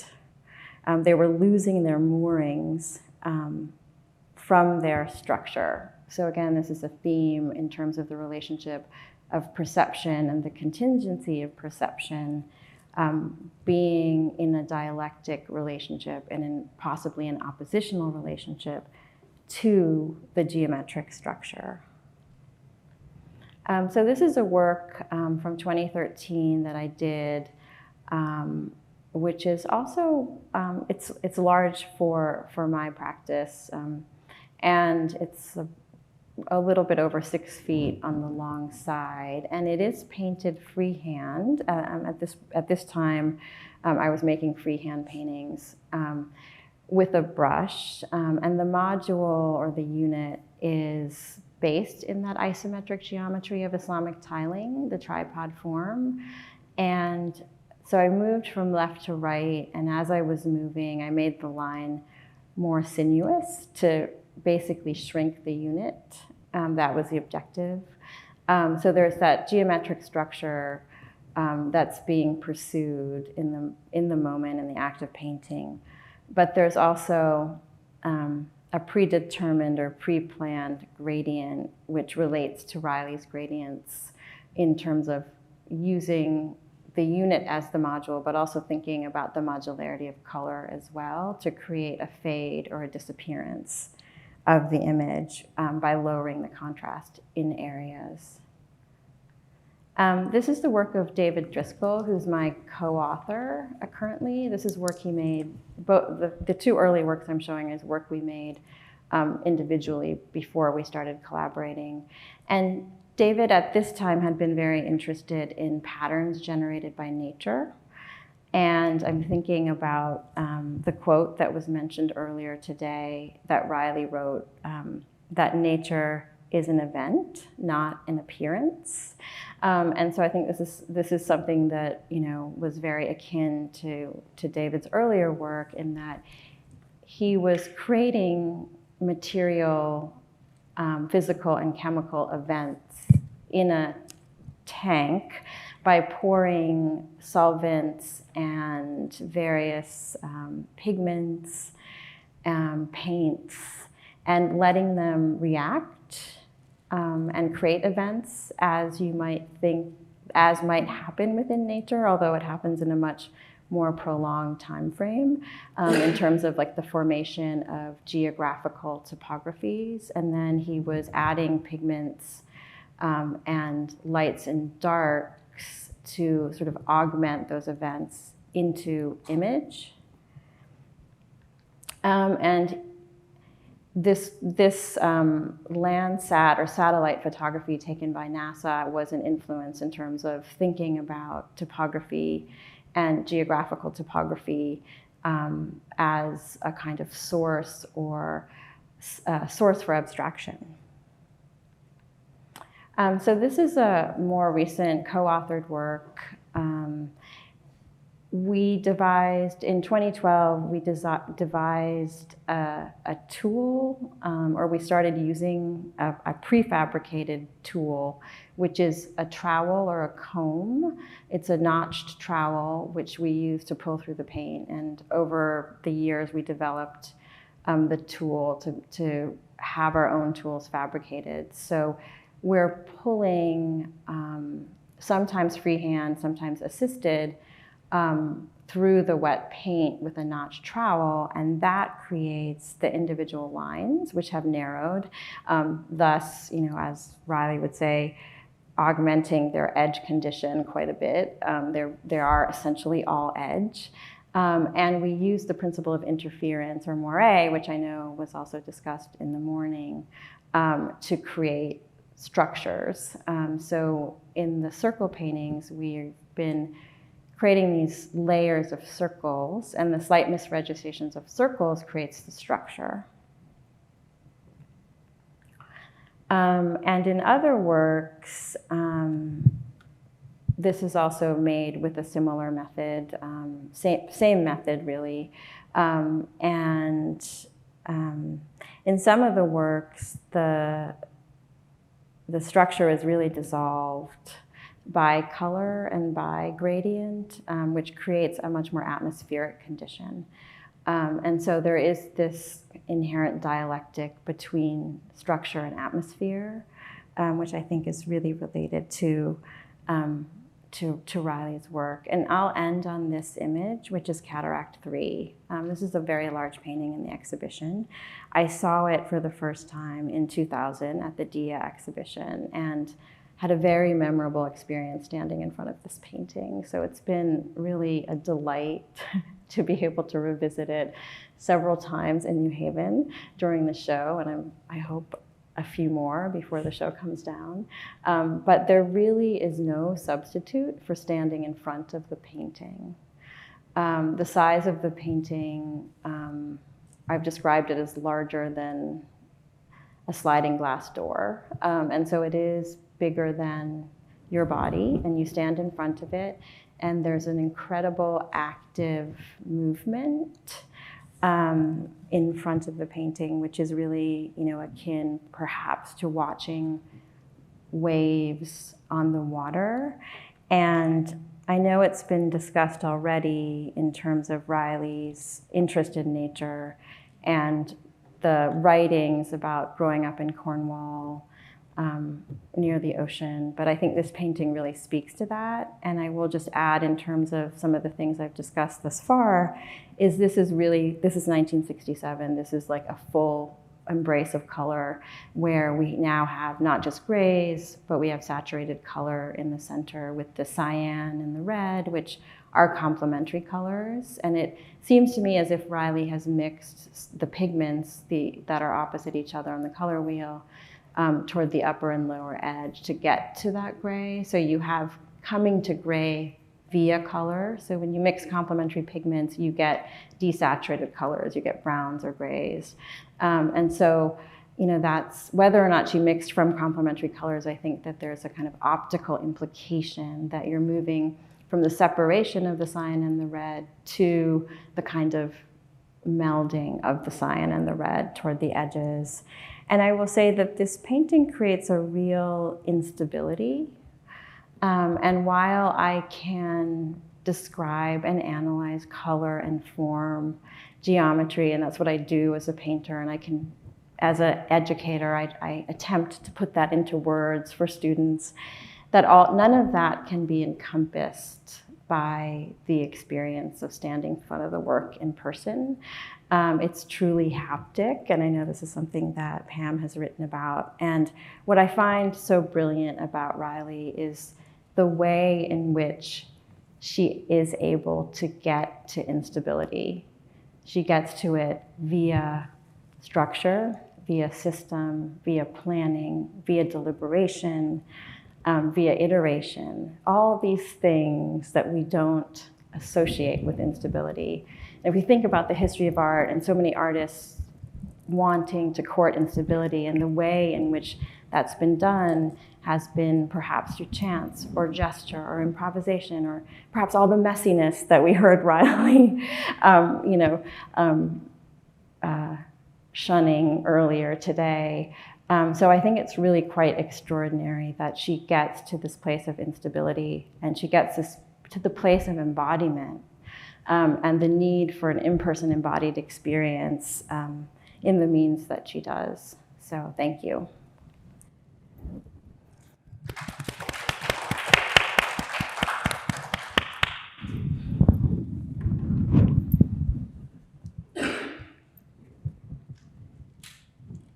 There it is. So many thanks, first of all, to the Center for British Art for the invitation to be in dialogue with Anoka Moline. Real pleasure. And warmest congratulations to all the curators, the staff who have put together this event, as well as the extraordinary exhibition upstairs, and of course to Bridget Riley herself. I am going to read in the interests of keeping things on track. I'm a scholar of post-war and contemporary art who cut her eye teeth on the 1960s, so it's no surprise that the first work by Riley that drew my attention was the iconic Current. Among the first paintings, one encounters upstairs, and one that we've heard much about today. It's a painting whose impact and reception history speaks to many of my scholarly preoccupations, namely the relationship between art and technology, its entanglements and occasionally fraught imbrications from the Cold War to the present moment, and the ways in which temporality is both symptom of and mechanism for such relational dynamics. Riley's work was at the center of a chapter in my book, Chronophobia on Time in the Art of the 1960s, which was published a pretty long time ago now, in 2004. And so what I'm going to do now is to rehearse the chapter's thesis in very broad strokes in order to speculate briefly about Riley's early work and its meaning for the present moment. So the chapter begins with the following passage, and I will thank you for indulging my reading as a way to underscore my historical and conceptual engagements, as well as a bit of the tone of the narrative. So, Current. Stand in front of Bridget Riley's painting of this title from 1964 and ask yourself, what do I see? Or rather, think to yourself, how do I feel? It is a picture that plays with the terms of seeing and feeling of eye and body as starkly as it is rendered in black and white. And yet, just as black and white emits to a vast range of grays in between, so too does Riley's work beg similar questions of value and scale. To what extent do we see this painting? In what lies its retinal appeal? To what extent do we not so much see it, but feel it, experience the picture less as an abstraction than as a woozy sense of gravity visited on the body, a body endlessly subjected to the vagaries of time? Stand a little longer, look a little harder, and then what happens? In time, the surface begins to flicker like a stroboscope, or wave like a lenticular screen, look longer still, and surprising colors, psychedelic phantoms, emanate from between the lines. Spangles of gold, pink, green burst and flash, lining the eyelids, rattling the skull. The eye is enervated while the body feels something else. Nausea, perhaps, or even a blinding headache. This description means to capture what I call the eye-body problem in Riley's early work. the sense that a painting such as current is experienced not just visually, but somatically. For all their formal rigor, Riley's black and white paintings of the 60s destabilize the viewer such that the activity of looking necessarily converges with the unfolding of bodily sensation in time. They produce a dynamic that historians of art famously describe in terms of the haptic and the optic. In Riley's example, such effects are understood through the notion of perceptual abstraction, a term deployed by the curator William Seitz to underscore Riley's engagements. At the same time, we also know very well that Riley's work has been lumped under another term popularized by Seitz, the then modish art critical rubrics of op art. In charting op art's varied and often contradictory reception, I regarded Riley's work in dialogue with larger debates on visual culture and technocracy in the mid-1960s, and the role that gender might play in mediating the eye-body problem, or rather showing that it's not really a problem at all. Indeed, as we all know, Riley made her New York debut in The Responsive Eye, a watershed exhibition organized at the Museum of Modern Art in '65. She was the breakout star of the show, and while she regarded the exhibition as a serious undertaking, she did not consider her practice in terms wholly, or if at all equivalent, with its scientific ambitions. Current, meanwhile, appeared on the cover of the catalog as a kind of op art emblem. The exhibition laid claim to a hyper-rational appraisal of such work, tracing the historical chronicles of optics and enlightenment. This was an art of pure visuality, of high reason, and science and technology by extension. But in referring to Riley's work of this period as an eye-body problem, I suggest that op's virtual fetish of the visual occasion a reading of the body under the conditions of a shifting technological culture. The body, I claimed, is the blind spot to op's obsession with the rational and technological. And more often than not, that body was typically gendered as feminine and thus devalued and deemed powerless. Consider, for instance, the popular reception of op in the media and the market in sharp contrast to the position staked by the responsive eye. The extraordinary frenzy for op as fashion and design, the dresses, the miniskirts, bikinis, the modish jackets and home decor, the eye makeup, could not have been more different than the sober appraisals of optics and science of Seitz's reading. Because Riley was perhaps the best-known artist associated with op, it was her body that became the kind of nexus of debates, both within and outside the art world. Debates that toggled between the mythic antinomies of reason and irrationality, the ideal and the phenomenal, control and chaos, the abstractions of science, and the debasements of fashion and mass culture. The image you see on the left, and we've seen many versions of this image today, provides an allegory of such concerns. Here stands Riley, photographed by Lord Snowdon, as she emerges from her only installation work, Continuum. The work was destroyed, but was later reconstructed in 2005, I believe, and then put on display as recently as 2019 at Hayward Gallery. Clearly, Riley understood that translating her work to environmental scale tipped the balance of the eye-body problem to the bodily side of things, literalizing that relationship and overwhelming her viewers in a way that detracted from the formal rigor and acuity of her painting. Perhaps the most infamous episode in this history stems from the direct misappropriation of Riley's painting. The blurry clipping you see here records a meeting between Riley and Larry Aldrich, a dress manufacturer and collector of her work, who owned one of the two Rileys on display at the Museum of Modern Art. Aldrich organized an encounter with the artist in which he surprised her with bolts of cloth reproducing the pattern of her work. Suffice it to say that the artist was not pleased. Aldrich, for his part, was little disturbed by her response. The artist contacted a lawyer. What might this encounter suggest beyond the egregious commodification of a work of art, to say little of a collector's flagrant disrespect for a young woman artist? The reception of Riley's work through the terms of embodiment, fashion, and popular culture was invariably a feminized reception with all its misogynistic associations of a weak, suggestible, and irrational subjectivity. That this body in turn might succumb to feelings of enervation, wooziness, and destabilization tapped into even larger discussions around a burgeoning media culture in the 1960s and the insidious prospects of technological control as all-encompassing and behavioristic.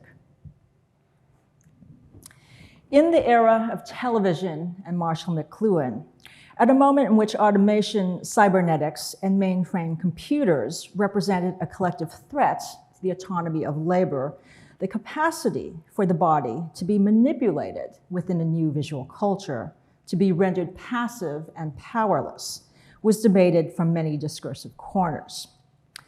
This cartoon from The New Yorker telegraphs these interests, although, of course, I think it's very funny, it's very humorous. Here, a man appears to emerge from Midtown Gallery, perhaps even the Museum of Modern Art. He has found that the world has gone dizzyingly, disturbingly opt, its effects environmental and spectacular. Nearly 2 decades after thinking about Riley's work in these terms, and over 50 years since The Responsive Eye marked her New York debut, I need to ask, what in this particular history remains salient to our current moment? Can we speak of Riley's reception as a usable passive sorts if so much of our current understanding of her work is directed to its visual pleasure? My experience shows that artists have little interest in dwelling much on past histories, and I can only imagine that Riley is the same. The work you see here, after all, was painted this year, and you can admire it upstairs.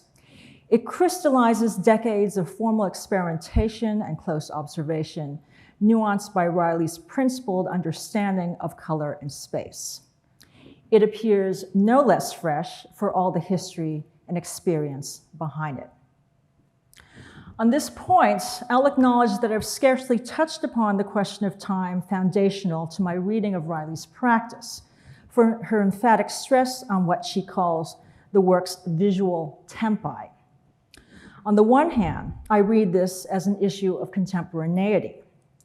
It's fair to say that the eye-body problem of the 1960s is continuous with present-day technoculture in many respects. What constitutes eye-hurting in our current moment, given the habitual incursions of screen and visual culture every day, all the day? And what of our everyday approach to virtual worlds, of immersive worlds, of Oculus Rift headsets, and the intertwining of vision and the body such technologies advance? And I note that the brand name Oculus trades on the language of vision in implicating the corporeality of its user. Surely the issue of gender in technology, no less gender in art, hasn't gone anywhere with respect to the politics of embodiment. To say little of affect, a quality that I think we've touched upon in many instances today, and that perhaps we can talk about in short order. Perhaps such related and nested issues around gender have only quickened, intensified, and grown more urgent as dismal events around women's bodies bear witness today. Finally, as we've heard throughout the conference, the relay between Riley's British, US, and transnational reception emerges in all its full-blown complexity, opening onto far richer transatlantic networks of post-war art at the cusp of the global turn. It's no wonder then that the title of the work with which I began, Current, flags both an energetic and temporal encounter between painting and viewer. Standing before the work, we are seized by the timeliness of the meeting. A, quote, particular situation is stated, unquote, as Riley will put it in her essay, Perception is the Medium. We are jolted by the painting as with electricity. It stimulates, sharpens the senses as much as it disables our everyday habits of seeing. But the title also announces the distinct temporality of the work itself as one that unfolds in the present tense of its reception. We could say that the painting is still and always current, a testament to an artist always seeking the far horizon of perceptual abstraction. Thank you.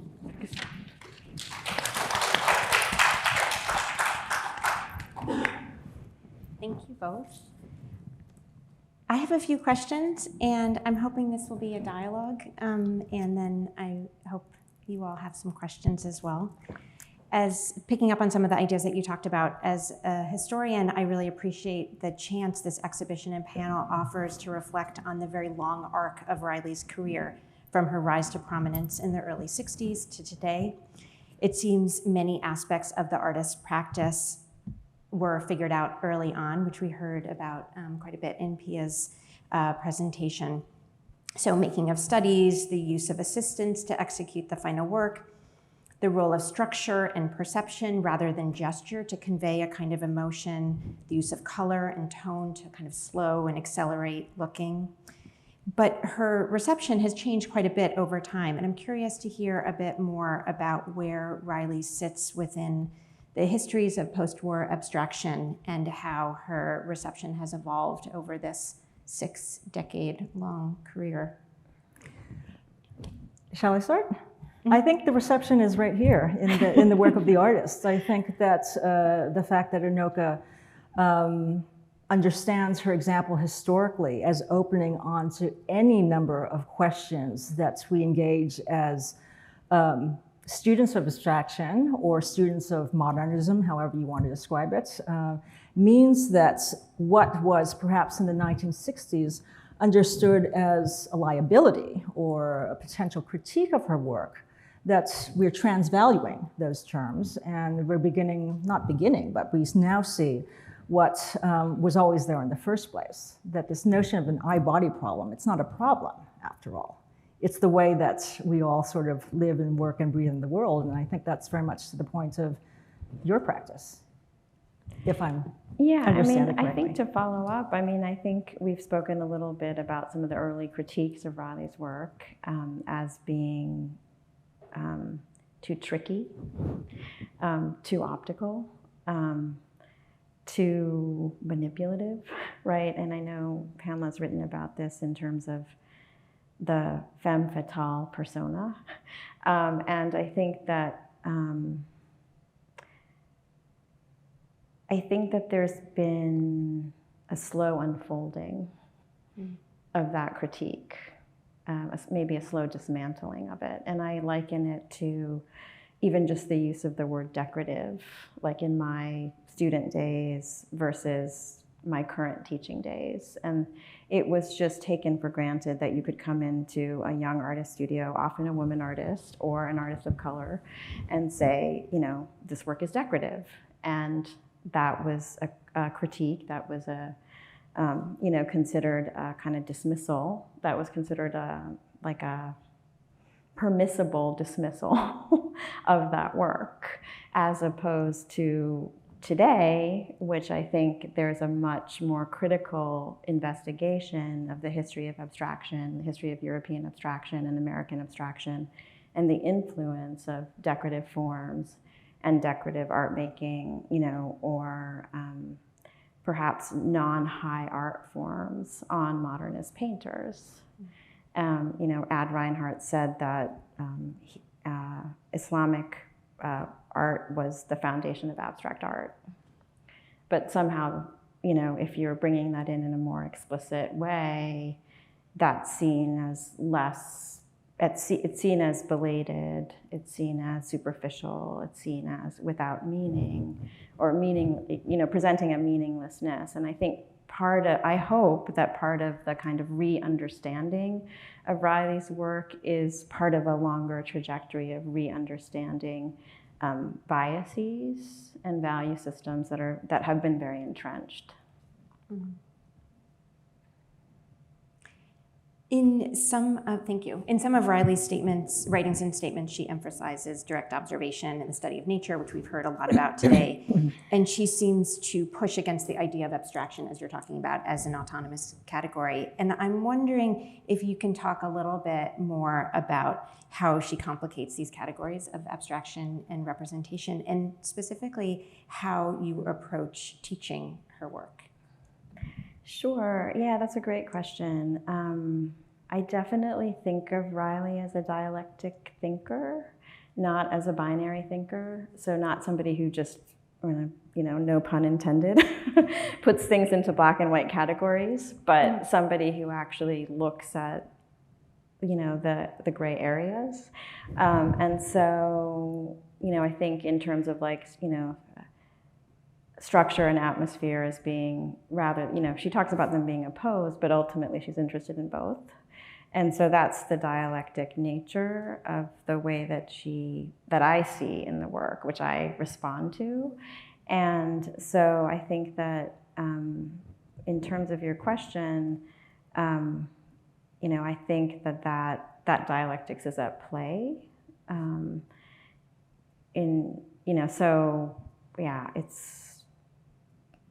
don't know if you have thoughts, Yeah, Pamela. no. Well, I think it's very challenging because even the notion of abstraction on the one hand and representation on the other is something that's very clearly being troubled in some of the works, the later painting in particular, I think. But the conversations around landscape, nature as an event, the sort of processional or procedural unfolding of how it is that the body engages with the phenomenal world. That might, I think, put a different kind of stress on the notion of representation as such. I think we might want to also introduce notions of the figural and figuration into this dialectic, not a binary, as a way to not only consider some of the compositional or operational choices that she makes as an artist, and not only to think about the plays of figure and ground that are exercised in some of the painting, but also as a way of sort of staging or situating or installing the viewer and their relationship to the work. So when she speaks about the quotes that I mentioned at the end around the situation of the painting, the situation, something about the sightedness of that, suggests that there is more than a kind of participant observer in this relationship, but rather that viewer in some ways completes the work. So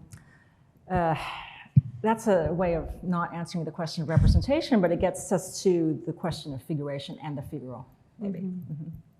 I think also if we think about just associative, the idea of the associative, I think it can be a useful category in between abstraction and representation, in the sense that Riley writes about the many perceptual and observational experiences that she has within nature, but not just within nature, with architecture, with travel, and is clearly somebody who is very heightened perceptually and observationally, and is experiencing observation. So there's a real commitment to the category of observation.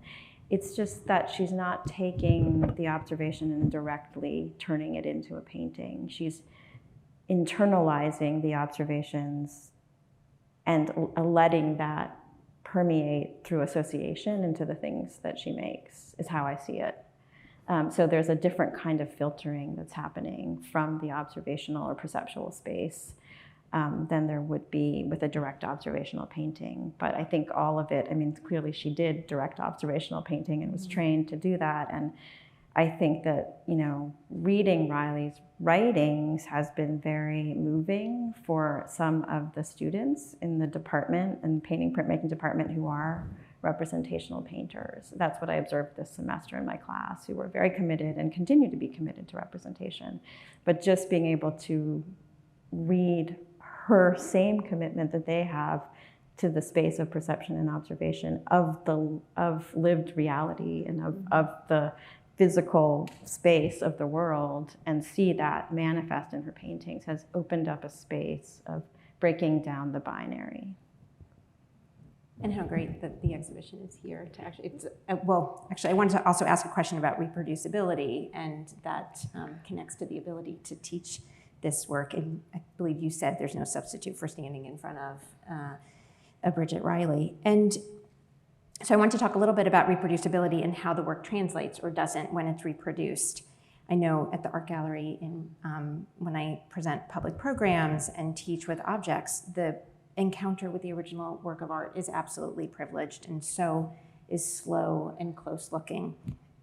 Riley's work experienced in real life really holds your attention. It's like time-based and immersive in a way. And personally, as someone who suffers from motion sickness, there's a couple of works that really make me uneasy, exposure especially. But in reproduction, the work is far more stable and it loses that sensorial quality. So I'd love to hear both of you talk about the relationship between the optic and the haptic in Riley's work, and how the experience of seeing Riley's work in person counters the idea that it is reproducible. Do you want to start? Sure. Yeah. Well, we can just recount the morning or the afternoon, sometime. Yeah. That we toured the exhibition together, which was just fantastic. And how, not having seen many of these paintings in a very, very long time, having such approximate relationship to them, you just get a sense of facture that is clearly not evident when you look at images flattened out on the screen, as these are. And I was thinking about this, I thought about this quite a bit, and then it kind of came back today in, I believe it was Pia's presentation, speaking about all these remarkable instruments, between masking tape, I suppose, and these pens, that if you pay enough attention, of course, you can see how the line, the vector of whatever kind of force is being applied, resists the canvas and does all sorts of things that are obviously not captured with the flat image. But what also occurred to me is that there is something so graphic in the use of those instruments. We were talking about rapidographs and you were talking about the edge conditions of these lines, so that there's a strange kind of oscillation between the extremely graphic quality and what was historically misrecognized in that graphic quality in the reception of art, but then also what is irreducible to the graphic line as such when we take time with the pictures. So how purposeful that is, it's hard to say, but there is facture and there is materiality that is absolutely inescapable when you take them in. Yeah, I mean, I think there's a couple factors at play when you're experiencing them in person. One of them is the size of the paintings and the fact that many of them are quite large, and you immerse your body in them. I think even the smaller ones, I think it may just be the act of standing in front of a painting is an act of attention versus looking and scrolling on my phone, where I'm often doing many different things. So there's a stillness, and if you've come to see the work, and if you've come to the museum to see the work, you've already entered into a space, a contemplative space. So it's a part of that is in, it's in the experience or in the kind of condition of the viewer. So it's, the size, the facture, entering into a contract of contemplation and being willing to still and to look and to observe and to experience, so that you're not distracted. You've set off this time to do this thing. Learning to pay attention, I think, is all part of, and knowing that you are come to pay attention is all part of the experience of the work. And as is the lighting of the work. I think the show is, I know the show is very carefully lit. And, I think that all of that plays into your experience of those particular colors. I think reproducing color is probably one of the biggest headaches for industry that exists. And it is a field that is advancing in terms of color management. But I think it's always been an interesting field in terms of the screen color versus the photograph that you take on your iPhone versus the web image, et cetera. So experiencing the relationships of color as they were made and as they were physically intended is really important. Could I just ask you something, though? Because one of the brilliant paradoxes of the work, as you know, is that even as it draws our attention, and you speak to the contemplative mode that visiting a museum or a gallery is ideally supposed to support, that one doesn't have absorption with these paintings in any conventional way. I mean, you speak to instability after all. And if our attention is finally directed to the relative incapacity to stay still, even with the sort of the associations of movement and kinesis that the pictures project, it's a very interesting kind of a tension. And this is where I think, for me at least, I think you use the term, it's a kind of time-based painting, which is, it's so interesting, and as someone who is interested in the technological or the technocratic reception of this work, however incorrect, it does point to something that is qualitatively very important about what she's doing. Yeah, I think that's a great point about the time-based, I love that term that you used, and the visual tempi, and the degree of activity and intensity that the paintings may elicit. And I learned, from bringing my class that there is a big range of responses, bodily responses, in the same way that some people get seasick and some people don't. And so I'm learning to respect that, because I'm much more like Riley when I read the interview that Pamela quotes in the chronophobia text, in which Riley is saying, it's pleasure, I'm with her. I'm like, yes, you tell him, right? It is not painful, right? Because that is my experience. My experience is pleasure. And I mean, I think it's indicative of the work that I and David make, that, it would make sense. But I've been wondering if people could increase their tolerances, or if there was a way, if it's purely biological, or if there are other kind of things that one could do to heighten or to make the experience, because I want everyone to feel the pleasure that I feel when looking at the Riley.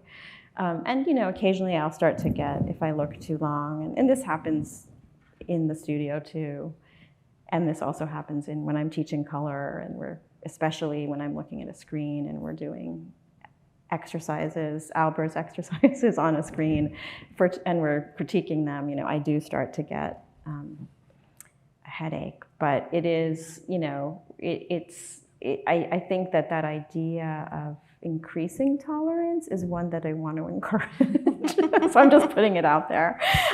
In terms of, artists, I think do that, but for non-artists as well, like what would that look like? Slow and regular interactions with the work.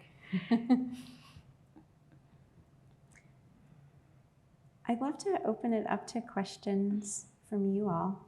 Anything you'd like to ask Pam and Anoka? And I think they'll come around with a microphone.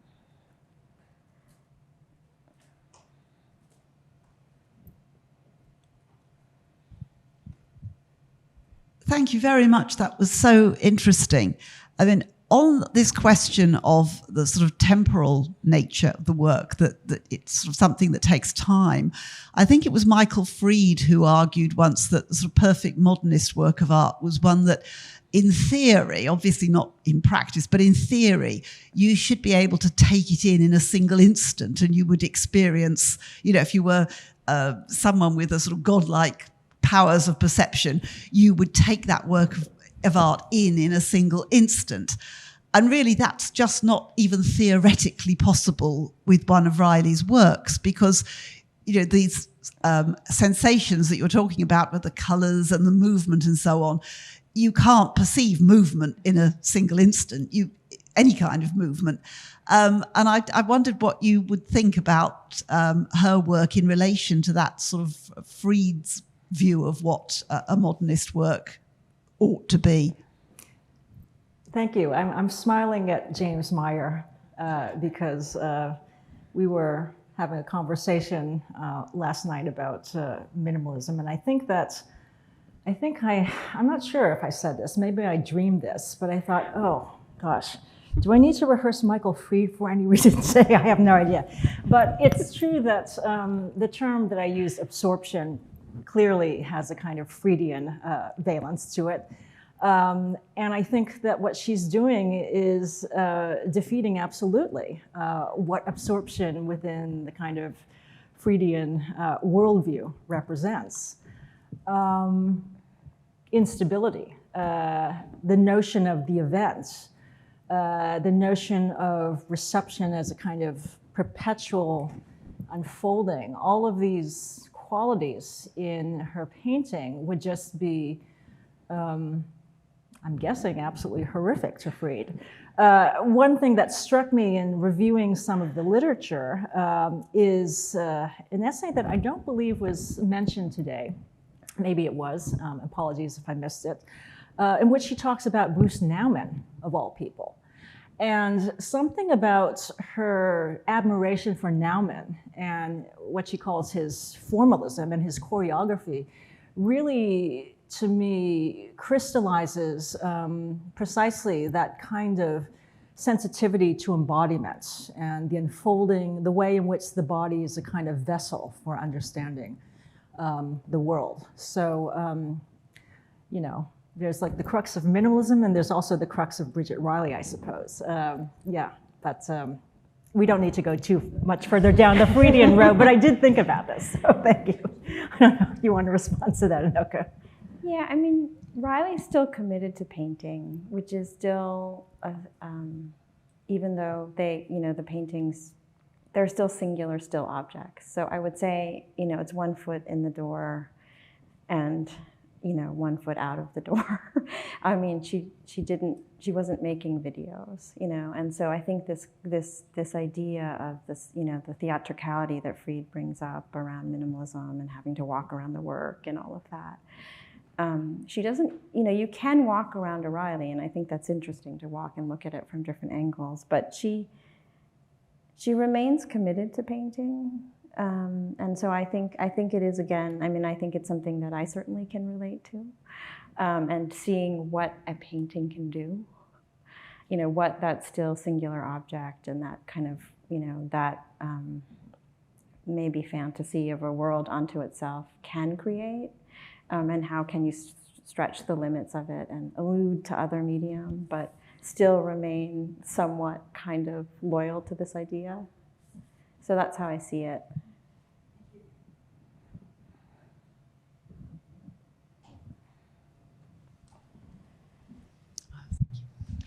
Thank you very much for these fantastic presentations. I had a question for Anoka, if I may. I'm completely intrigued by your and David's work, and I wondered if you could explain a little bit more how you go about it, please. Sure, yeah. So the tool it's a notch trowel, and it was modeled after David had worked many jobs in construction. And so we were talking about interference effects, and we were looking at this book called Moiré Index by the artist and musician Karsten Nicolai, and having a conversation. This is how our collaboration began, about whether or not it was possible to create real moires or interference patterns in paint. And I was thinking, well, I'd been working with a brush, and I had made some paintings with large brushes, and thought, well, I could make the stripes with the brush. And then, you know, David was like, well, you need the separation between the lines to see through to the layer underneath. So after some conversation, he gave me. It was like a small plastic trowel that you use to lay tile adhesive. So what it does is it creates an even spread of adhesive because the troweling basically kind of levels it out. So that's how it began, but it was, the prefabricated ones are about this big, and we liked the idea of being able to make all the lines in a single gesture across the surface, especially given that particularly my practice had been extremely labor intensive because I was making each of those modules by hand with a brush. But we conceptually liked the idea of this tool that was wider than the painting. So we began to have them fabricated. So they're stainless steel and they're laser cut. So we designed the trowels and we, design the intervals or the spacing between the lines. And so it gives us ability to sort of shift and change that. And so over time, we've explored phasing within the interference. So we basically, each painting has several layers and they're sanded between layers.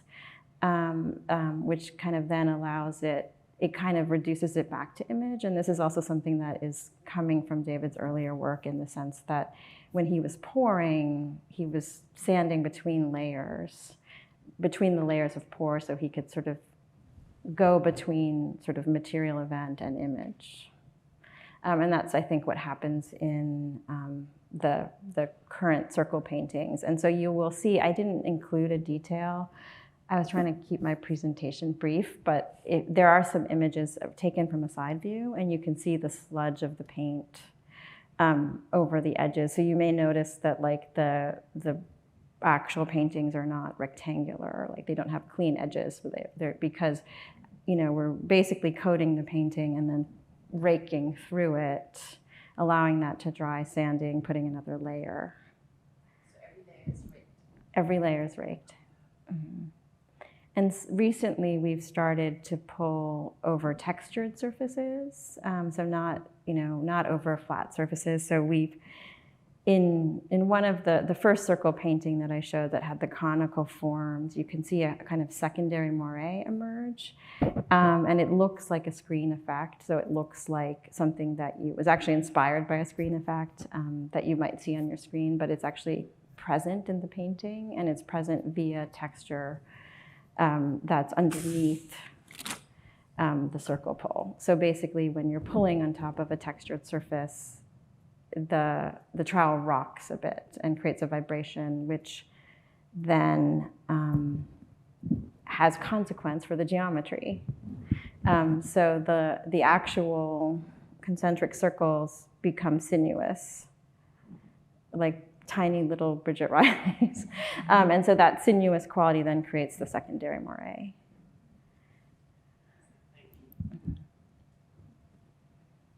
Do you produce studies in a manner that's similar to Bridget Riley's? Yeah, we draw on screen. So we use Photoshop and we do all of the drawing together. So we're making all of the formal decisions on every painting together.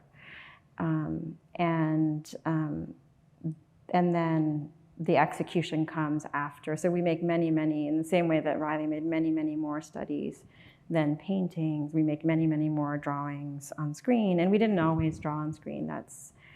That's initially the moire paintings were more freehand and spontaneous, and we were kind of just learning what would happen. There was no modeling for it. But now, because we've gotten very interested in certain color relationships and certain chromatic effects, we model the color on screen and we model the geometry on screen before we execute the paintings. So we basically have a digital model. Mm-hmm. And that's where some of the color management knowledge has come in, because one of the most challenging things has been modeling the color accurately on screen. So we've had to kind of enter into this rabbit hole of like learning about industrial color management and lighting and temperatures of light and monitor calibrations and things like that. So it's been a kind of fascinating journey to find out about this whole field, which, is useful, but is also somewhat absurd. Mm-hmm. Yeah.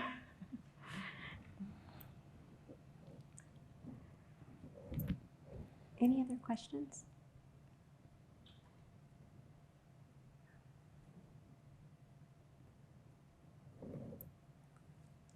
I guess I have some. Well, do you have questions for each other? Well, I mean, we touched on the question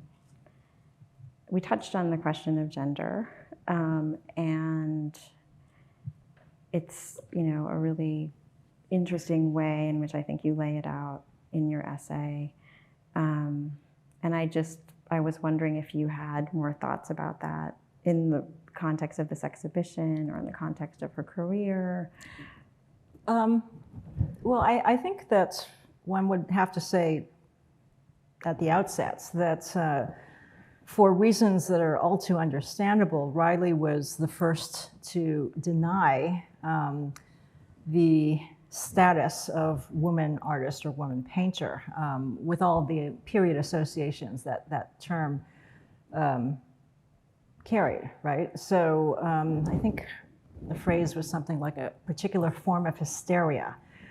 And from the vantage point of 2022, that sounds, that doesn't quite sit with contemporary viewers or readers, but I think given everything that she went through, it's very clear as to why she would resist.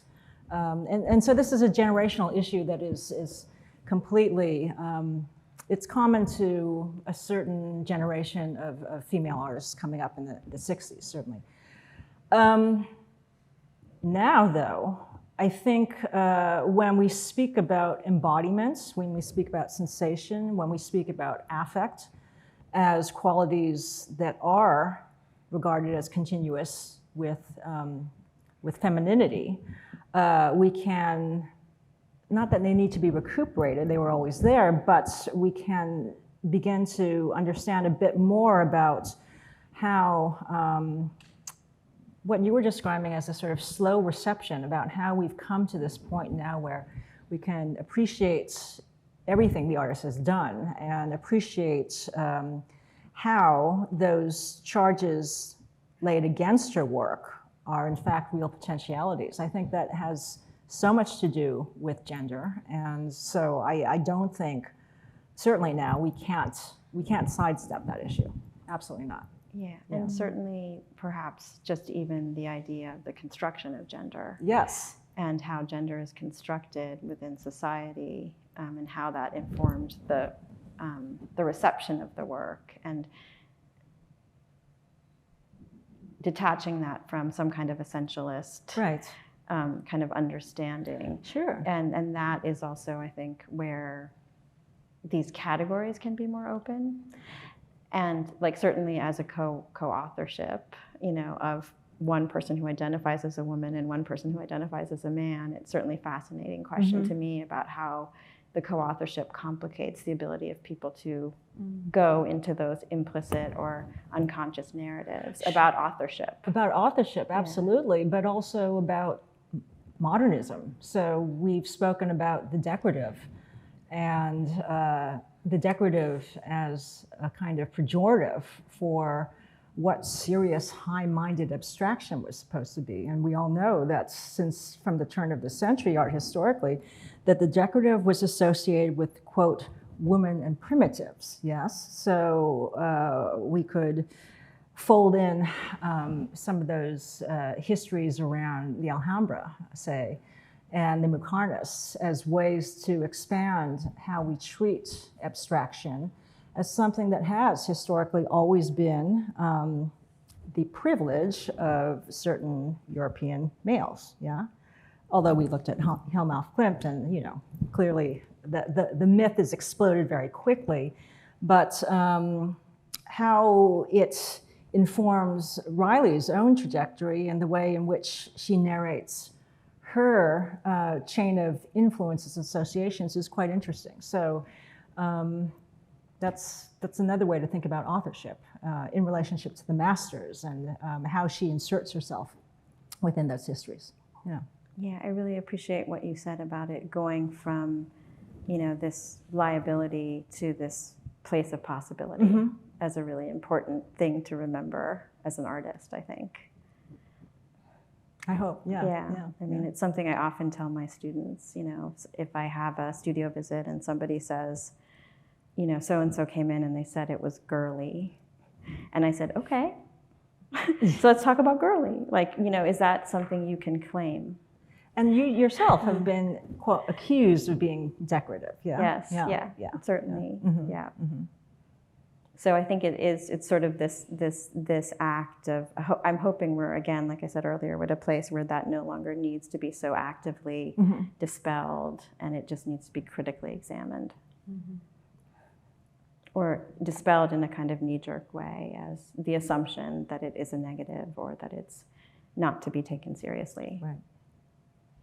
And also, I think related to that is the place of pleasure within abstraction and within the realm of experiencing art, and the discomfort that people have with work that feels pleasurable or too pleasurable. Yeah, that's true. Absolutely. Any other questions? Ending on the idea of a liability, turning a liability into a possibility isn't so bad. Yeah. All right. Well, I will say thank you to everybody. Thank you, Anoka. Thank you, Pam. Thanks again to the Center for British Art. Bridget Riley, Perceptual Abstraction is on view through July 24th. And there's a Riley quote where she says, "Through looking, you can learn to see." And I was thinking about that a lot as I was spending time with those works. So I hope everybody gets to spend more time with it. Thank you.